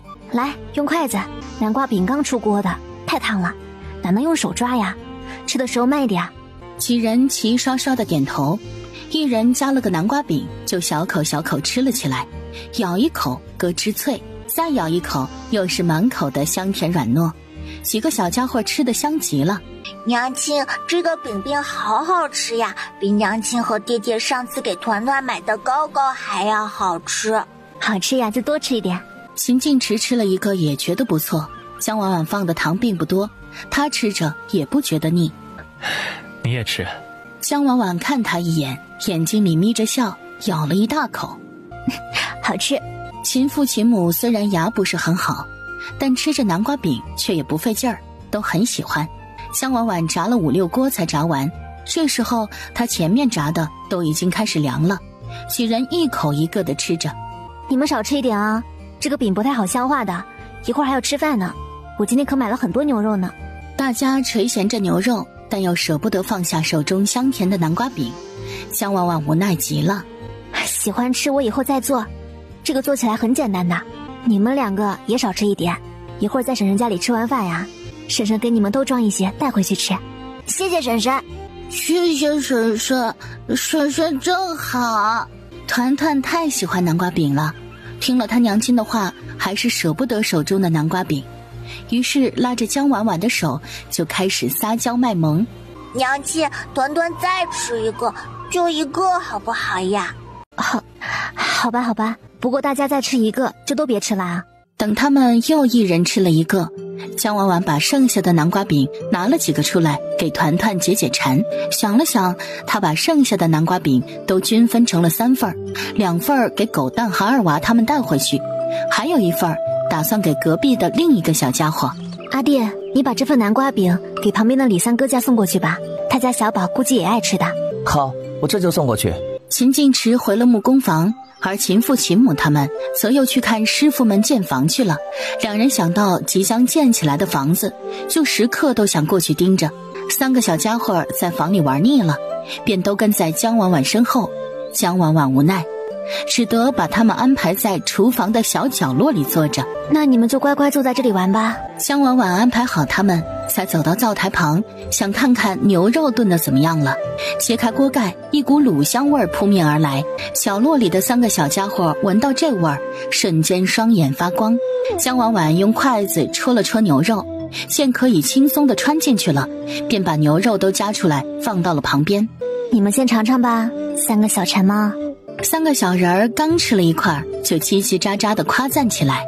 好好吃啊，团团好喜欢，肉肉软软的，嫩嫩的，还香香的，是不是呀？真好吃，婶婶是世界上最厉害的婶婶，这个肉肉太好吃了。好吃啊，团团，这就是牛肉吗？怪不得这么好吃。因为我娘亲做的好吃呀，我娘亲最厉害了。厉害。江婉婉听着他们的一波彩虹屁，肚子都笑痛了。小宝贝怎么样都确实很可爱呢。把锅中的卤水都倒进一个大瓦罐里，也不再管他们，开始做别的。过了一会儿，牛肉也煨得差不多了。江婉婉打开锅盖，加入盐和酱油调味，随后撒上一把葱末和香菜，再盖上锅盖焖一会儿。不一会儿，葱和香菜的香气就都进入了牛肉里，开始装盘。闻着香喷喷的卤牛肉，江婉婉忍不住吃了一口，肉质细嫩，卤香味十足的同时，还有浓郁的蒜香味和酸辣味，只一口就让人口齿生津了。江婉婉忍住馋意，招呼着几个小人儿去小厅，自己则把饭菜都端上桌。秦静燕闻到浓郁的香味，循着味儿走了进来。快去叫爹娘他们吃饭，这都什么时候了？工人都下工了吧？早下了，我和爹娘他们在那边看了好一会儿呢。爹娘他们就在后面呢，应该马上就到了。我去叫我哥吧。去吧。江婉婉咬着饭，一份一份地放到他们面前。这时秦晋池和秦静燕走了进来，秦父秦母则走在他们后面。你们都快坐下吧，今天的牛肉很新鲜，我买了好多，今天做的全都是牛肉，都多吃一些。秦晋池端起碗，就夹了一块红酒煨牛肉放进嘴里，牛肉吸收了红酒的酒香味儿，一口咬下去，牛肉软嫩多汁，隐隐约约的酒香味儿混在香甜的酱汁里，在唇舌间徘徊。这牛肉怎么有一股浓浓的酒香味儿啊？这个呀，是我用前几天酿的红葡萄酒小火慢煨出来的，当然有酒香味啦。酒竟还能用来做菜？秦静燕正在埋头苦吃，她只知道很好吃，也不管是怎么做的。秦父秦母刚刚都在吃卤牛肉，闻言连忙都夹起一块红酒煨牛肉吃了起来，两人吃得停不下嘴。不过秦母看看团团，也伸出筷子去夹，忙问道：乖孙他们能吃吗？这可都是酒啊。当然可以吃啦，这红酒煨的过程中啊，就只剩下酒香了，不醉人的。秦母这才放下心来，专心地吃起了牛肉。秦晋池吃了好几口红酒煨牛肉，才把筷子转了方向，夹了一块卤香牛肉尝了尝。卤牛肉香味十足，酸辣软嫩，竟一点儿也不比红酒煨牛肉差。香婉婉见秦晋池格外喜欢今天的牛肉，暗暗记在心里，以后遇到有牛肉卖的就多买一些。吃饱以后，天已经黑了。秦父秦母他们收拾碗筷，香婉婉和秦晋池就带着团团一起把狗蛋儿和二娃给送回去。三个小家伙牵着小手，蹦蹦跳跳地走在中间。秦晋池和江婉婉一边一个牵着他们的手，很快就到了狗蛋儿家。大牛叔叔，大牛叔叔，团团把狗蛋儿哥哥送回来了，快开门呀！大牛打开门就看到自家门口齐齐地站着三个小人儿，稍稍高一些的那个可不就是自家儿子吗？狗蛋儿又给你们添麻烦了，还得让你们帮忙送回来。大牛哥这说什么话呀？这般见外做什么？你们要不进来坐坐吧？大牛叔叔，我们还得送二娃哥哥回家呢。好吧，那你们路上慢些。大牛哥，这是我们今天做的南瓜饼，狗蛋儿啊很喜欢吃的，你和嫂子也尝尝吧。那我可就不客气了，弟妹的手艺可真是没得说。那大牛哥，你们快进去吧，我们这就送二娃去了。行，你们去吧。很快他们把二娃也送到了家。二娃哥哥，团团回去了哟，明天我们再一起来玩。好。团团看着他们进了屋，才双手牵着他爹爹娘亲往回走。他有人牵着也不怕摔，在中间一蹦一跳的，玩得可开心了。江婉婉和秦晋池紧紧地牵着他，也由着他玩。一家三口迎着月色很快回了家。回到家时，秦父秦母他们已经收拾完回老房子那边去了。秦静燕倒是还留在这儿看家，见他们都回来也就回去了。今天累了一天，江婉婉给团团洗完澡，就带着他躺到了床上，但秦晋池却还没进来。正在江婉婉疑惑不解时，他才慢悠悠地推开门。爹爹好慢呀，团团和娘亲都要等得熟了。爹爹这不是来了吗？团团被他亲得直痒痒，咯咯笑着，伸着小手也要挠他，却丝毫没有用。爹爹讨厌，爹爹坏，娘亲你快帮帮团团呀！哎呀，你们俩别玩了，晋池，你也别逗团团了。爹爹坏死了，团团不要和爹爹玩了，再也不理你了。第二天一早，江婉婉醒来时，秦晋池也刚起床，团团还睡得香，江婉婉也不吵醒他，让团团睡着，等一会儿爹娘他们过来会叫他起来的。还早，你再睡会儿吧。我昨天腌制的牛肉还得处理一下呢。好，那我去梦工房了，你一会儿和阿弟路上慢一些。好，知道了。江婉婉简单洗洗，就去厨房把昨天腌制的牛肉端了出来。牛肉昨天下午就腌上，到现在已经完全入味了。江婉婉就把牛肉表面的香料之类的东西都去掉，就把牛肉摊放在厨房的外窗台上晾晒，那里一整天都能照到日光，是个不错的位置。把牛肉处理好，秦静燕和秦父秦母他们也过来了。嫂子，你弄好了吗？我们出发吧。马上就来。爹娘，你们让团团多睡一会儿，再叫他起来吧，他昨天睡得有些晚了。好，你们路上慢点儿。知道了，你们进屋吧，我和阿弟走了。快进去吧，这大早上的凉飕飕的。江婉婉把今天的鱼丸分了一半，土豆也分了一些出来，留给书院的书生们，剩下的就留着散卖。他没想到的是，这些竟还完全不够卖。昨天有人觉得8文钱太贵，就和别人拼着买一份鱼丸，尝了一下觉得好吃，又想回来买时早就卖完了。他们今天倒是学乖了，一大早上就在这等着呢，知道好吃也就不愿意和别人拼了，甚至一狠心还有要4份5份的。昨天拢共也就准备了50来斤的鱼丸，又分出来一半，这会儿人多，才一会儿就卖了个精光。连带着土豆也卖了大半。后面闻风过来要买的人见鱼丸都卖没了，都后悔自己多睡了会儿懒觉，不然也能买到香喷喷的鱼丸了。不过所幸土豆还有一些，他们也聪明，知道再不买土豆估计也要不了一会儿就没了，于是你一份我一份的，竟比以前还卖得快，1个时辰不到就都卖完了。两人就坐在摊位旁休息，旁边的林二娘恨恨地看着他们。自从他们一来，她的土豆就1份也没卖出去，还有那什么老石子的鱼丸，竟卖得比土豆还好。她想不明白，怎么8文钱一份都会有人买，她的土豆明明那么便宜，这些人是眼瞎不成？秦静燕扭了下头，就看到了她那副咬牙切齿的模样。秦静燕顿了一下，眼睛微眯，面无表情地盯着她。林二娘回过神来，就看到了秦静燕墨色沉沉的目光，她心里一跳，吓得慌忙扭过了头去，也不敢再嫉恨地看着他们了，只是在无人看见的地方，眼中的恨意和怨怼如同刀子一般锋利。过了一会儿，像是想到什么，才慢慢狰狞地笑了起来。反正他相公可是个厉害的，让几个人给他们找点麻烦可不费事儿。离书院下学还有好一会儿，江婉婉和秦静燕都等得有些无聊。秦静燕原本歪歪斜斜地靠着墙坐着，不知是看到了什么，猛然坐直身体，眼睛不由自主地瞄着快到摊位面前的人。大人，您别叫我大人，今日就是带我女儿出来散散心。秦静燕光顾着观察李雪珍了，看到李远，又结合他说的话，他才反应过来，原来面前的这人竟是县令大人的女儿吗？那他岂不是毫无希望了？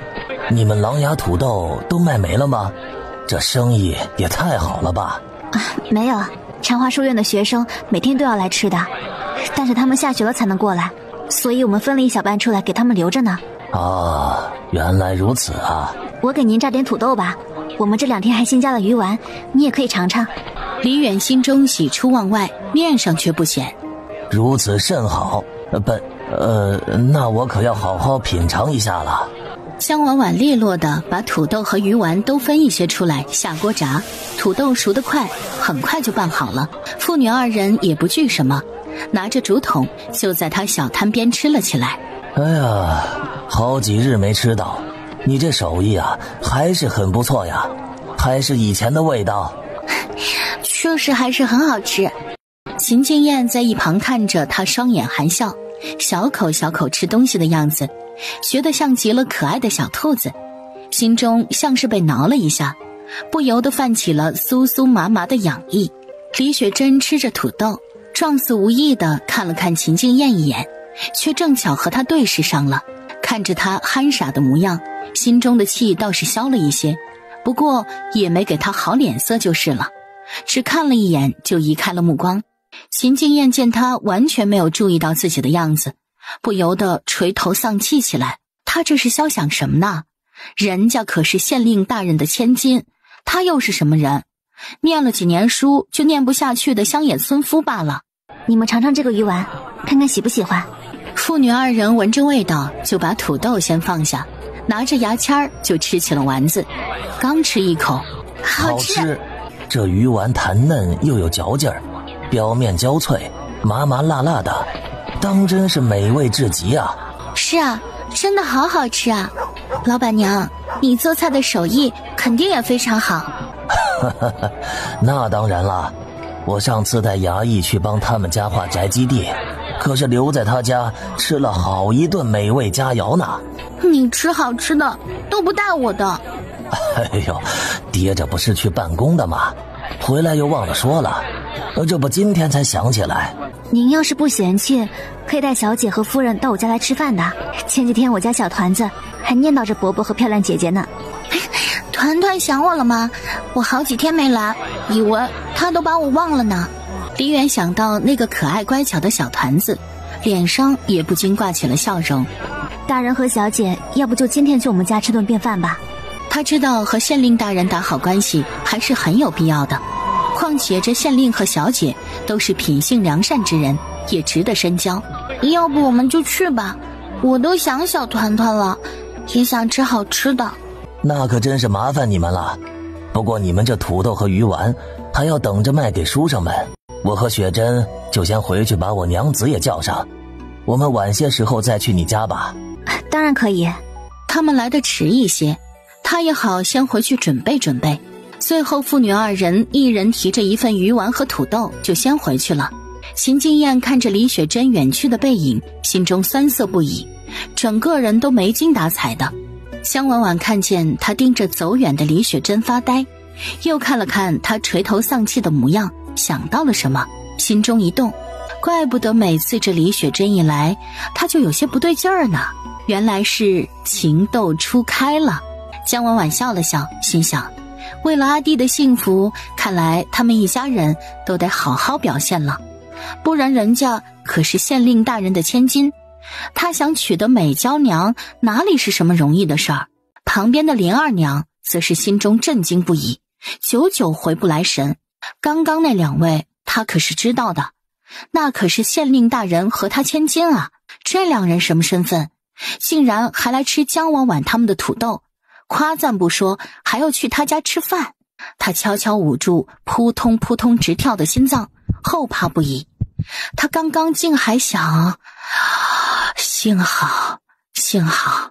老板娘，我们都快饿死了，土豆还要多久才能好啊？快了，土豆熟得快。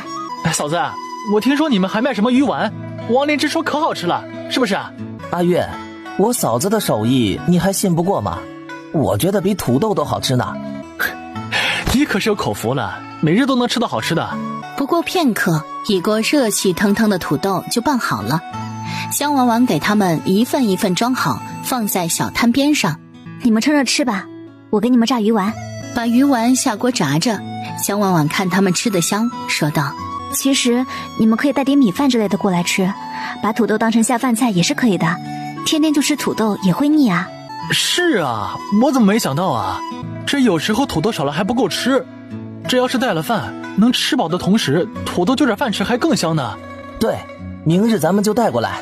很快炸得焦黄的鱼丸就出了锅，众人一人一份儿，拿着自己那个竹筒就迫不及待地塞进嘴里吃了起来。只是一份鱼丸很快就下了肚，完全不够吃。老板娘，你这鱼丸怎么这么少啊？完全不够吃啊，刚把我的馋虫给勾出来就吃没了。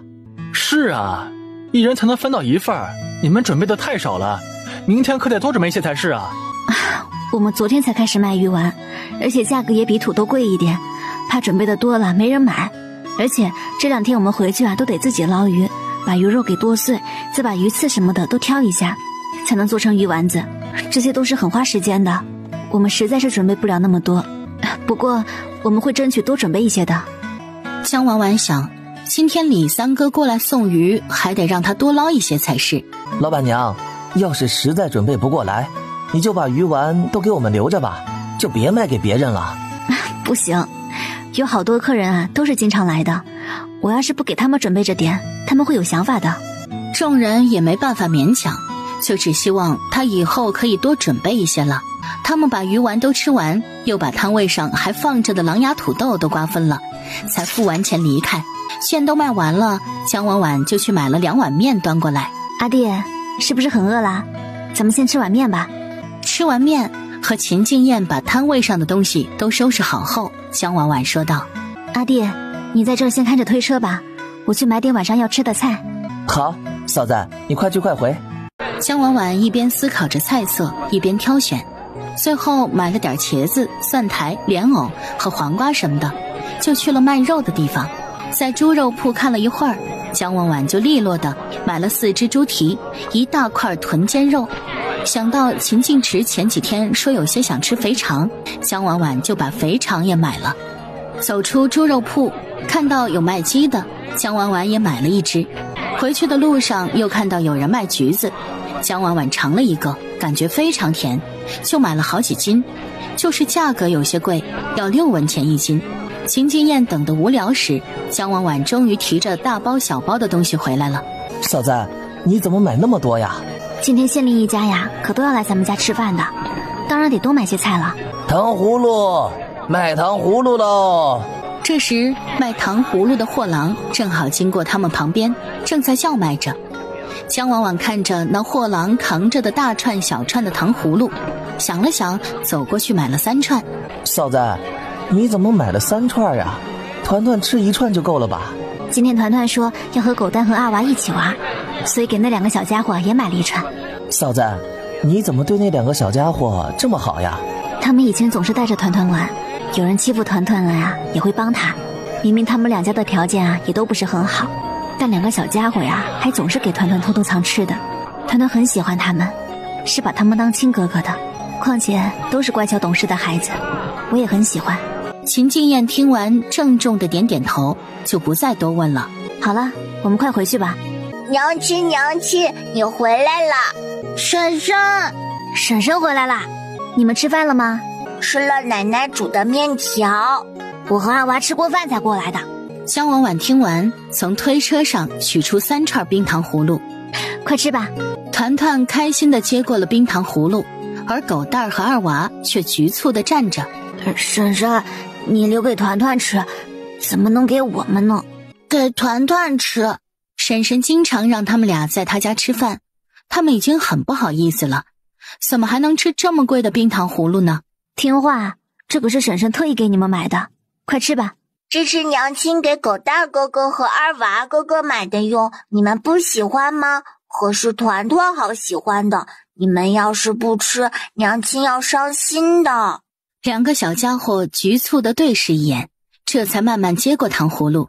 江婉婉摸摸他们的头，快吃吧。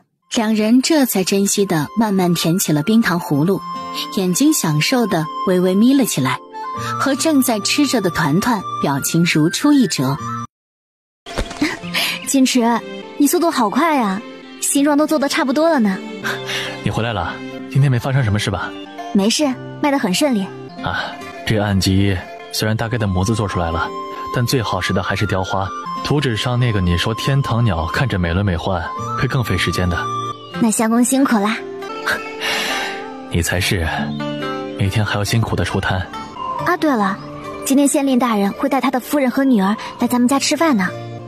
怎么突然？今天县令大人好像木修，带着他的女儿来买土豆了，我就顺嘴邀请了他们。那我去帮你吧。好。2人走出木工房，秦父秦母也回来了。爹娘，今天县令大人要来咱们家吃饭了，我和晋池要去做饭，就要辛苦爹娘弄一下土豆了。大人什么时候来呀？我们……你们别紧张，上次你们也看到了，其实县令大人挺好的，也不严肃，你们呀就像上次那样就行了，只是吃个饭而已嘛。好，那我和你爹就弄土豆吧。对了，李贵已经把鱼送过来了，你爹称了一下，足足有60斤呢，会不会有些多呀？不会，60斤都不一定够呢，今天50斤的鱼丸就完全不够卖的。那我们要不再自己去捞点儿？不用，你们明天让李三哥多捞20斤左右就行了，卖太多大家很快就会吃腻的。 2人这才点点头。江婉婉和秦晋池进到厨房，他看到窗台上的牛肉条，才想起牛肉干还没烤呢。好在秦父在外面搭的灶台很大，灶台内部还有很大的空间，把上面的灶台口堵住的话，完全可以当一个简易的烤箱。江婉婉把牛肉条都放进托盘里，然后把灶台口堵住，托盘架在灶台里面。所幸灶台里还有很多做完饭还没熄灭的木炭，就让牛肉慢慢在里面烘烤就行了。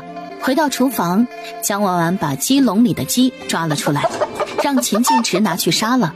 他把饭蒸上，又把肥肠、猪蹄和臀尖肉都拿出来，把肉清洗干净，切成合适的方块，放在一旁备用。猪蹄放进灶火里烧一下，去掉猪毛的同时，还可以去除猪蹄表面的腥味儿。把猪蹄取出来，用刀把猪蹄表面的炭黑处都刮掉。猪蹄清洗干净，剁成小块，放到一旁备用。哎，我来切吧，要切成什么样？大概剁成和你的大拇指一般大的小块吧。秦晋池点点头，开始动作起来。这时灶台上的饭还没蒸好，姜婉婉就出去看一下牛肉烘烤的怎么样。姜婉婉估摸着这段时间应该已经烤得差不多了，把托盘取出来，她拿了一根牛肉干尝了尝，入口麻辣鲜香，很有嚼劲儿。她满意的点点头，做得很成功。来，你尝尝我做的牛肉干。秦晋池闻着味儿就知道味道肯定很好，把肉干叼进嘴里嚼了一下，满口的麻辣鲜香，而且很有嚼劲儿，越嚼越香。好吃，很有嚼劲啊。当然啦，牛肉干就是这么做的，这是我特意做的零食，凉了也可以吃，平时无事嚼着吃也是很有味道的。再给我来一根。说完还张大了嘴巴。姜婉婉见他难得表现出来的馋样，笑了笑，又给他喂了一口。姜婉婉把牛肉干用碗装了一些出来，剩下的先放着，说道：我把碗里的呀送去给小家伙们尝尝。哎，去吧。姜婉婉把碗放到小厅的餐桌上，招呼着几个小家伙：你们别玩了，快进来吃牛肉干。秦晋燕听到有吃的，忙不迭的就把几个小家伙带了进来。娘亲，香香的，这是什么呀？这是牛肉干，你们都快尝尝吧。几人都拿了一根牛肉干吃了起来。刚开始一入口就是麻辣鲜香的味道，已经很香了，但是慢慢的却越嚼越香，每个人的腮帮子都鼓动着，吃得香极了。秦晋燕混在几个小家伙中间，也不显突兀，莫名的还多了几分少年人的可爱。团团，你把牛肉干也端去给爷爷奶奶尝尝吧，娘亲和你爹爹继续做饭去了。好，团团就去。姜婉婉也不管他们了，径直回了厨房。回去时，秦晋池的鸡自己剁好了，他又拿了牛肉干嚼了起来。姜婉婉好笑地看了他一眼，看来这人非常喜欢呢，不由琢磨着以后也可以买点猪肉回来做猪肉脯。想了一会儿，姜婉婉也不再管他，走到灶台旁，揭开锅盖，糙米饭的香味儿瞬间氤氲满室。姜婉婉深吸口气，把蒸好的饭都舀出来，才洗洗锅，开始做饭。先把洗干净的猪蹄清水下锅，加葱和姜片，再加点前几天买的黄酒，盖上锅盖焯一下水。焯水后的猪蹄取出，在锅中倒油，放入姜蒜、辣椒、麻椒、香料炒香，把猪蹄倒进去翻炒几下，倒入开水，加点酱油、冰糖，盖上锅盖，开始大火炖煮。小半个时辰后，揭开锅盖，放了点盐调一下味，姜婉婉就加了一大块，吹了吹放到秦晋池嘴里。味道怎么样？有没有缺什么？好吃。好吃就行。然后就把猪蹄都舀到了陶罐里，把锅刷了一下，把切成块的臀尖肉下锅，加葱姜焯水，焯水后在锅中倒一点点油，把肉倒进去，煎至表面金黄后盛出。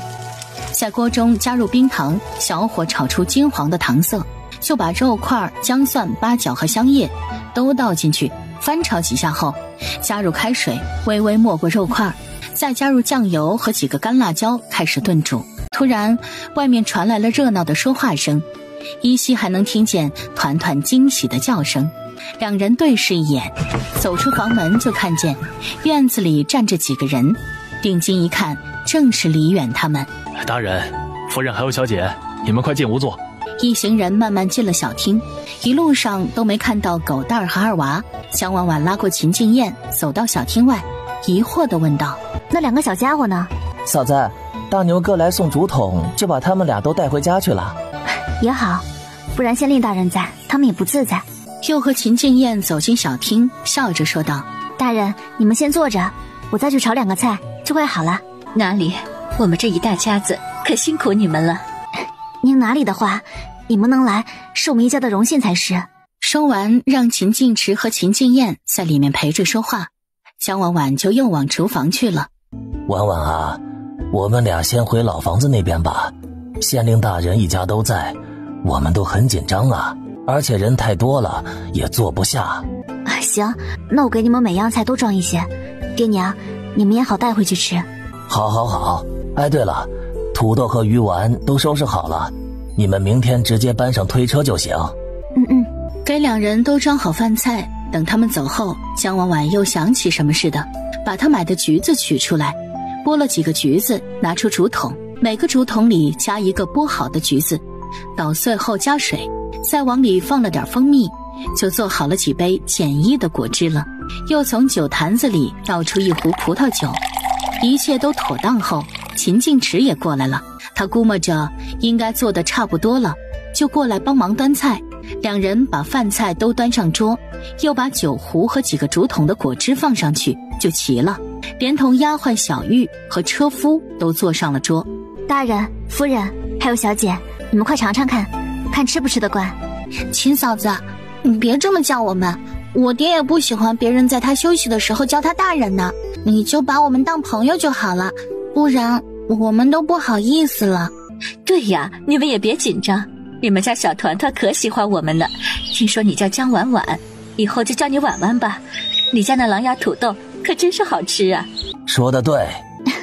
好，你们说什么便是什么。团团怎么了吗？我们说团团太可爱了，我们都好喜欢。闻言，团团看着众人盯着他的一双双眼睛，羞涩地捂住小脸儿，躲在了李雪珍腰侧。李雪珍只觉得他更可爱了。好了，不说了，我们吃饭吧。团团想吃什么呀？姐姐给你夹。大人，你们都快动快吧。说完，还给李远倒了一杯葡萄酒。我们这后面啊，又酿了几坛子葡萄酒了。您要是喜欢，一会儿搬回去一坛，反正你们也是驾了马车来的。好，那我就恭敬不如从命了。娘亲，这是什么呀？有小橘子的味道。今天我买了几斤橘子，我想着大部分人也不喝酒，就简单的给每个人做了一杯果汁，吃着菜偶尔的喝一口，可以解解腻嘛。团团听完就迫不及待的喝了一口，他的大眼睛直发光。娘亲，好好喝呀！漂亮姐姐也喝。李雪珍也好奇的端着竹筒喝了一口，确实好喝，比茶还好喝。我上次带回去的糯米茶，你可是给我喝了好多呢，我也尝尝这个果汁吧。李远喝了一口，咂咂嘴说道：这还是适合女孩子和小团团喝，我呀还是喝这酒比较合适。静池啊，你们两兄弟能喝吧？陪我喝几杯。秦静池笑了笑，欣然应允。李远看了看桌上的菜，犹豫着夹了一块红烧肉，只吃了一口就惊喜地说道：这肉是怎么做的呀？婉婉这手艺当真是绝了，竟比上次吃到的那蒜泥白肉还要好吃啊！您喜欢就好，以后可以带着夫人和雪珍都来家里做客。这是什么肉啊？怎如此好吃？漂亮姐姐的娘亲，这是猪蹄儿哦，团团经常吃，可好吃了。什么漂亮姐姐的娘亲呢？我估计都能做你的爷爷奶奶了。小脑袋怎么也想不明白，她为什么能做奶奶？她的奶奶都有白头发了，可是漂亮姐姐的娘亲还和漂亮姐姐一样好看啊。夫人，您和大人都太年轻了，哪里是能做人奶奶的人呢？我们家的雪珍都快到嫁人的年纪了，哪里年轻啊？还有，以后你们就叫我们叔叔和婶婶就行了，我很喜欢你们，也就别再大人夫人的叫了。团团还是叫我们爷爷奶奶吧。江婉婉刹那间想到秦静燕对李雪珍的想法，高兴地应下来，这样以后就不会乱辈分了。李雪珍听完，装作无意地瞥了秦静燕一眼：那以后团团就叫我小姨吧。团团知道了。江婉婉又给几人都用公筷夹了几样菜，犹豫着说道：这椒麻鸡味道应该也不错的，用来下酒正好。好。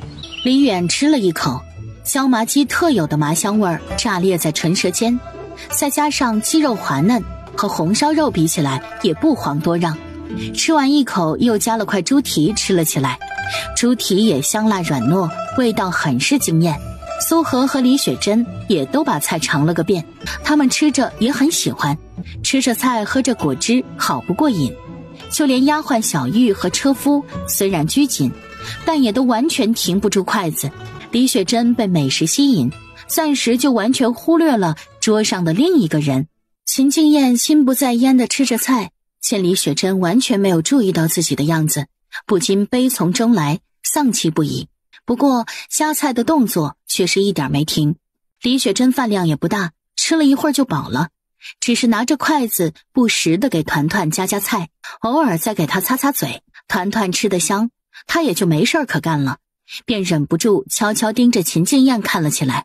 秦敬燕觉得自己没希望了，便化悲愤为食欲，吃得可香了。李雪珍看着他眼中只有吃的，憨憨傻傻的，嘴角还挂了点酱汁，不由得笑了一下。苏荷见他莫名的笑着，奇怪地看他，顺着他的目光看过去，可不就是满嘴油光的秦敬燕。苏荷看着这幕，微微地皱了皱眉，他又观察了一下自家女儿，嘴角还不住地往上扬着。苏荷忧心地看着他，一时都不知道该作何反应。李雪珍感受到了他的目光，看着秦敬燕的目光一顿，转头便和苏荷对视一眼，他眸光慌乱，紧张地垂下了眼睛。苏荷看着这一幕，还有什么不明白的？自家女儿这是看上了那少年？直到大家都吃完饭，苏荷都还有些回不过神来。吃饱喝足，天色渐渐暗沉下来，李远他们也要回去了。秦敬池和秦敬燕去搬葡萄酒。小姨、苏奶奶，你们什么时候还会再来找团团玩呢？等团团想苏奶奶的时候啊，我们就来看团团。可是你们还没有走，团团就开始想了。这小家伙呀，可粘人了。上次远叔来也是，他嘴上说着舍不得，结果他刚走啊，这小家伙就和村里的其他孩子玩得欢着呢。小孩子嘛，哪里记得那么多？情绪来得快，去得也快呢。是呀，两人聊了两句，秦敬池和秦敬燕就把酒抬了出去。车夫连忙也上前帮忙，把酒慢慢抬上了车。秦敬池进到院子里，贤侄啊，改天带着婉婉、阿燕还有小团团来我家做客啊。袁叔放心，有空一定去。那我们就先回了。三人走出房门，江婉婉才拍了拍脑袋，他还说给他们装点牛肉干呢，都给忘了。阿弟，你让远叔他们等一下，我进去给他们装一点牛肉干。秦敬燕听完连忙跑出去，看着李雪珍走在最后。等一下，我嫂子说还要给你们装点牛肉干，你先等一等。两人对视片刻，秦敬燕看了他几眼，便脸色通红地移开了目光。你很讨厌我吗？天色很黑，李雪珍只能隐隐绰绰地看到他的脸，见他只是看了自己一下便移开了目光，他的心里就像针扎了似的，刺痛不已。你怎么了？怎么声音这么哑？不会是染了风寒吧？哦，对了，我嫂子前不久也染过风寒，我见她还有药，我先去给你熬一碗，你喝了再回去吧。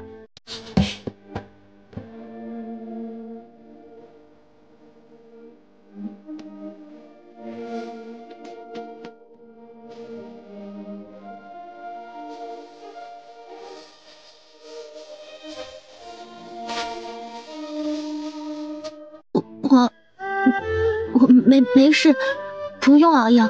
李雪珍羞赧不已，她只是想拉住他的衣角解释一下，哪儿成想会。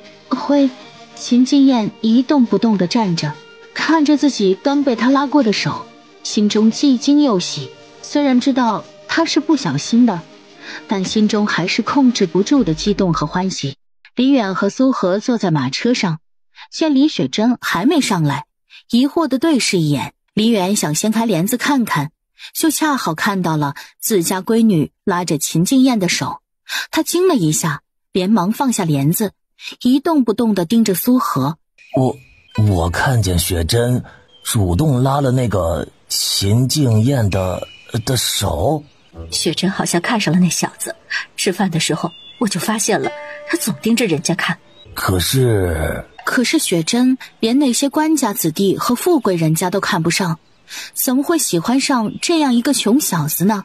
可是转念一想，当初苏荷和他在一起时，他又何尝不是秦静燕如今这副模样呢？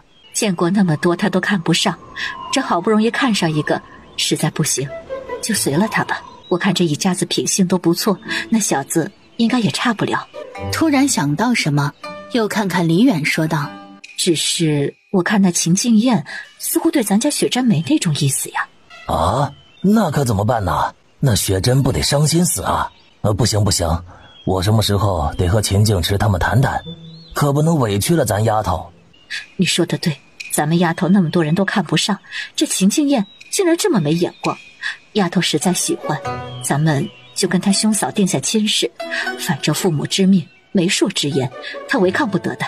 今天秦父秦母没在，两人倒是完全忘记了还有秦静燕父母的存在，也莫名的从有些嫌弃秦静燕，就变成了要逼着秦静燕和他们家成亲，完全没有意识到有哪里不对。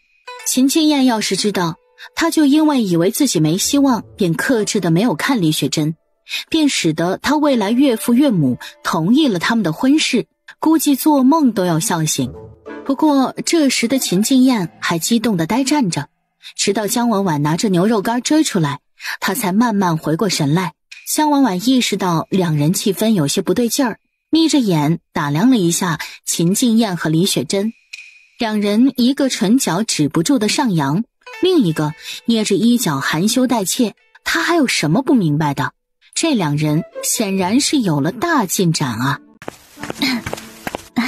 雪珍，这个是我今天做的牛肉干，你拿回去和远叔还有苏怡一起尝尝吧，我试试嚼着吃，还挺有味道的。谢谢嫂子。说完又觉得很不对劲儿，叫嫂子也太……不知是想到什么，他瞥了一眼秦静燕，又羞怯的移开眼。那我们就先回去了。说完便忙不迭的上了马车。秦静燕呆呆的看着远去的马车，愣愣的出神。还需努力呀。秦静燕回过神来，疑惑的看着他，过了一会儿才又惊讶又羞赧的说道，嫂子，你知道了？当然啦，你那目光时不时的就落在人家身上了，我还能不知道？嫂子，你觉得我有没有希望啊？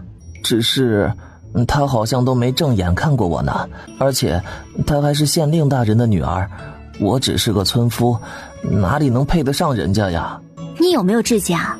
况且你写的故事还那么精彩呢，你是个有大才之人，不要妄自菲薄了。喜欢人家你就得有点实际行动啊，你不能光心里喜欢，你要找个机会告诉他，万一他要是喜欢你呢？而且啊，他要是突然和别人成亲了，我看你怎么办呢？到时候哭都找不到地方哭去。秦静燕想到那人会嫁作他人妇，神色惊恐，脸色白了白，然后又慢慢镇定下来，像是下了很大的决心。嫂子，你放心吧，我知道该怎么做了。江婉婉笑了笑，也不再多言。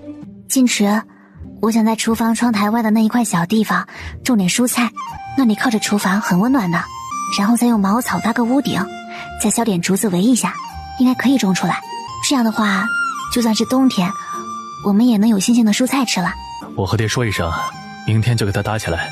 现在咱们卖土豆和鱼丸，我这2天算了一下啊，大概每天可以赚5两银子了，应该可以支撑着咱们呀把房子短时间内盖好。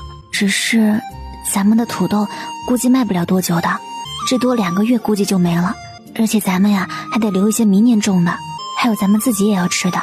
可是现在山上应该没有土豆了，我们要不去别的地方挖吧？那么远，哪里挖得过来啊？我是想咱们卖完土豆再做点别的东西来卖，只不过我还得再想想。好，不过估计到时候咱们的案几也早就做好了，应该也能卖不少银子的。团团自顾自地说着话，见他娘亲和爹爹只顾着说话，都不搭理他，小眉头皱得紧紧的。爹爹，娘亲。团团说什么呢？再说一遍好不好？团团刚刚说今天狗蛋哥哥很喜欢团团的小马车，爹爹你帮团团做一个，我们送给狗蛋哥哥当生辰礼物好不好？可是有个小家伙不是还生气了吗？所以爹爹答应你以后都给你做玩具，不给别人做了呀。可是狗蛋哥哥不是别人呀，团团很喜欢他们，他们也对团团很好。你娘亲跟你说笑呢，放心吧，爹爹帮你做一个吧，就当是咱们一家人的礼物。到时候娘亲就做点小零食送给他，好不好？好。几天后，狗蛋生辰这天，江婉婉和秦静燕早早就卖完东西回来了。秦静燕和秦父秦母要回老房子那边补一下屋顶，就早早的回去了。娘亲，咱们做什么小零食送给狗蛋哥哥呀？娘亲把材料都准备的差不多了，要不了多久就可以做好了。哦，那就好。爹爹早上的时候说小马车快做好了，团团要去看看。去吧，别跑啊，慢点走。团团知道了。看着一颠一颠快步走远的小人儿，江婉婉无奈地笑了笑，这才往厨房走去。她前些天自己做了白凉粉儿，今天又买了好几斤橘子和青葡萄，把橘子和葡萄的皮都给剥了，拿一部分出来单独都捣碎成橘子汁和葡萄汁，再把水果渣都过滤一下，然后在橘子汁和葡萄汁中都放入少许的白凉粉和白糖，小火煮开后，在里面分别加入了剥了皮的橘子瓣和青葡萄，然后将葡萄汁和橘子汁都倒入小碗中，把小碗都放入木质托盘中，盖上细密的纱布，就将托盘放到窗台上放凉。如今天气愈发的凉了，要不了多久就会凝成橘子果冻和葡萄果冻。前些天秦父秦母拿了好些花生过来，江婉婉想了想，打算用来做一个怪味花生。怎么了？找爹爹干嘛？爹爹，我们要送给狗蛋哥哥的小马车有没有做好啊？好了，这都问了多少次了？那爹爹快给团团看一看，是不是和团团的那个一样好看？秦静池把小马车从木箱子里取出来，递给了他。团团仔细观察着，哇，和团团的一样好看，一样威风。他新做的这辆马车和给团团做的那辆倒是相差无几，只是前面拉车的马匹种类不一样，马车的形状也不太一样。最特别的是在马车顶部刻了生辰快乐这几个字，其他的地方倒是都差不多。爹爹，这是什么呀？这是几个字儿，就是生辰快乐。哇，那狗蛋哥哥肯定会更喜欢的。爹爹，我要拿去给娘亲看。见他一蹦一跳地走出了房门，秦静池才拿起雕刻工具，继续做着刚刚的动作。娘亲，爹爹把送给狗蛋哥哥的小马车做好了，和团团的一样好看。慢点走，摔倒了怎么办呢？娘亲快看。江婉婉接过小马车看了看，雕刻的也很细致。娘亲，你是不是也喜欢小马车呀？娘亲可以玩团团呢，这个是给狗蛋哥哥的礼物，我们不能玩的。娘亲不玩，只是想到了别的事儿了。娘亲要做的小零食都做好了，团团快来尝尝吧。是什么呀？江婉婉把做好的南瓜饼、红薯饼、怪味花生都给他拿了点儿。快吃吧。他就拿一颗花生放在嘴里嚼了嚼。娘亲，这个是什么呀？好好吃呀，香香脆脆的。是爷爷奶奶那天给我们送来的花生啊。啊？那个花生他吃了2颗就没吃了，没什么味道，但他娘亲做的却特别好吃。大牛哥让咱们早些过去，嫂子快做好饭了。江婉婉点点头。爹爹，吃花生，娘亲做的，香香脆脆的，可好吃了。秦静池摸了摸他的头，从小碗里抓了一小把花生，一颗一颗吃了起来。怎么样？好吃，特别香。那以后我多做一些，你们无事的时候也可以抓一把嚼着吃。秦静池哪儿会不同意啊，连忙点头。是不是都准备的差不多了？我们走吧。先等等。把窗台边上的果冻端进来，把纱布揭开，里面原本的橘子汁和葡萄汁已经凝成了透明的果冻，晶莹剔透的。这是什么呀？能吃吗？娘亲，好漂亮呀，是小玩具吗？可是为什么用小碗装呀？可是里面还有橘子和葡萄呢。江婉婉拿过前几天秦妇编的小竹篮，把果冻一碗碗放进去装好，都还剩下好几碗。当然是吃的啦，这叫果冻，快尝尝吧。不过呢，就只能吃这些了啊，以后要去人家家里吃饭了，吃饱的话呀，到时候吃不下人家做的饭了，会很不礼貌的。果冻入口冰冰凉凉 ，Q 弹弹的，还能吃到里面清甜的果肉，团团喜欢的不得了。啊，娘亲，这个果果太好吃了。这个果冻要是更冰一些，肯定更好吃。等冬天的时候，我也多做一些冰着吃，也不会坏。三人分着吃了2碗果冻，江婉婉才把怪味花生、南瓜饼和红薯饼也给装好，和秦晋池带着团团就往狗蛋儿家走去。狗蛋儿哥哥，看，这是送给你的生辰礼物，是我爹爹做的哟，和团团的小马车一样好看。狗蛋儿，生辰快乐！这是婶婶给你做的小零食，希望你喜欢。狗蛋儿惊喜地接过小马车，谢谢团团，谢谢晋池叔叔，谢谢婶婶。大牛哥，你帮狗蛋儿拿着吧。哎呀，你们来就来，还带那么多吃食做甚呢？我家这个小捣蛋鬼呀，可没少在你家蹭吃蹭喝。大牛哥哪里的话，这2个小家伙和德正家的2娃，在我家的时候还帮忙洗土豆呢，别提多懂事了。三人在后面随意地聊着，团团和狗蛋儿则拉着手走在前面。狗蛋儿哥哥，我娘亲做了香香脆脆的小花生，做了甜甜的南瓜饼，还做了特别漂亮、特别好吃的果果，团团以前都没有吃过呢。狗蛋儿听着他的话，眼睛不由自主地往后看，瞄向他爹提着的那堆东西上。婶婶做的肯定特别好吃。他接着又研究起手中的小马车来，看着车顶的几个小字，惊讶极了。团团，这是字吗？对呀，爹爹说他刻了生辰快乐呢，和团团的很不一样。这字儿可真好看。我爹爹和娘亲说，以后要让团团去学堂念书考状元呢。狗蛋儿哥哥，以后我们一起去学堂吧，那样我们也可以写出好看的字儿了。听着他的话，狗蛋儿心中激动又紧张，还有一丝颓然。他知道村子里能去学堂的小孩并不多，他们村里就只有2个，一个是秦俊峰，他们家条件好一些，勉勉强强还是能凑出学费的，还有一个就是村头的蒋明，他爹爹可是秀才，所以把他送去学堂也是理所应当。可是他们家肯定是不行的。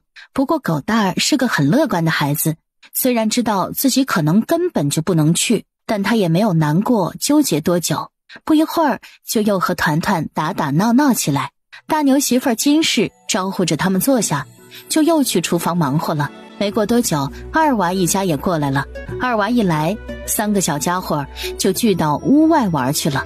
小马车真好看呢，你先玩着吧。2娃眼睛亮晶晶的，接过小马车，开心地放在地上滚动起来。团团则在一旁皱着小眉头，有些苦恼。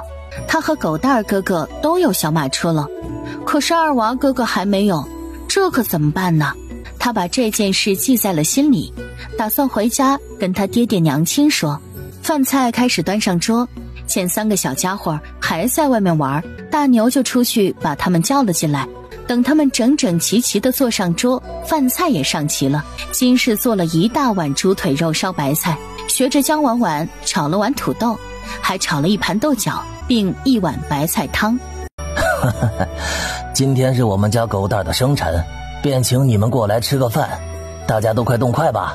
团团想到在家里时他娘亲教过他的话，便软软糯糯地开口道：祝狗蛋儿哥哥生辰快乐，希望狗蛋儿哥哥天天开心。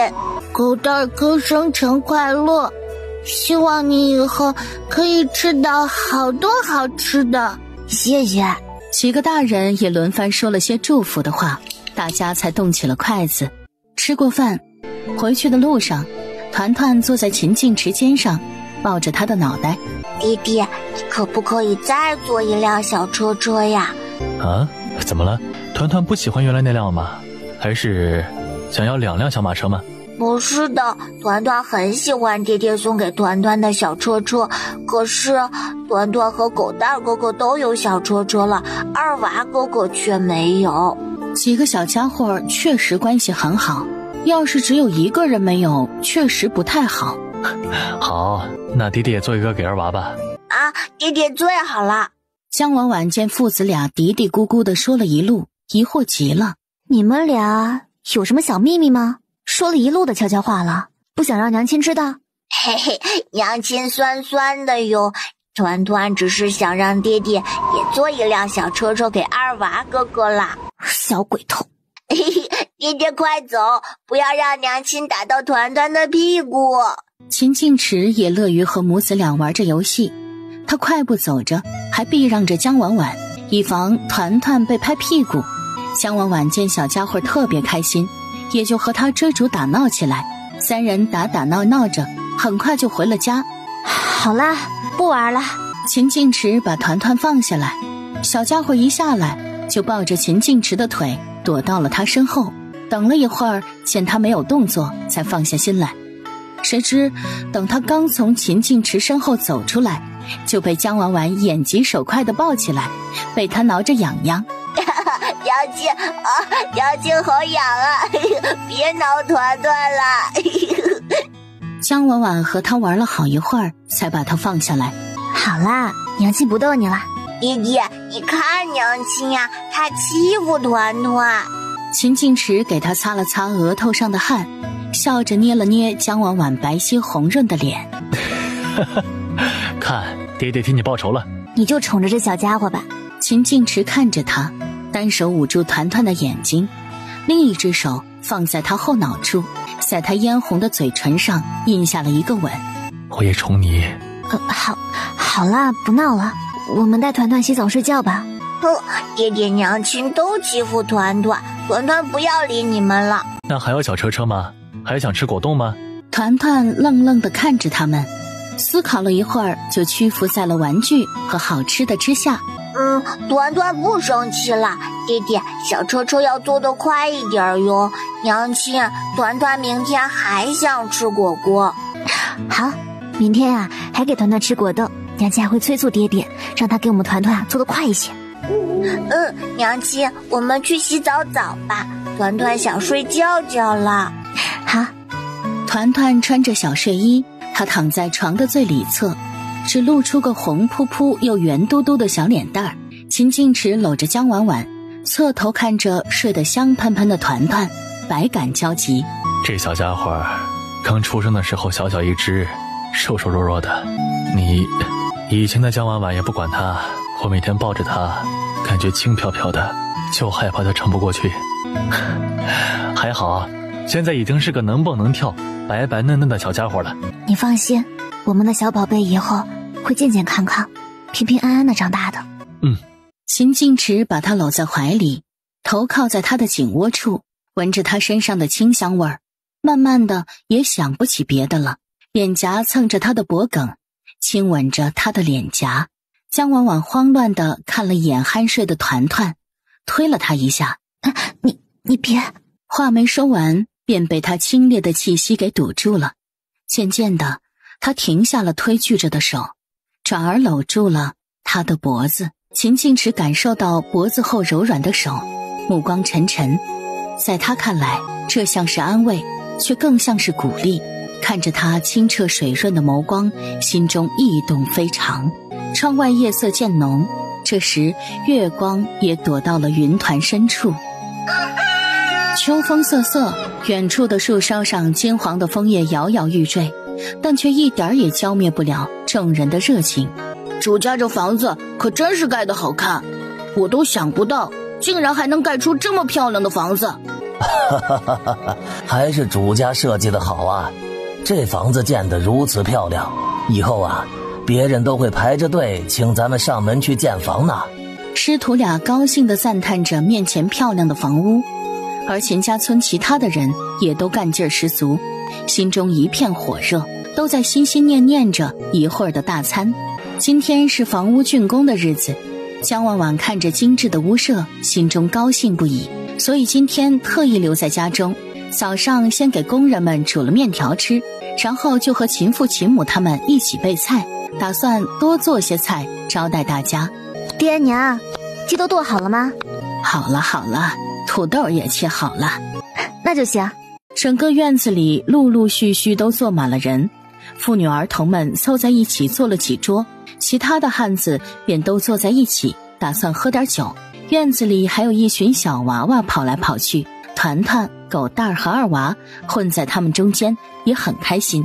3个小家伙关系好，勉强算是小主人，倒是很快就融入进去。其中还有几个粉雕玉琢的女娃娃，闻着饭菜的香味儿，奶声奶气地说着想吃。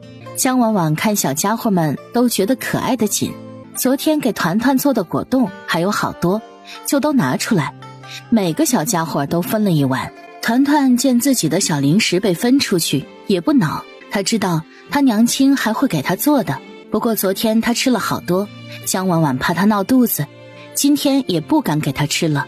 哇，这个是什么呀？好好吃呀！对呀，又香又甜，滑滑的，太好吃了。这个叫果冻哦，是我娘亲给我做的小零食，可好吃了。哇，晴晴，你娘对你真好，这果冻里面还有好多甜甜的小橘子呢。对呀，琪儿，你娘也太好了吧，我娘就不会做。团团正想继续说什么呢，江婉婉就把他抱了起来，然后招呼着这群小娃娃上桌吃饭。今天我家新房竣工，大家吃好喝好啊！不管男人女人还是老人小孩，从第一道菜上来时就开始垂涎欲滴了，而且还有那么多道肉菜，哪能忍住不流口水？现在主人家开口，就都一窝蜂拿起筷子吃起来。不过片刻，院子中就爆发出了此起彼伏的惊讶和喟叹。太好吃了！这方块的猪肉是怎么做的呀？软软糯糯，一半都是肥肉，但吃起来竟然丝毫不腻。还有这个肉特别嫩，麻辣鲜香，比上次我爹带我去县里酒楼中点的菜都要好吃呢。他便是秦俊峰，便是那村里为数不多的能去学堂的人之一。这是小鱼做的哟，很香香的。这是红烧肉，这是鸡块，这是小鱼丸，还有，这是团团很喜欢的蛋蛋，都很好吃的哟。这是鱼做的，是小河里的那个鱼吗？秦俊峰见团团理所当然的点点头，他小脑袋都在懵懵的发晕。坐在他旁边那桌的人听到团团的话，也都不可思议地盯着桌上的麻椒鱼看。各位叔伯，这坛子里的是我媳妇酿的葡萄酒，你们喜欢喝酒的话都可以尝尝。众人惊讶地打开坛子闻了闻，闻到浓郁的酒香，才确定秦家是真舍得把那么贵的酒给他们喝。最后这场竣工宴竟是吃了快1个时辰，喝了酒的男人们都晕晕乎乎的被自己媳妇儿扶着回了家。青青哥，你就让他留下来和团团他们玩一会儿吧，反正天色还早呢，咱们两家也离得近，晚些的时候啊，我再让晋池送他回去。秦晋见主人家都发话了，也就同意了。大牛夫妻和秦德正夫妻俩和秦晋池他们的关系很不错，便都还没走，打算留下来帮忙收拾一下。秦俊峰见江婉婉和秦晋池他们把院子都收拾好，正坐在桌子旁喝着茶，便局促地走过去。婉婉婶婶，晋池叔叔，怎么了，俊峰？婉婉婶婶，你是怎么做鱼的呀？为什么你做的鱼香香的，一点也不腥呢？因为婶婶加了很多香料啊，而且大家觉得鱼腥臭啊，是因为做的时候呢，都只是用水煮一煮，做法太简单了，这样是没有办法去腥的。秦俊峰像是听明白了的样子，若有所思的点点头。秦晋池没想到这小家伙会跑来问这种问题，江婉婉倒是觉得这小孩挺不错的，俊秀又礼貌。刚刚和团团他们坐在一起时，还会给弟弟妹妹们夹菜吃。俊峰哥哥，你要不要和我们玩呀？哦，好啊。俊峰哥哥，你和我们玩小马车吧，姐姐给我们做的可好玩了。桌子上摆放了3架小马车，风格各异，秦俊峰看着小马车，眼睛亮晶晶的。虽然念了1、2年的书，性子沉稳了些，但到底还是个孩子，还是喜欢这些小玩具的年纪。等天色渐渐黑了，秦父、秦母和秦金燕他们今天回去的很早，秦俊峰这时也依依不舍地打算回家了。俊峰在长华书院念书，是不是都在书院里吃饭呢？见他点头，江婉婉又继续说道：婶婶在县里摆摊卖好吃的，你们书院的大哥哥呀都会去吃呢。村长家的秦月哥哥也会去的。俊峰中午的时候呢，可以跟着秦月哥哥来找婶婶，婶婶可以给你加餐呢。好，谢谢婶婶。狗蛋儿和二娃早些时候就被他们爹娘给带回家去了。哥哥，你明天还来吗？哥哥明天要去书院念书了，不能来和团团玩了。不过等哥哥放假了，就可以找你了。好吧。看着他爹爹和俊峰哥哥慢慢走远，团团才叹了口气，牵着江婉婉的手进了门。娘亲，爹爹送俊峰哥哥回家，怎么还不回来呀？你爹爹他们刚去没多久，估计这会儿啊才到你俊峰哥哥家呢。哦，好吧。江婉婉见他嘟着嘴，很是烦恼的样子，就知道这小家伙是太无聊了。秦晋池回来时，看着他红润的嘟嘟嘴，疑惑地看了江婉婉一眼。团团这是见他小伙伴都走了，无聊呢。晋池，你的案几是不是也做得差不多了？这2天再收个尾，就大功告成了。等你的案几做完，就得给咱们新房子做新家具了。原本江婉婉想说直接买的，但秦晋池觉得还是他们自己做出来的质量更好。江婉婉后来也认为这样可以自己设计喜欢的家具样式，还方便布置新家，就答应了。不然秦晋池才做完案基，应该好好休息休息的。3天后，秦晋池就把案基彻底收了尾，剩下的就是找买主的问题了。不过他们也不着急，现在最重要的还是做新家具，布置新家。江婉婉打算先把大家的床都做好后，别的客房什么的就可以慢慢做了，还有衣柜、床头柜这些。想到这儿，江婉婉不住地皱着眉，需要做的实在是太多了，秦晋池哪里能做得过来？咱们需要做的家具实在是太多了，你肯定是做不过来的。要不把你师傅他们叫过来和你一起做吧，或者咱们把图纸给他，让他帮忙做一部分。那我们把图纸给师傅一些，让他来做吧。他的手艺自然是比我要好的，而且速度也很快。那行，咱们就按市场价给他吧。午后，李大山正在家里忙活着，就瞥见秦晋池紧张又犹豫地站在门外。他重重地叹了口气，才走到门口，没好气地说道：进来吧，你来找我干嘛？秦晋池连忙把图纸拿出来。师傅，我盖新房了，打算多点家具，但是一个人做不过来，就想请师傅帮忙做一些。李大山聚精会神地看着图纸，一时并未答话，看了好一会儿，才双眼冒光，激动地问道：你这图纸哪里来的？李大山被图纸上精美又简约的家具迷得脑袋都发昏了，这要是做出来卖，估计客人都会络绎不绝。这是我娘子画的图纸，是给我们新家设计的。你娘子？李大山回忆了好一会儿，他记得秦晋池的娘子可是个什么也不会，空有副皮囊的妇人呢，她竟能有这种大才能。婉婉现在很好了，她还设计了一套精美的案几，比图纸上这些家具好看数倍。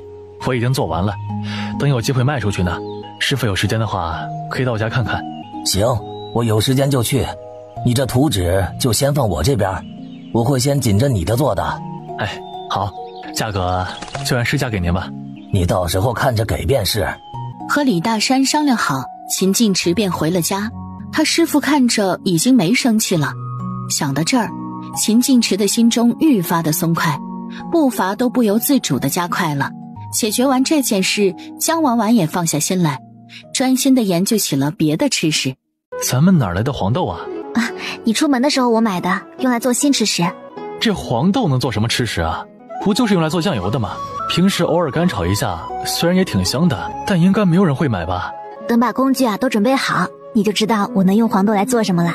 最后，秦晋池带着江婉婉画的铁板和石墨出了门。铁板得去铁铺定做，石墨倒是自己也可以做。之后，江婉婉和秦晋池又去卖了几天土豆，秦晋池就把豆腐需要的工具都准备好了。江婉婉估摸着土豆也不剩多少可以卖了，索性就打算暂时停了。老板娘，怎么就不卖了呀？那我们以后可吃什么呀？对呀，我媳妇儿可就指着土豆下饭呢。我们家土豆已经基本卖没了，不过过几天会有新的吃食的。但香香辣辣的土豆已经深入人心，即使后来有了鱼丸，它也就红火了一阵，完全没有撼动它的地位。大家自然都有些不相信新吃食会比土豆更好吃，不过知道人家土豆已经卖完了，也没办法了，只能祈祷新吃食也能有这样的好滋味。晌午，秦月带了秦俊峰过来，王灵芝和沈岩他们也在旁边。江婉婉见小家伙第一次来，土豆和鱼丸都给他少放了辣椒面。俊峰，快拿着吃吧，小心烫。其他人就还是照旧。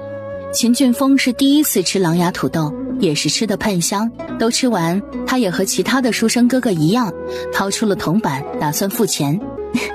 婶婶不是说要给俊峰加餐的吗？哪能还要你的钱呢？那谢谢婶婶。我叫你嫂子，这小家伙叫你婶婶，又叫我哥哥，这辈分属实是有些乱了。江婉婉也笑了笑，所幸他们也没有亲戚关系，乱一点倒也没事。众人吃完要回去书院了，江婉婉才连忙说道：我要休息几天了，之后不卖土豆了，不过会有新的吃食的。众人听着这话都纷纷愣住，江婉婉又无奈地解释了一遍，他们再不情不愿也只能无奈地接受了。等他们都回书院去了，秦晋燕和江婉婉开始收拾起了小摊儿。秦晋燕手中动作着，全然没发现李雪珍和小玉正从街头走了过来。李雪珍隔几天便会来他们小摊儿和她一起聊聊天。江婉婉远远地看见了他们，只好提醒旁边的呆子：雪珍来了。啊！秦晋燕抬起头，看着款步走来的人，连忙慌乱地整理了一下衣服。你来了？江婉婉看着不自在的两人，便做主带他们去吃面。自从2个月前李远带着李雪珍和苏荷来他们家吃饭，江婉婉提点了秦晋燕几句之后，她就变得主动了很多，会给李雪珍精心地准备小礼物，也会把她写的故事给李雪珍看。李雪珍原本就对她有好感，如今更是早已芳心暗许了。这后面李远和苏荷又带着她来家里吃了几次饭，这一来二去，他们也看出了两人都对彼此有意。他们原本还怕自己女儿伤心，这下自然是乐见其成的。几人走到面馆坐下。老板，今天有牛肉面吗？有，昨天恰好买了几十斤上好的牛肉。那来4碗牛肉面，每碗都多加1份牛肉。哎，好嘞。其中1份别加葱，多加点醋。李雪珍见他都记得自己的喜好，嘴角不住的上扬，心中甜蜜不已。吃完饭，李雪珍带着小玉陪他们去摊位那边推车，秦晋燕和他走在后面说着话。嫂子说这几日我们都不来摆摊了，不过过几天会卖新吃食，你记得来啊。李雪珍听他说要好几天不来，心中不免有些烦躁，即使有新吃食也提不上来劲儿。秦晋燕见他不开心，踌躇片刻。我和我哥学了几天，雕得有些丑，你别嫌弃。李雪珍眼睛亮晶晶的，把它拿在手里不住地把玩着，虽然并不贵重，但她却爱不释手。谢谢，我很喜欢。那我和嫂子先回去了。眼看他要走，李雪珍使劲捏了捏衣袖中的荷包，迅速地拿出来塞到他手里，便拉着小玉快步离开了。秦晋燕呆愣愣地看着他的背影，直到他们消失在了街角，他才后知后觉地低头看了看手中的荷包。青绿色的荷包上绣着一丛丛翠竹，很是清雅，依稀还能闻到若有似无的幽香。秦晋燕摩挲着上面的翠竹，我们该走了。嫂子，我们走吧。怎么样，婶婶做的小饼干好不好吃？好吃，好吃。娘亲，那是什么呀？爹爹说是做好吃的东西，是真的吗？对，一会儿啊，就用它来给我们家团团做好吃的。秦晋池从木工房出来，见他已经回来了，也连忙走过来。一会儿就做吗？反正也没什么事儿，做好啦，晚上你们就都可以尝尝了。不过狗蛋儿和二娃今天回去的早，倒是没机会吃到豆腐了。晋池，你快进来帮我把锅里的豆腐放进豆腐槽里。秦晋池听见他的喊声，连忙进去帮忙。忙活了1个多时辰，豆腐终于都压上了，只等它定好型就可以了。虽然豆腐还在压着，但木盆里的豆腐脑可有不少。江婉婉知道大家的口味都不一样，便调了咸甜2个口味的酱汁。好了，快来尝尝豆腐脑，我做了2种口味呢，你们都尝尝，看看喜不喜欢。团团和秦母都是喜欢甜的人，两人果断端起了加了甜料汁的豆腐脑，舀起1大勺就放进了嘴里。咸豆腐脑酸辣甜香，咸豆腐脑透着桂花和葡萄的花果香味，也是异常香甜。好好吃啊，滑滑的甜甜的，和果冻一样好吃。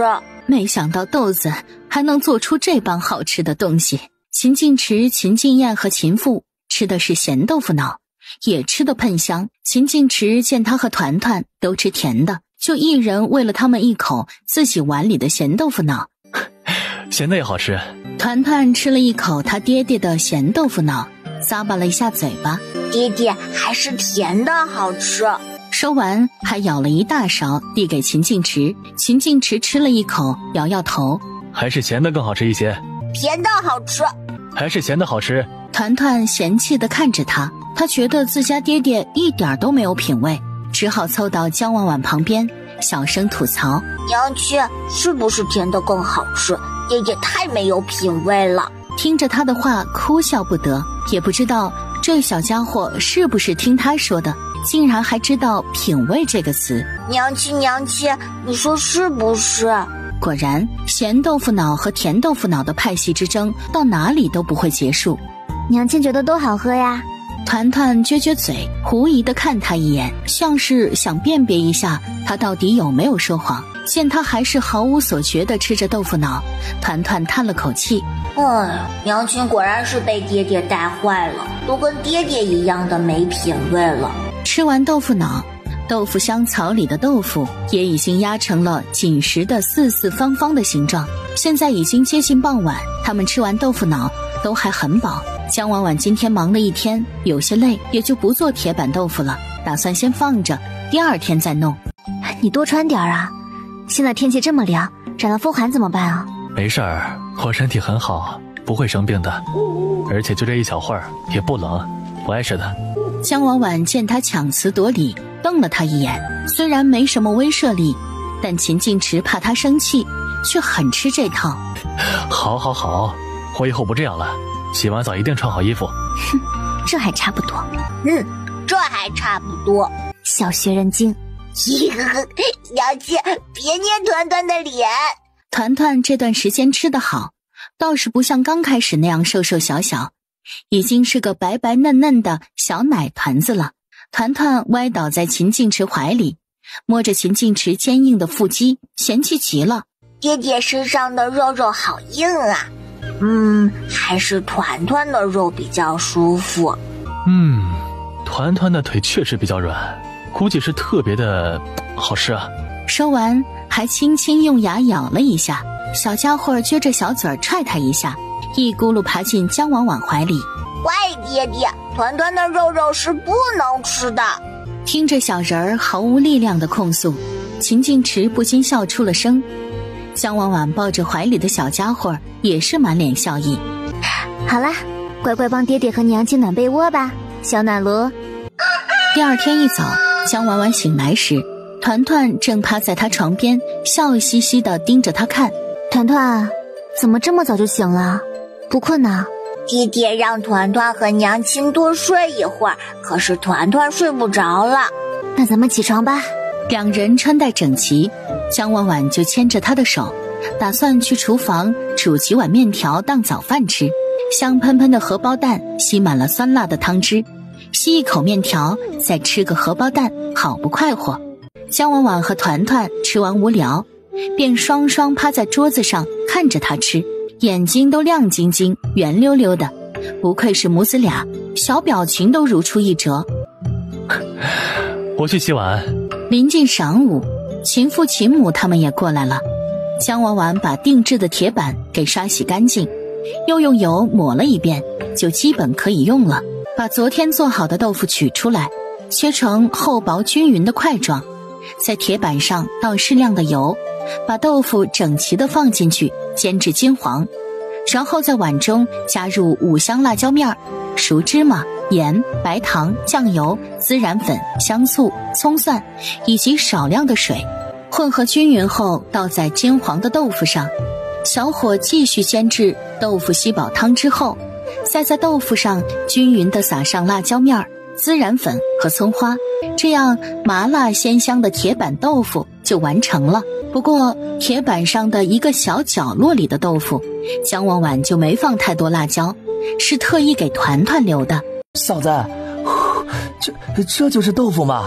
比昨天的豆腐脑还好吃，我感觉比狼牙土豆还好吃啊！哦，秦父秦母头都不抬地吃着，都等不及豆腐凉下来，就塞到嘴里吃上了。秦晋池惊讶地吃着弹嫩香辣的豆腐，想不到普普通通的豆子竟能做出如此美味，真好吃啊！这时突然就听见院外的大门啪啪作响，一打开门就叫小宝小鼻子一动一动地嗅着满院子的香味儿。李贵和李氏则不好意思地站在他后面。景池啊，你家做的什么呀？实在是太香了，我家小宝闻着味儿实在馋得厉害，一直缠着我和他娘要吃呢。三哥三嫂，你们快进来，我妈做了豆腐，你们快来尝尝吧。李贵夫妻二人并不知道豆腐是什么，不过这味道这般馋人，也顾不上多问。而小宝早就溜进院子里去了，正张着嘴巴吃团团给他吹凉的豆腐，吃的眼睛都眯起来，好不享受。姜婉婉见他们夫妻俩进来，连忙拿出2副碗筷，从铁板上给他们盛上还烫乎的豆腐。两人有些局促，但却抵挡不住面前香味扑鼻的美食。等反应过来时，已经接过碗筷，吃得喷香了。太好吃了，婉婉，你这手艺实在是太好了。不过这是什么肉啊？怎么口感这么嫩呢？倒是有点像你教我做的蒸蛋呢。我娘，这个是豆腐，不是肉肉的，这是用黄豆做的。啊！团团看他们惊奇的样子，捂着小嘴偷笑。小宝吃着香香的豆腐，呆呆地看着团团哥哥笑，他也跟着笑。他们知道这豆腐要真是豆子做的话，肯定其中的步骤也不简单，估计就算是人家说的独门秘方了，也就都识趣的没有继续追问。一大铁板的豆腐被迅速吃光，姜婉婉又取了2坨四四方方的豆腐出来，切好后继续煎炸。很快第2盘铁板豆腐的香味儿就开始四处飘散，夫妻俩也顾不上别的了，继续端着碗大快朵颐起来。姜婉婉觉得一群人热热闹闹的在院子里吃着铁板豆腐的感觉特别好，有时间可以弄烧烤吃，估计也很不错。李贵一家吃完了豆腐，才扶着肚子打道回府。今天外面太冷了，你们要早去早回，要我团团就别咱们的宝贝儿子实在是太可爱了，这新衣服也特别好看啊。爹爹，是娘亲给团团的新衣服，你看都是小兔子哟。这衣服呀，光布料就花了好些钱呢。我觉得要是做成衣服，咱们团团穿上肯定很好看。我设计了样式，衣服啊是娘亲帮忙做的。咱们团团穿上这样好看，就算是贵一些也是值得的。团团乖乖地坐着，充当着吉娃娃，任他们俩打量。见时间不早了，姜婉婉把团团抱下床去洗漱了。秦父秦母他们也过来了，几人看着软萌萌的团团，眼睛都亮了。我的小孙孙可真是好看呐。她知道这衣服好看，却没想到团团穿上身如此可爱，软糯的小团子竟是把这衣服都衬得更精致了。阿弟，咱们该出发了。那我们走吧。这小家伙昨天缠了我一天了，是要跟着我们一起去呢，不然我也不会把这么厚的新衣服给他穿上啊。最后把团团放上推车，几人才开始出发。几人很快就到了县里，他们如今又开始用一开始的那个摊位了。原本在那儿的林二娘许是生意不好，已经1个多月没来过了。把团团抱下来站着，秦母和秦晋燕帮忙把铁板架好，一切都准备就绪。香婉婉就先煎上1锅豆腐，没过多久就来了几个熟客。老板娘，你们可算是来出摊了，这就是你说的那个新吃食啊。价格怎么样？快给我来1份吧。价格和土豆一样，都是5文钱1份。几人见价格和土豆一样，也就放心了。很快豆腐就在煎的过程中吸饱了汤汁，再在上面撒一层辣椒面、孜然粉和葱花，第1锅铁板豆腐就做好了。好吃，够味儿。哎呀，这好像比那土豆好像还更好吃一些呢。终于吃上一口好的了，我这几天都念着土豆，想得不行了。还好这新吃食完全不输土豆啊，这新吃食又香又嫩的，比肉还好吃呢。几人都不禁觉得新吃食价格还挺便宜，吃着像肉似的。我这新吃食叫铁板豆腐，可不是肉，不然卖5文钱呀，我估计得亏死了。老板娘，你这豆腐是用什么东西做的呀？感觉以前完全没吃过呀。那可不能让你们知道，我这可是独门秘方呢。第1批客人都吃完1份豆腐后，都意犹未尽的要了几份带走。天气凉飕飕的，街上的行人们路过豆腐摊时，都会被霸道的香味吸引。豆腐很好吃哦。有些人原本不愿意花5文钱买那么点吃食的，但看着像小仙童一样可爱精致的团团，都会不由自主地走到摊位旁，鬼使神差地要上1份豆腐，把豆腐吃到嘴里。他们也顾不上盯着可爱的团团看了，专心品尝起竹筒里的美味来。就连那些穿着华贵的夫人小姐，被豆腐吸引的同时，都情不自禁地盯着团团看。他们家里也都有小孩，看着他身上精致漂亮的小衣服，都特别想给自家孩子也买上1件。小家伙啊，你长得可真好看呢啊！你这小衣裳哪里买的呀？可以告诉婶婶吗？婶婶，团团的小衣服是娘亲和奶奶给我做的，不是买的。看，还有奶奶缝的小兔子呢，还有，团团的小帽子上还有兔子耳朵，还有长长的围脖，这样把脖子围起来就不冷了。他仔细地观察了一下，打算回去让家里的绣娘也给他们家儿子做1件。思索间，他要的那份豆腐也做好了。给，您的铁板豆腐一共5文钱。他连忙把钱付了，闻着竹筒里香喷喷的豆腐香味儿，瞬间就口齿生津了，手不受控制似的拿着牙签插了1块豆腐吃了1口，就惊讶地瞪大了眼睛。给我再来5份，其中1份少加辣椒。香婉婉见已经卖了大半了，也就不卖了，等着一会儿书院的人来。小姨、苏奶奶，团团好想你们呀！团团宝宝，你今天好可爱呀！今天这么冷，团团怎么来了呀？娘亲不让的，可是团团好想来。哎呦，团团这身衣服可真好看，在哪里买的呀？我竟不知道这县里还有这种手艺的店铺。李雪珍也不由得低头看了起来，团团开心地笑了笑，两颊的小酒窝让她看上去更是个小甜仔了。快把团团给我抱抱。娘，你先等着，我还没抱够呢。苏荷只能眼巴巴地继续拉着团团的小手把玩了。小家伙无奈又幸福地乖乖让李雪珍亲着抱着，等她亲够了才糯糯地开口：小姨，团团的小兔子衣服是娘亲和奶奶做的，不是买的。这是嫂子做的新吃食，叫豆腐，快尝尝。李雪珍看了她一眼，这才依依不舍地把团团放下来，接过豆腐。哇，好好吃啊！好吃。我觉得比狼牙土豆和炸鱼丸还好吃呢。婉婉姐，你太厉害了！江婉婉又特意给他们单独煎了一些，不一会儿就热腾腾的出了锅。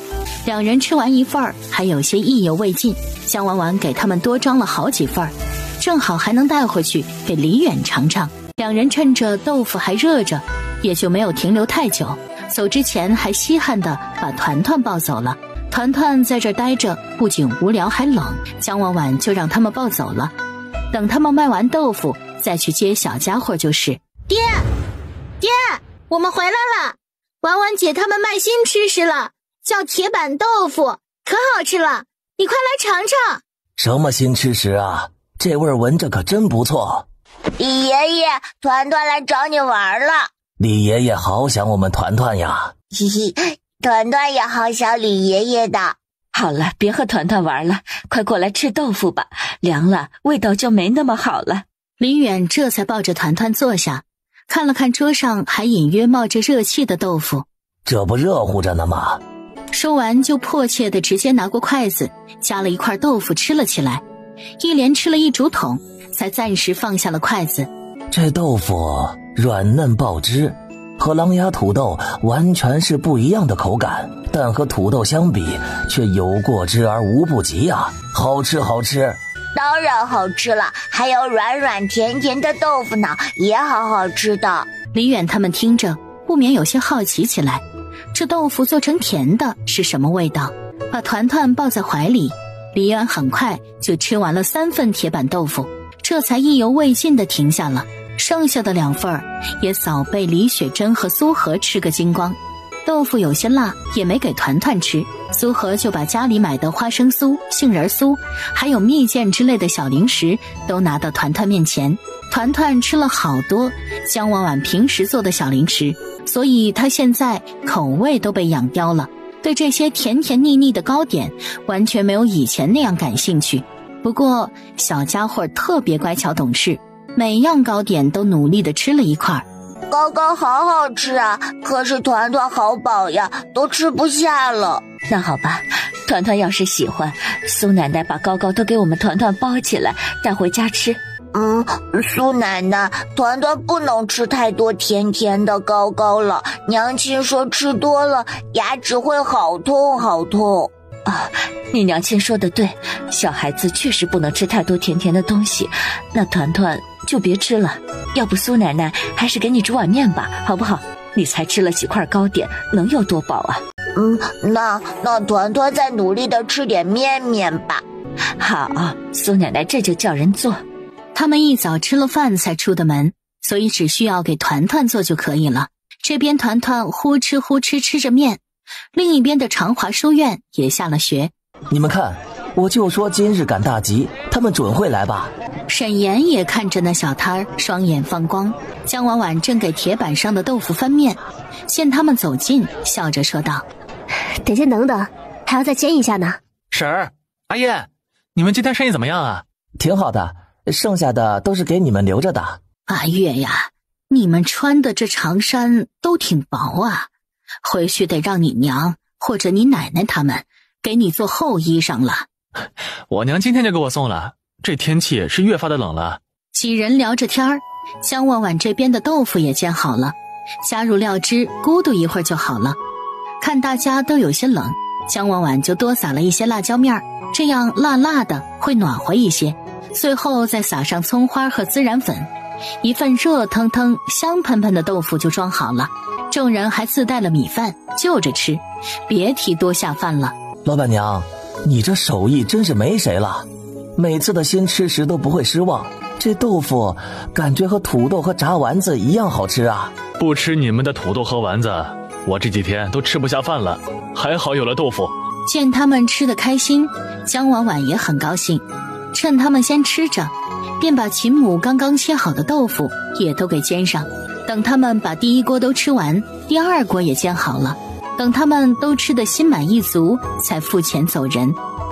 秦母看着远去的书生们，心中激动不已，她都不止看见这些书生们来吃1次2次，但这些人保不准以后可都是秀才老爷，还天天来他们的小摊吃东西，说出去别人还不羡慕死。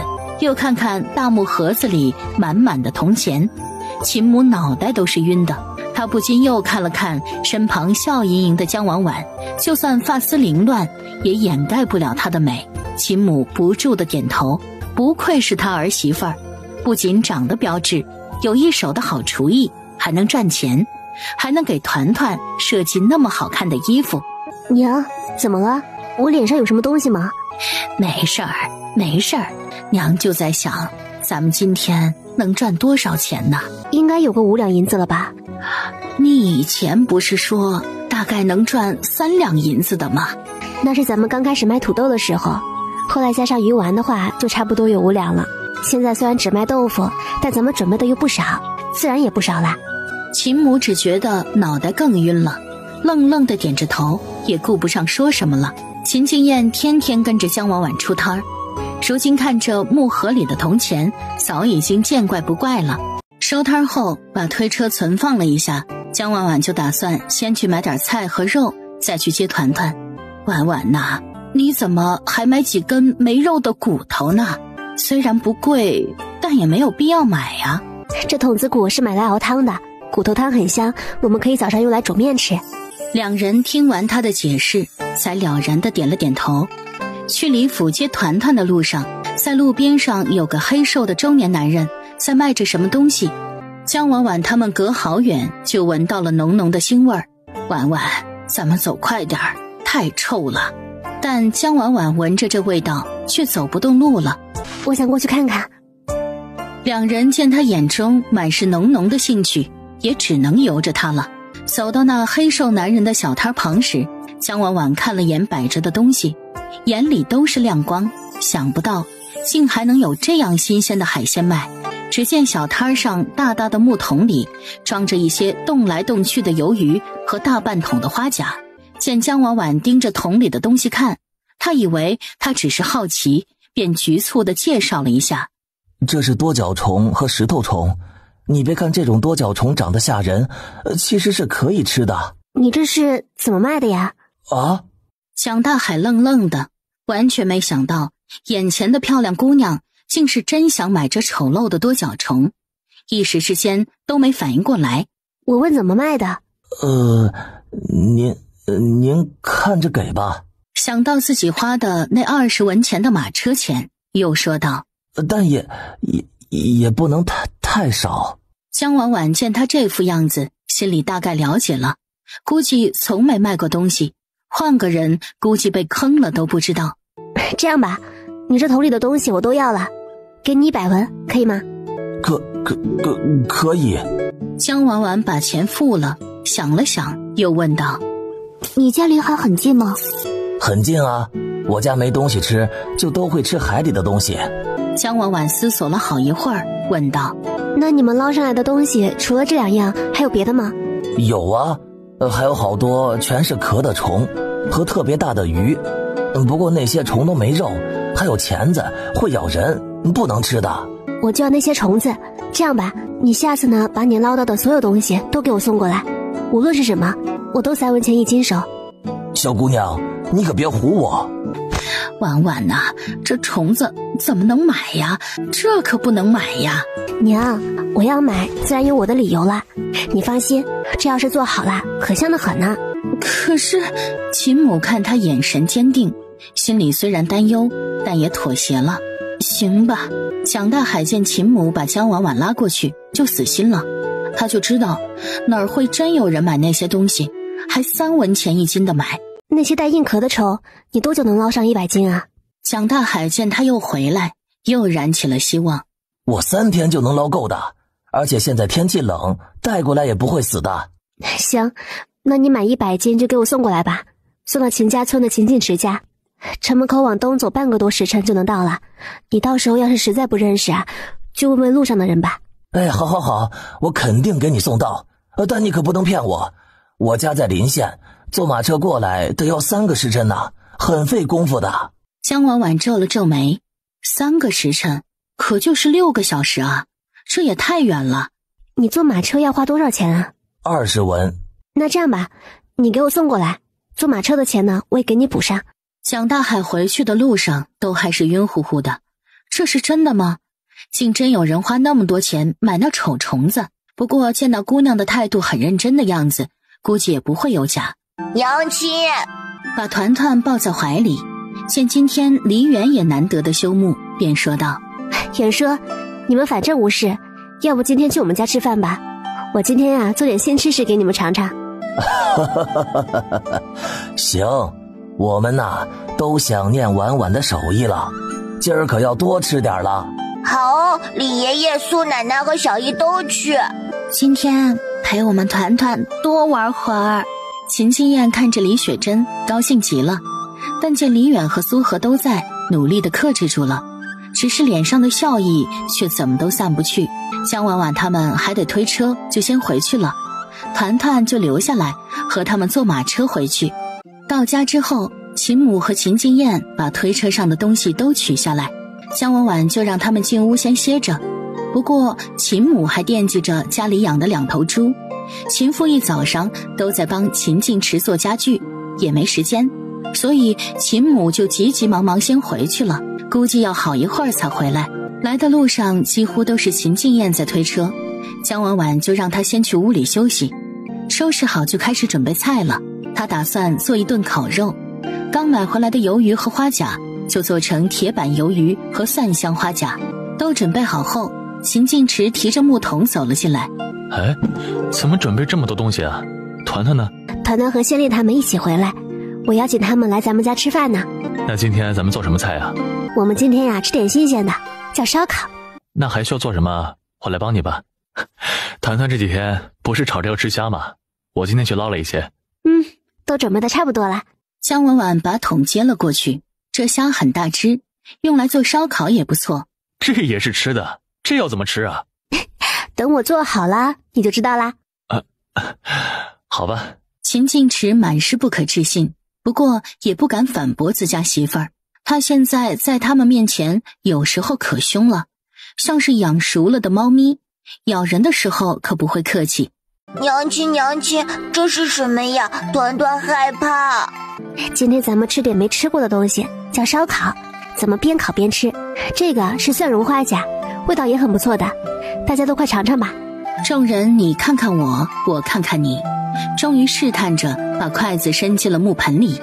秦静燕一直是个合格的吃货，她率先加了个花甲，无师自通地嗦了下甲壳上的汤汁，就急切地把壳里的花甲肉叼进了嘴里。花甲肉吸满了汤汁，入口蒜香味十足，还带着微微的辣和淡淡的鲜甜味。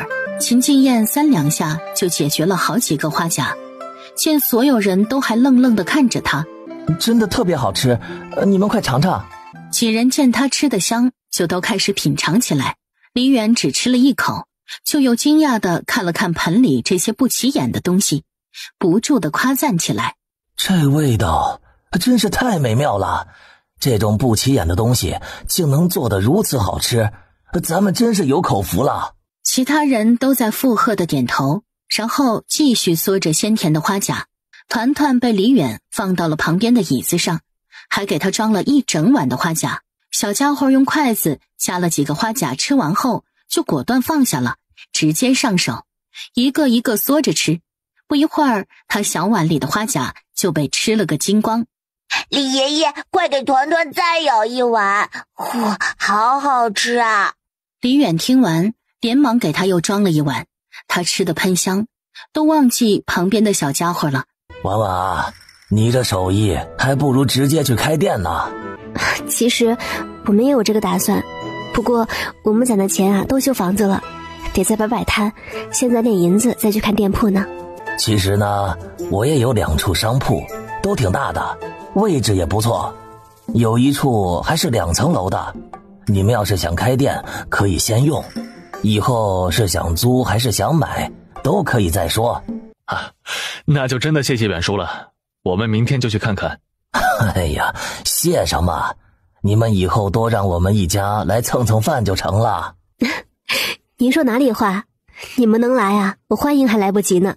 呀，我忘记给你们端酒了，我这就去端。不一会儿，江婉婉就把酒壶端了上来，李远和秦晋池他们自己倒着酒就喝了起来。你们家这房子修的倒是漂亮啊，你们什么时候搬进去啊？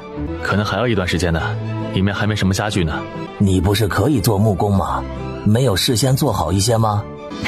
袁赦，你有所不知，晋池这段时间呢，得了块好木料，一直都在做暗基呢。什么暗基要做那么久啊？我要不带远叔去看看吧。过了好一会儿，他们才回来。只是李远一出来就满脸严肃认真，他完全忘不了刚刚进去看到的那副暗基，做工精致繁复，设计新奇不说，上面雕刻着不知名的鸟类，看着栩栩如生，仿佛即刻就要展翅飞去。就连配套的椅子也是一样的精致，整套暗基精美的同时还透着一股威严感。如此精美的物件哪能随意卖出，使它蒙尘。你这副暗基卖给我吧，我有大用处，1000两银子。不止秦晋池和江婉婉，其他人也都惊讶地瞪大了眼睛。除了苏荷和李雪珍，其他人都看过秦晋池做的那副暗基，虽然知道那般精美的物件必然能卖出高价，但他们也就想过卖个100到200两的样子。如今听着李远的话，确实被狠狠震撼到了。苏荷见李远这副认真的样子，就知道肯定不简单。他和李雪珍也都去看了看，才明白他的用意。若是献给那位，苏荷不敢想了。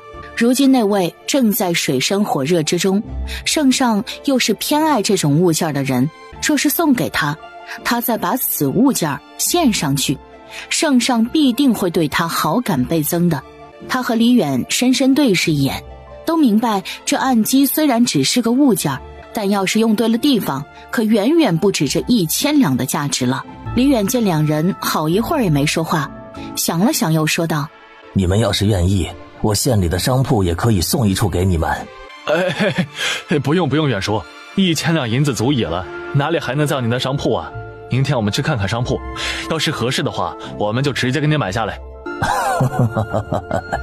可以，那这暗基我明天可就让人搬走了。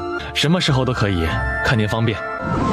第二天，秦晋池和江婉婉一早就去了县里，仔细看了看李远的2处商铺，最后他们要了2层楼的那间，最后李远也就收了他们100两银子。他们夫妻2人都很是感激，都明白李远这就相当于是白送了，这样大的商铺估计没个300-400两是下不来的。2人都把他的恩情记在了心里。李远把暗基搬走当天，就除去商铺钱，给他们送来了整整900两的银票。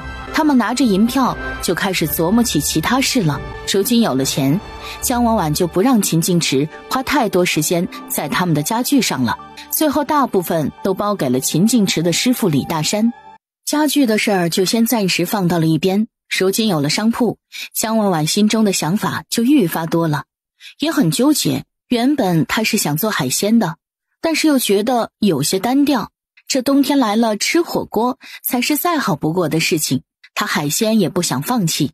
思来想去，最后把视线定格在了他们旁边的商铺。老板，你们家这生意怎么样啊？你们看我这儿像是生意很好的样子吗？那您这店铺可愿意卖吗？那老板听着这话顿了一下，才掀起眼皮，仔细打量了一下他们俩。这店铺开了1年多，从一开始就一直在亏钱，他早就要把铺子转手的念头了，如今可不就是瞌睡来了送枕头吗？只见他眼珠转了转，才说道：我这铺子位置可是很不错的，要不是因为我要搬去临县了，原本也是不想卖的。江婉婉和秦晋池眼睛带笑，也不拆穿。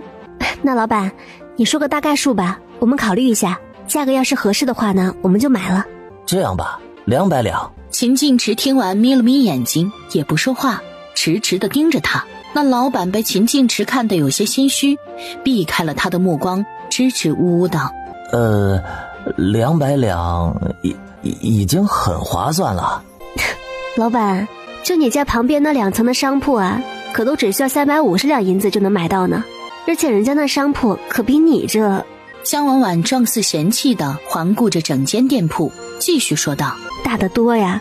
不等他说什么，江婉婉就一锤定音，130两，你要愿意的话，我们立刻就给银子，马上就可以去衙门里转让房契。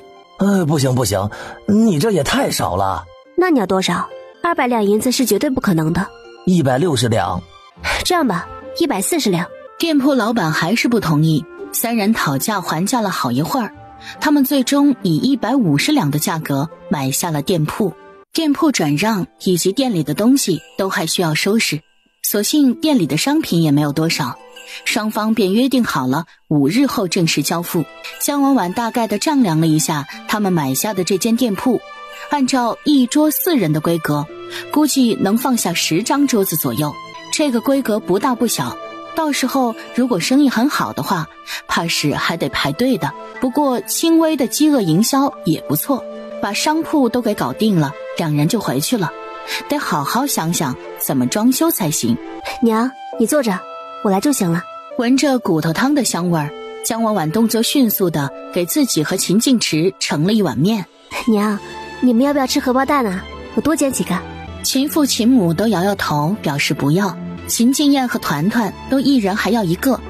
你们今天去看的商铺怎么样啊？价格什么的也都合适吧？挺好的，县令大人的商铺啊，很大很宽敞，还是2层楼的呢，他只收了我100两银子。那就好，县令大人可是个好人，也是个好官，咱们可得时时记着人家的恩情啊。放心吧爹，我和婉婉心中都有数的。秦父听完也不再多言，他知道他们夫妻2人是懂得这些的，也很有分寸，于是坐在一旁就开始喝起了茶。他极爱江婉婉做的糯米茶，无事时坐着逗逗小团团，就能慢慢喝个大半天呢。吃过饭，江婉婉洗着碗，才想起来她昨天买的五花肉只是吃烧烤用了几斤，还有几十斤还在空间里放着呢。收拾完厨房，等大家都出去了，她才把五花肉都拿了出来，打算做点猪肉脯给大家当零食吃。先把猪肉清洗干净，先放点姜片、葱和少量的白酒去腥，然后江婉婉就去把秦静池拉进厨房，给自己当帮工了。静池，你帮我把五花肉啊剁成肉糜吧，我给你们做猪肉脯吃。秦静池居高临下的看了他一眼，我可不轻易帮人呐，就看你给不给报酬了。江婉婉羞怯捶了他一下，流氓！太疼了，婉婉，我好疼啊！江婉婉明知道他是装的，还是忍不住关心他。哪里疼啊？我很轻的。等他弯腰想帮秦静池揉揉肚子时，他却突然直起身，把江婉婉拦腰抱起，抬头就吻上了她的唇。江婉婉瞪大眼睛，脸色通红。过了好一会儿，见秦静池还不把自己放下去，他又捶捶她的肩，只是拳头落在秦静池身上，他只觉得柔弱无骨，哪里有什么用处。江婉婉无法，也只能抱着他的头，由着他胡作非为了。江婉婉眼神迷茫间，突然就被一道软软糯糯的声音给震得清明了。爹爹娘亲，羞羞！只见团团一双小手都捂住了眼睛，如果忽略他手指间张着大大的缝隙，还能看清他圆圆的小鹿眼的话，倒确实是个乖宝宝的模样。都怪你，儿子看到了怎么办啊？你怎么还抱着我？快放我下去啊！秦静池脸皮倒是厚，把他放下去后，脸色很正常的走到团团面前蹲下，透过团团张着的手指缝和他大眼瞪小眼。小调皮，才不是，爹爹和娘亲也要亲亲团团才行。秦静池和江婉婉好笑的对视一眼，一人一边在他软扑扑的小脸蛋上亲了好几下。爹爹和娘亲要给我们团团做好吃的了，你乖乖坐在小椅子上玩，好不好？团团知道了。快点剁五花肉。秦静池心虚地摸了摸鼻子，又凑过去迅速亲了他一口，才认真地剁起了肉糜。江婉婉呆愣片刻，又转头看了看低着头的团团，才放心地转过来，使劲儿掐了秦静池一下。秦静池吃痛一下，等他转过头想说什么时，却只看到了他白皙又柔嫩的脸蛋儿，秀挺的鼻子，卷翘的睫毛，以及微微翘着的嘴角。秦晋池目不转睛地看了好一会儿，才唇角带笑地低头继续剁着肉糜。等肉糜剁好了，就加入少量的面粉、五香粉、磨碎的糖粉、适量的盐和少量的辣椒粉，顺着一个方向搅拌均匀后，放着让它腌制着。姜文婉把猪肉脯装盘放在灶台上，便看着双眼放光的父子二人，笑着说道：你们俩快尝尝吧。猪肉脯吃起来香香甜甜，有一点微微的辣味儿，嚼劲十足，小小的一片就能品尝好一会儿，还越嚼越香，甜甜香香的，真好吃。秦晋池怀里抱着团团，父子二人吃着肉脯，腮帮子都是一股一股的。姜婉婉看看英俊的秦晋池，又看看他怀里软萌可爱的团团，脸上扬着幸福的笑容，心中满足极了。娘亲，娘亲，怎么了？娘亲脏脏的，像小花猫。你呀，弟弟，团团说的是不是很对？娘亲就是脏脏的小花猫啊。我脸上是不是有东西啊？快过来，我给你擦一擦。等姜婉婉站到他面前俯下头，秦晋池就拿过他的手帕，仔仔细细地擦拭起来。团团没有手帕，把小手缩进衣服里，用流出来的衣袖也和秦晋池一起擦拭起来。好了，团团和弟弟都帮娘亲擦干净了，现在娘亲已经干干净净的了哟。谢谢宝贝团团。好了，你们父子俩呀，在这坐着吃吧，我装一盘给爹娘端进屋里去。去吧。进屋时，秦父正坐在秦晋池帮他坐的摇椅上，悠闲地喝着茶。姜婉婉把猪肉脯送进去，他正好可以就着吃。娘，我做了猪肉脯，你快来尝尝吧。姨父不着急的。来，就来。秦母把最后的一点线脚剪短，才走到桌前，拿着肉脯品尝起来。哎呀，这吃起来和你上次做的牛肉干倒是有些像呢。口感有点相似，但是味道不太一样。我看剑池和金燕啊，都挺喜欢吃上次的牛肉干的，但是牛肉不好买到，我便多买了一些猪肉回来做猪肉脯，还更便宜一些呢。两人说话间，秦金燕就从侧门进来了，看着桌上的东西，眼睛一亮。嫂子，你这是又做什么好吃的了？我尝尝。是猪肉脯，和牛肉干差不多，是给大家做的零食，无聊时啊就可以嚼着吃。秦金燕一连吃了好几片。好吃，越嚼越香。快傍晚时，大牛就背着一背篓的竹筒过来了。姜婉婉把钱结给他，又给他装了些猪肉脯。大牛哥，这是我新做的零食，你带点回去给狗蛋和嫂子吃吧。哎，那就谢谢弟妹了。狗蛋他娘还等我回去吃饭，我就先走了。等大牛回去后，姜婉婉就看着眼前的竹筒发起了呆。他们以后要是开店，估计就不会做狼牙土豆和铁板豆腐了，以后也用不到竹筒。但看着大牛笑呵呵的样子，他就有些说不出口。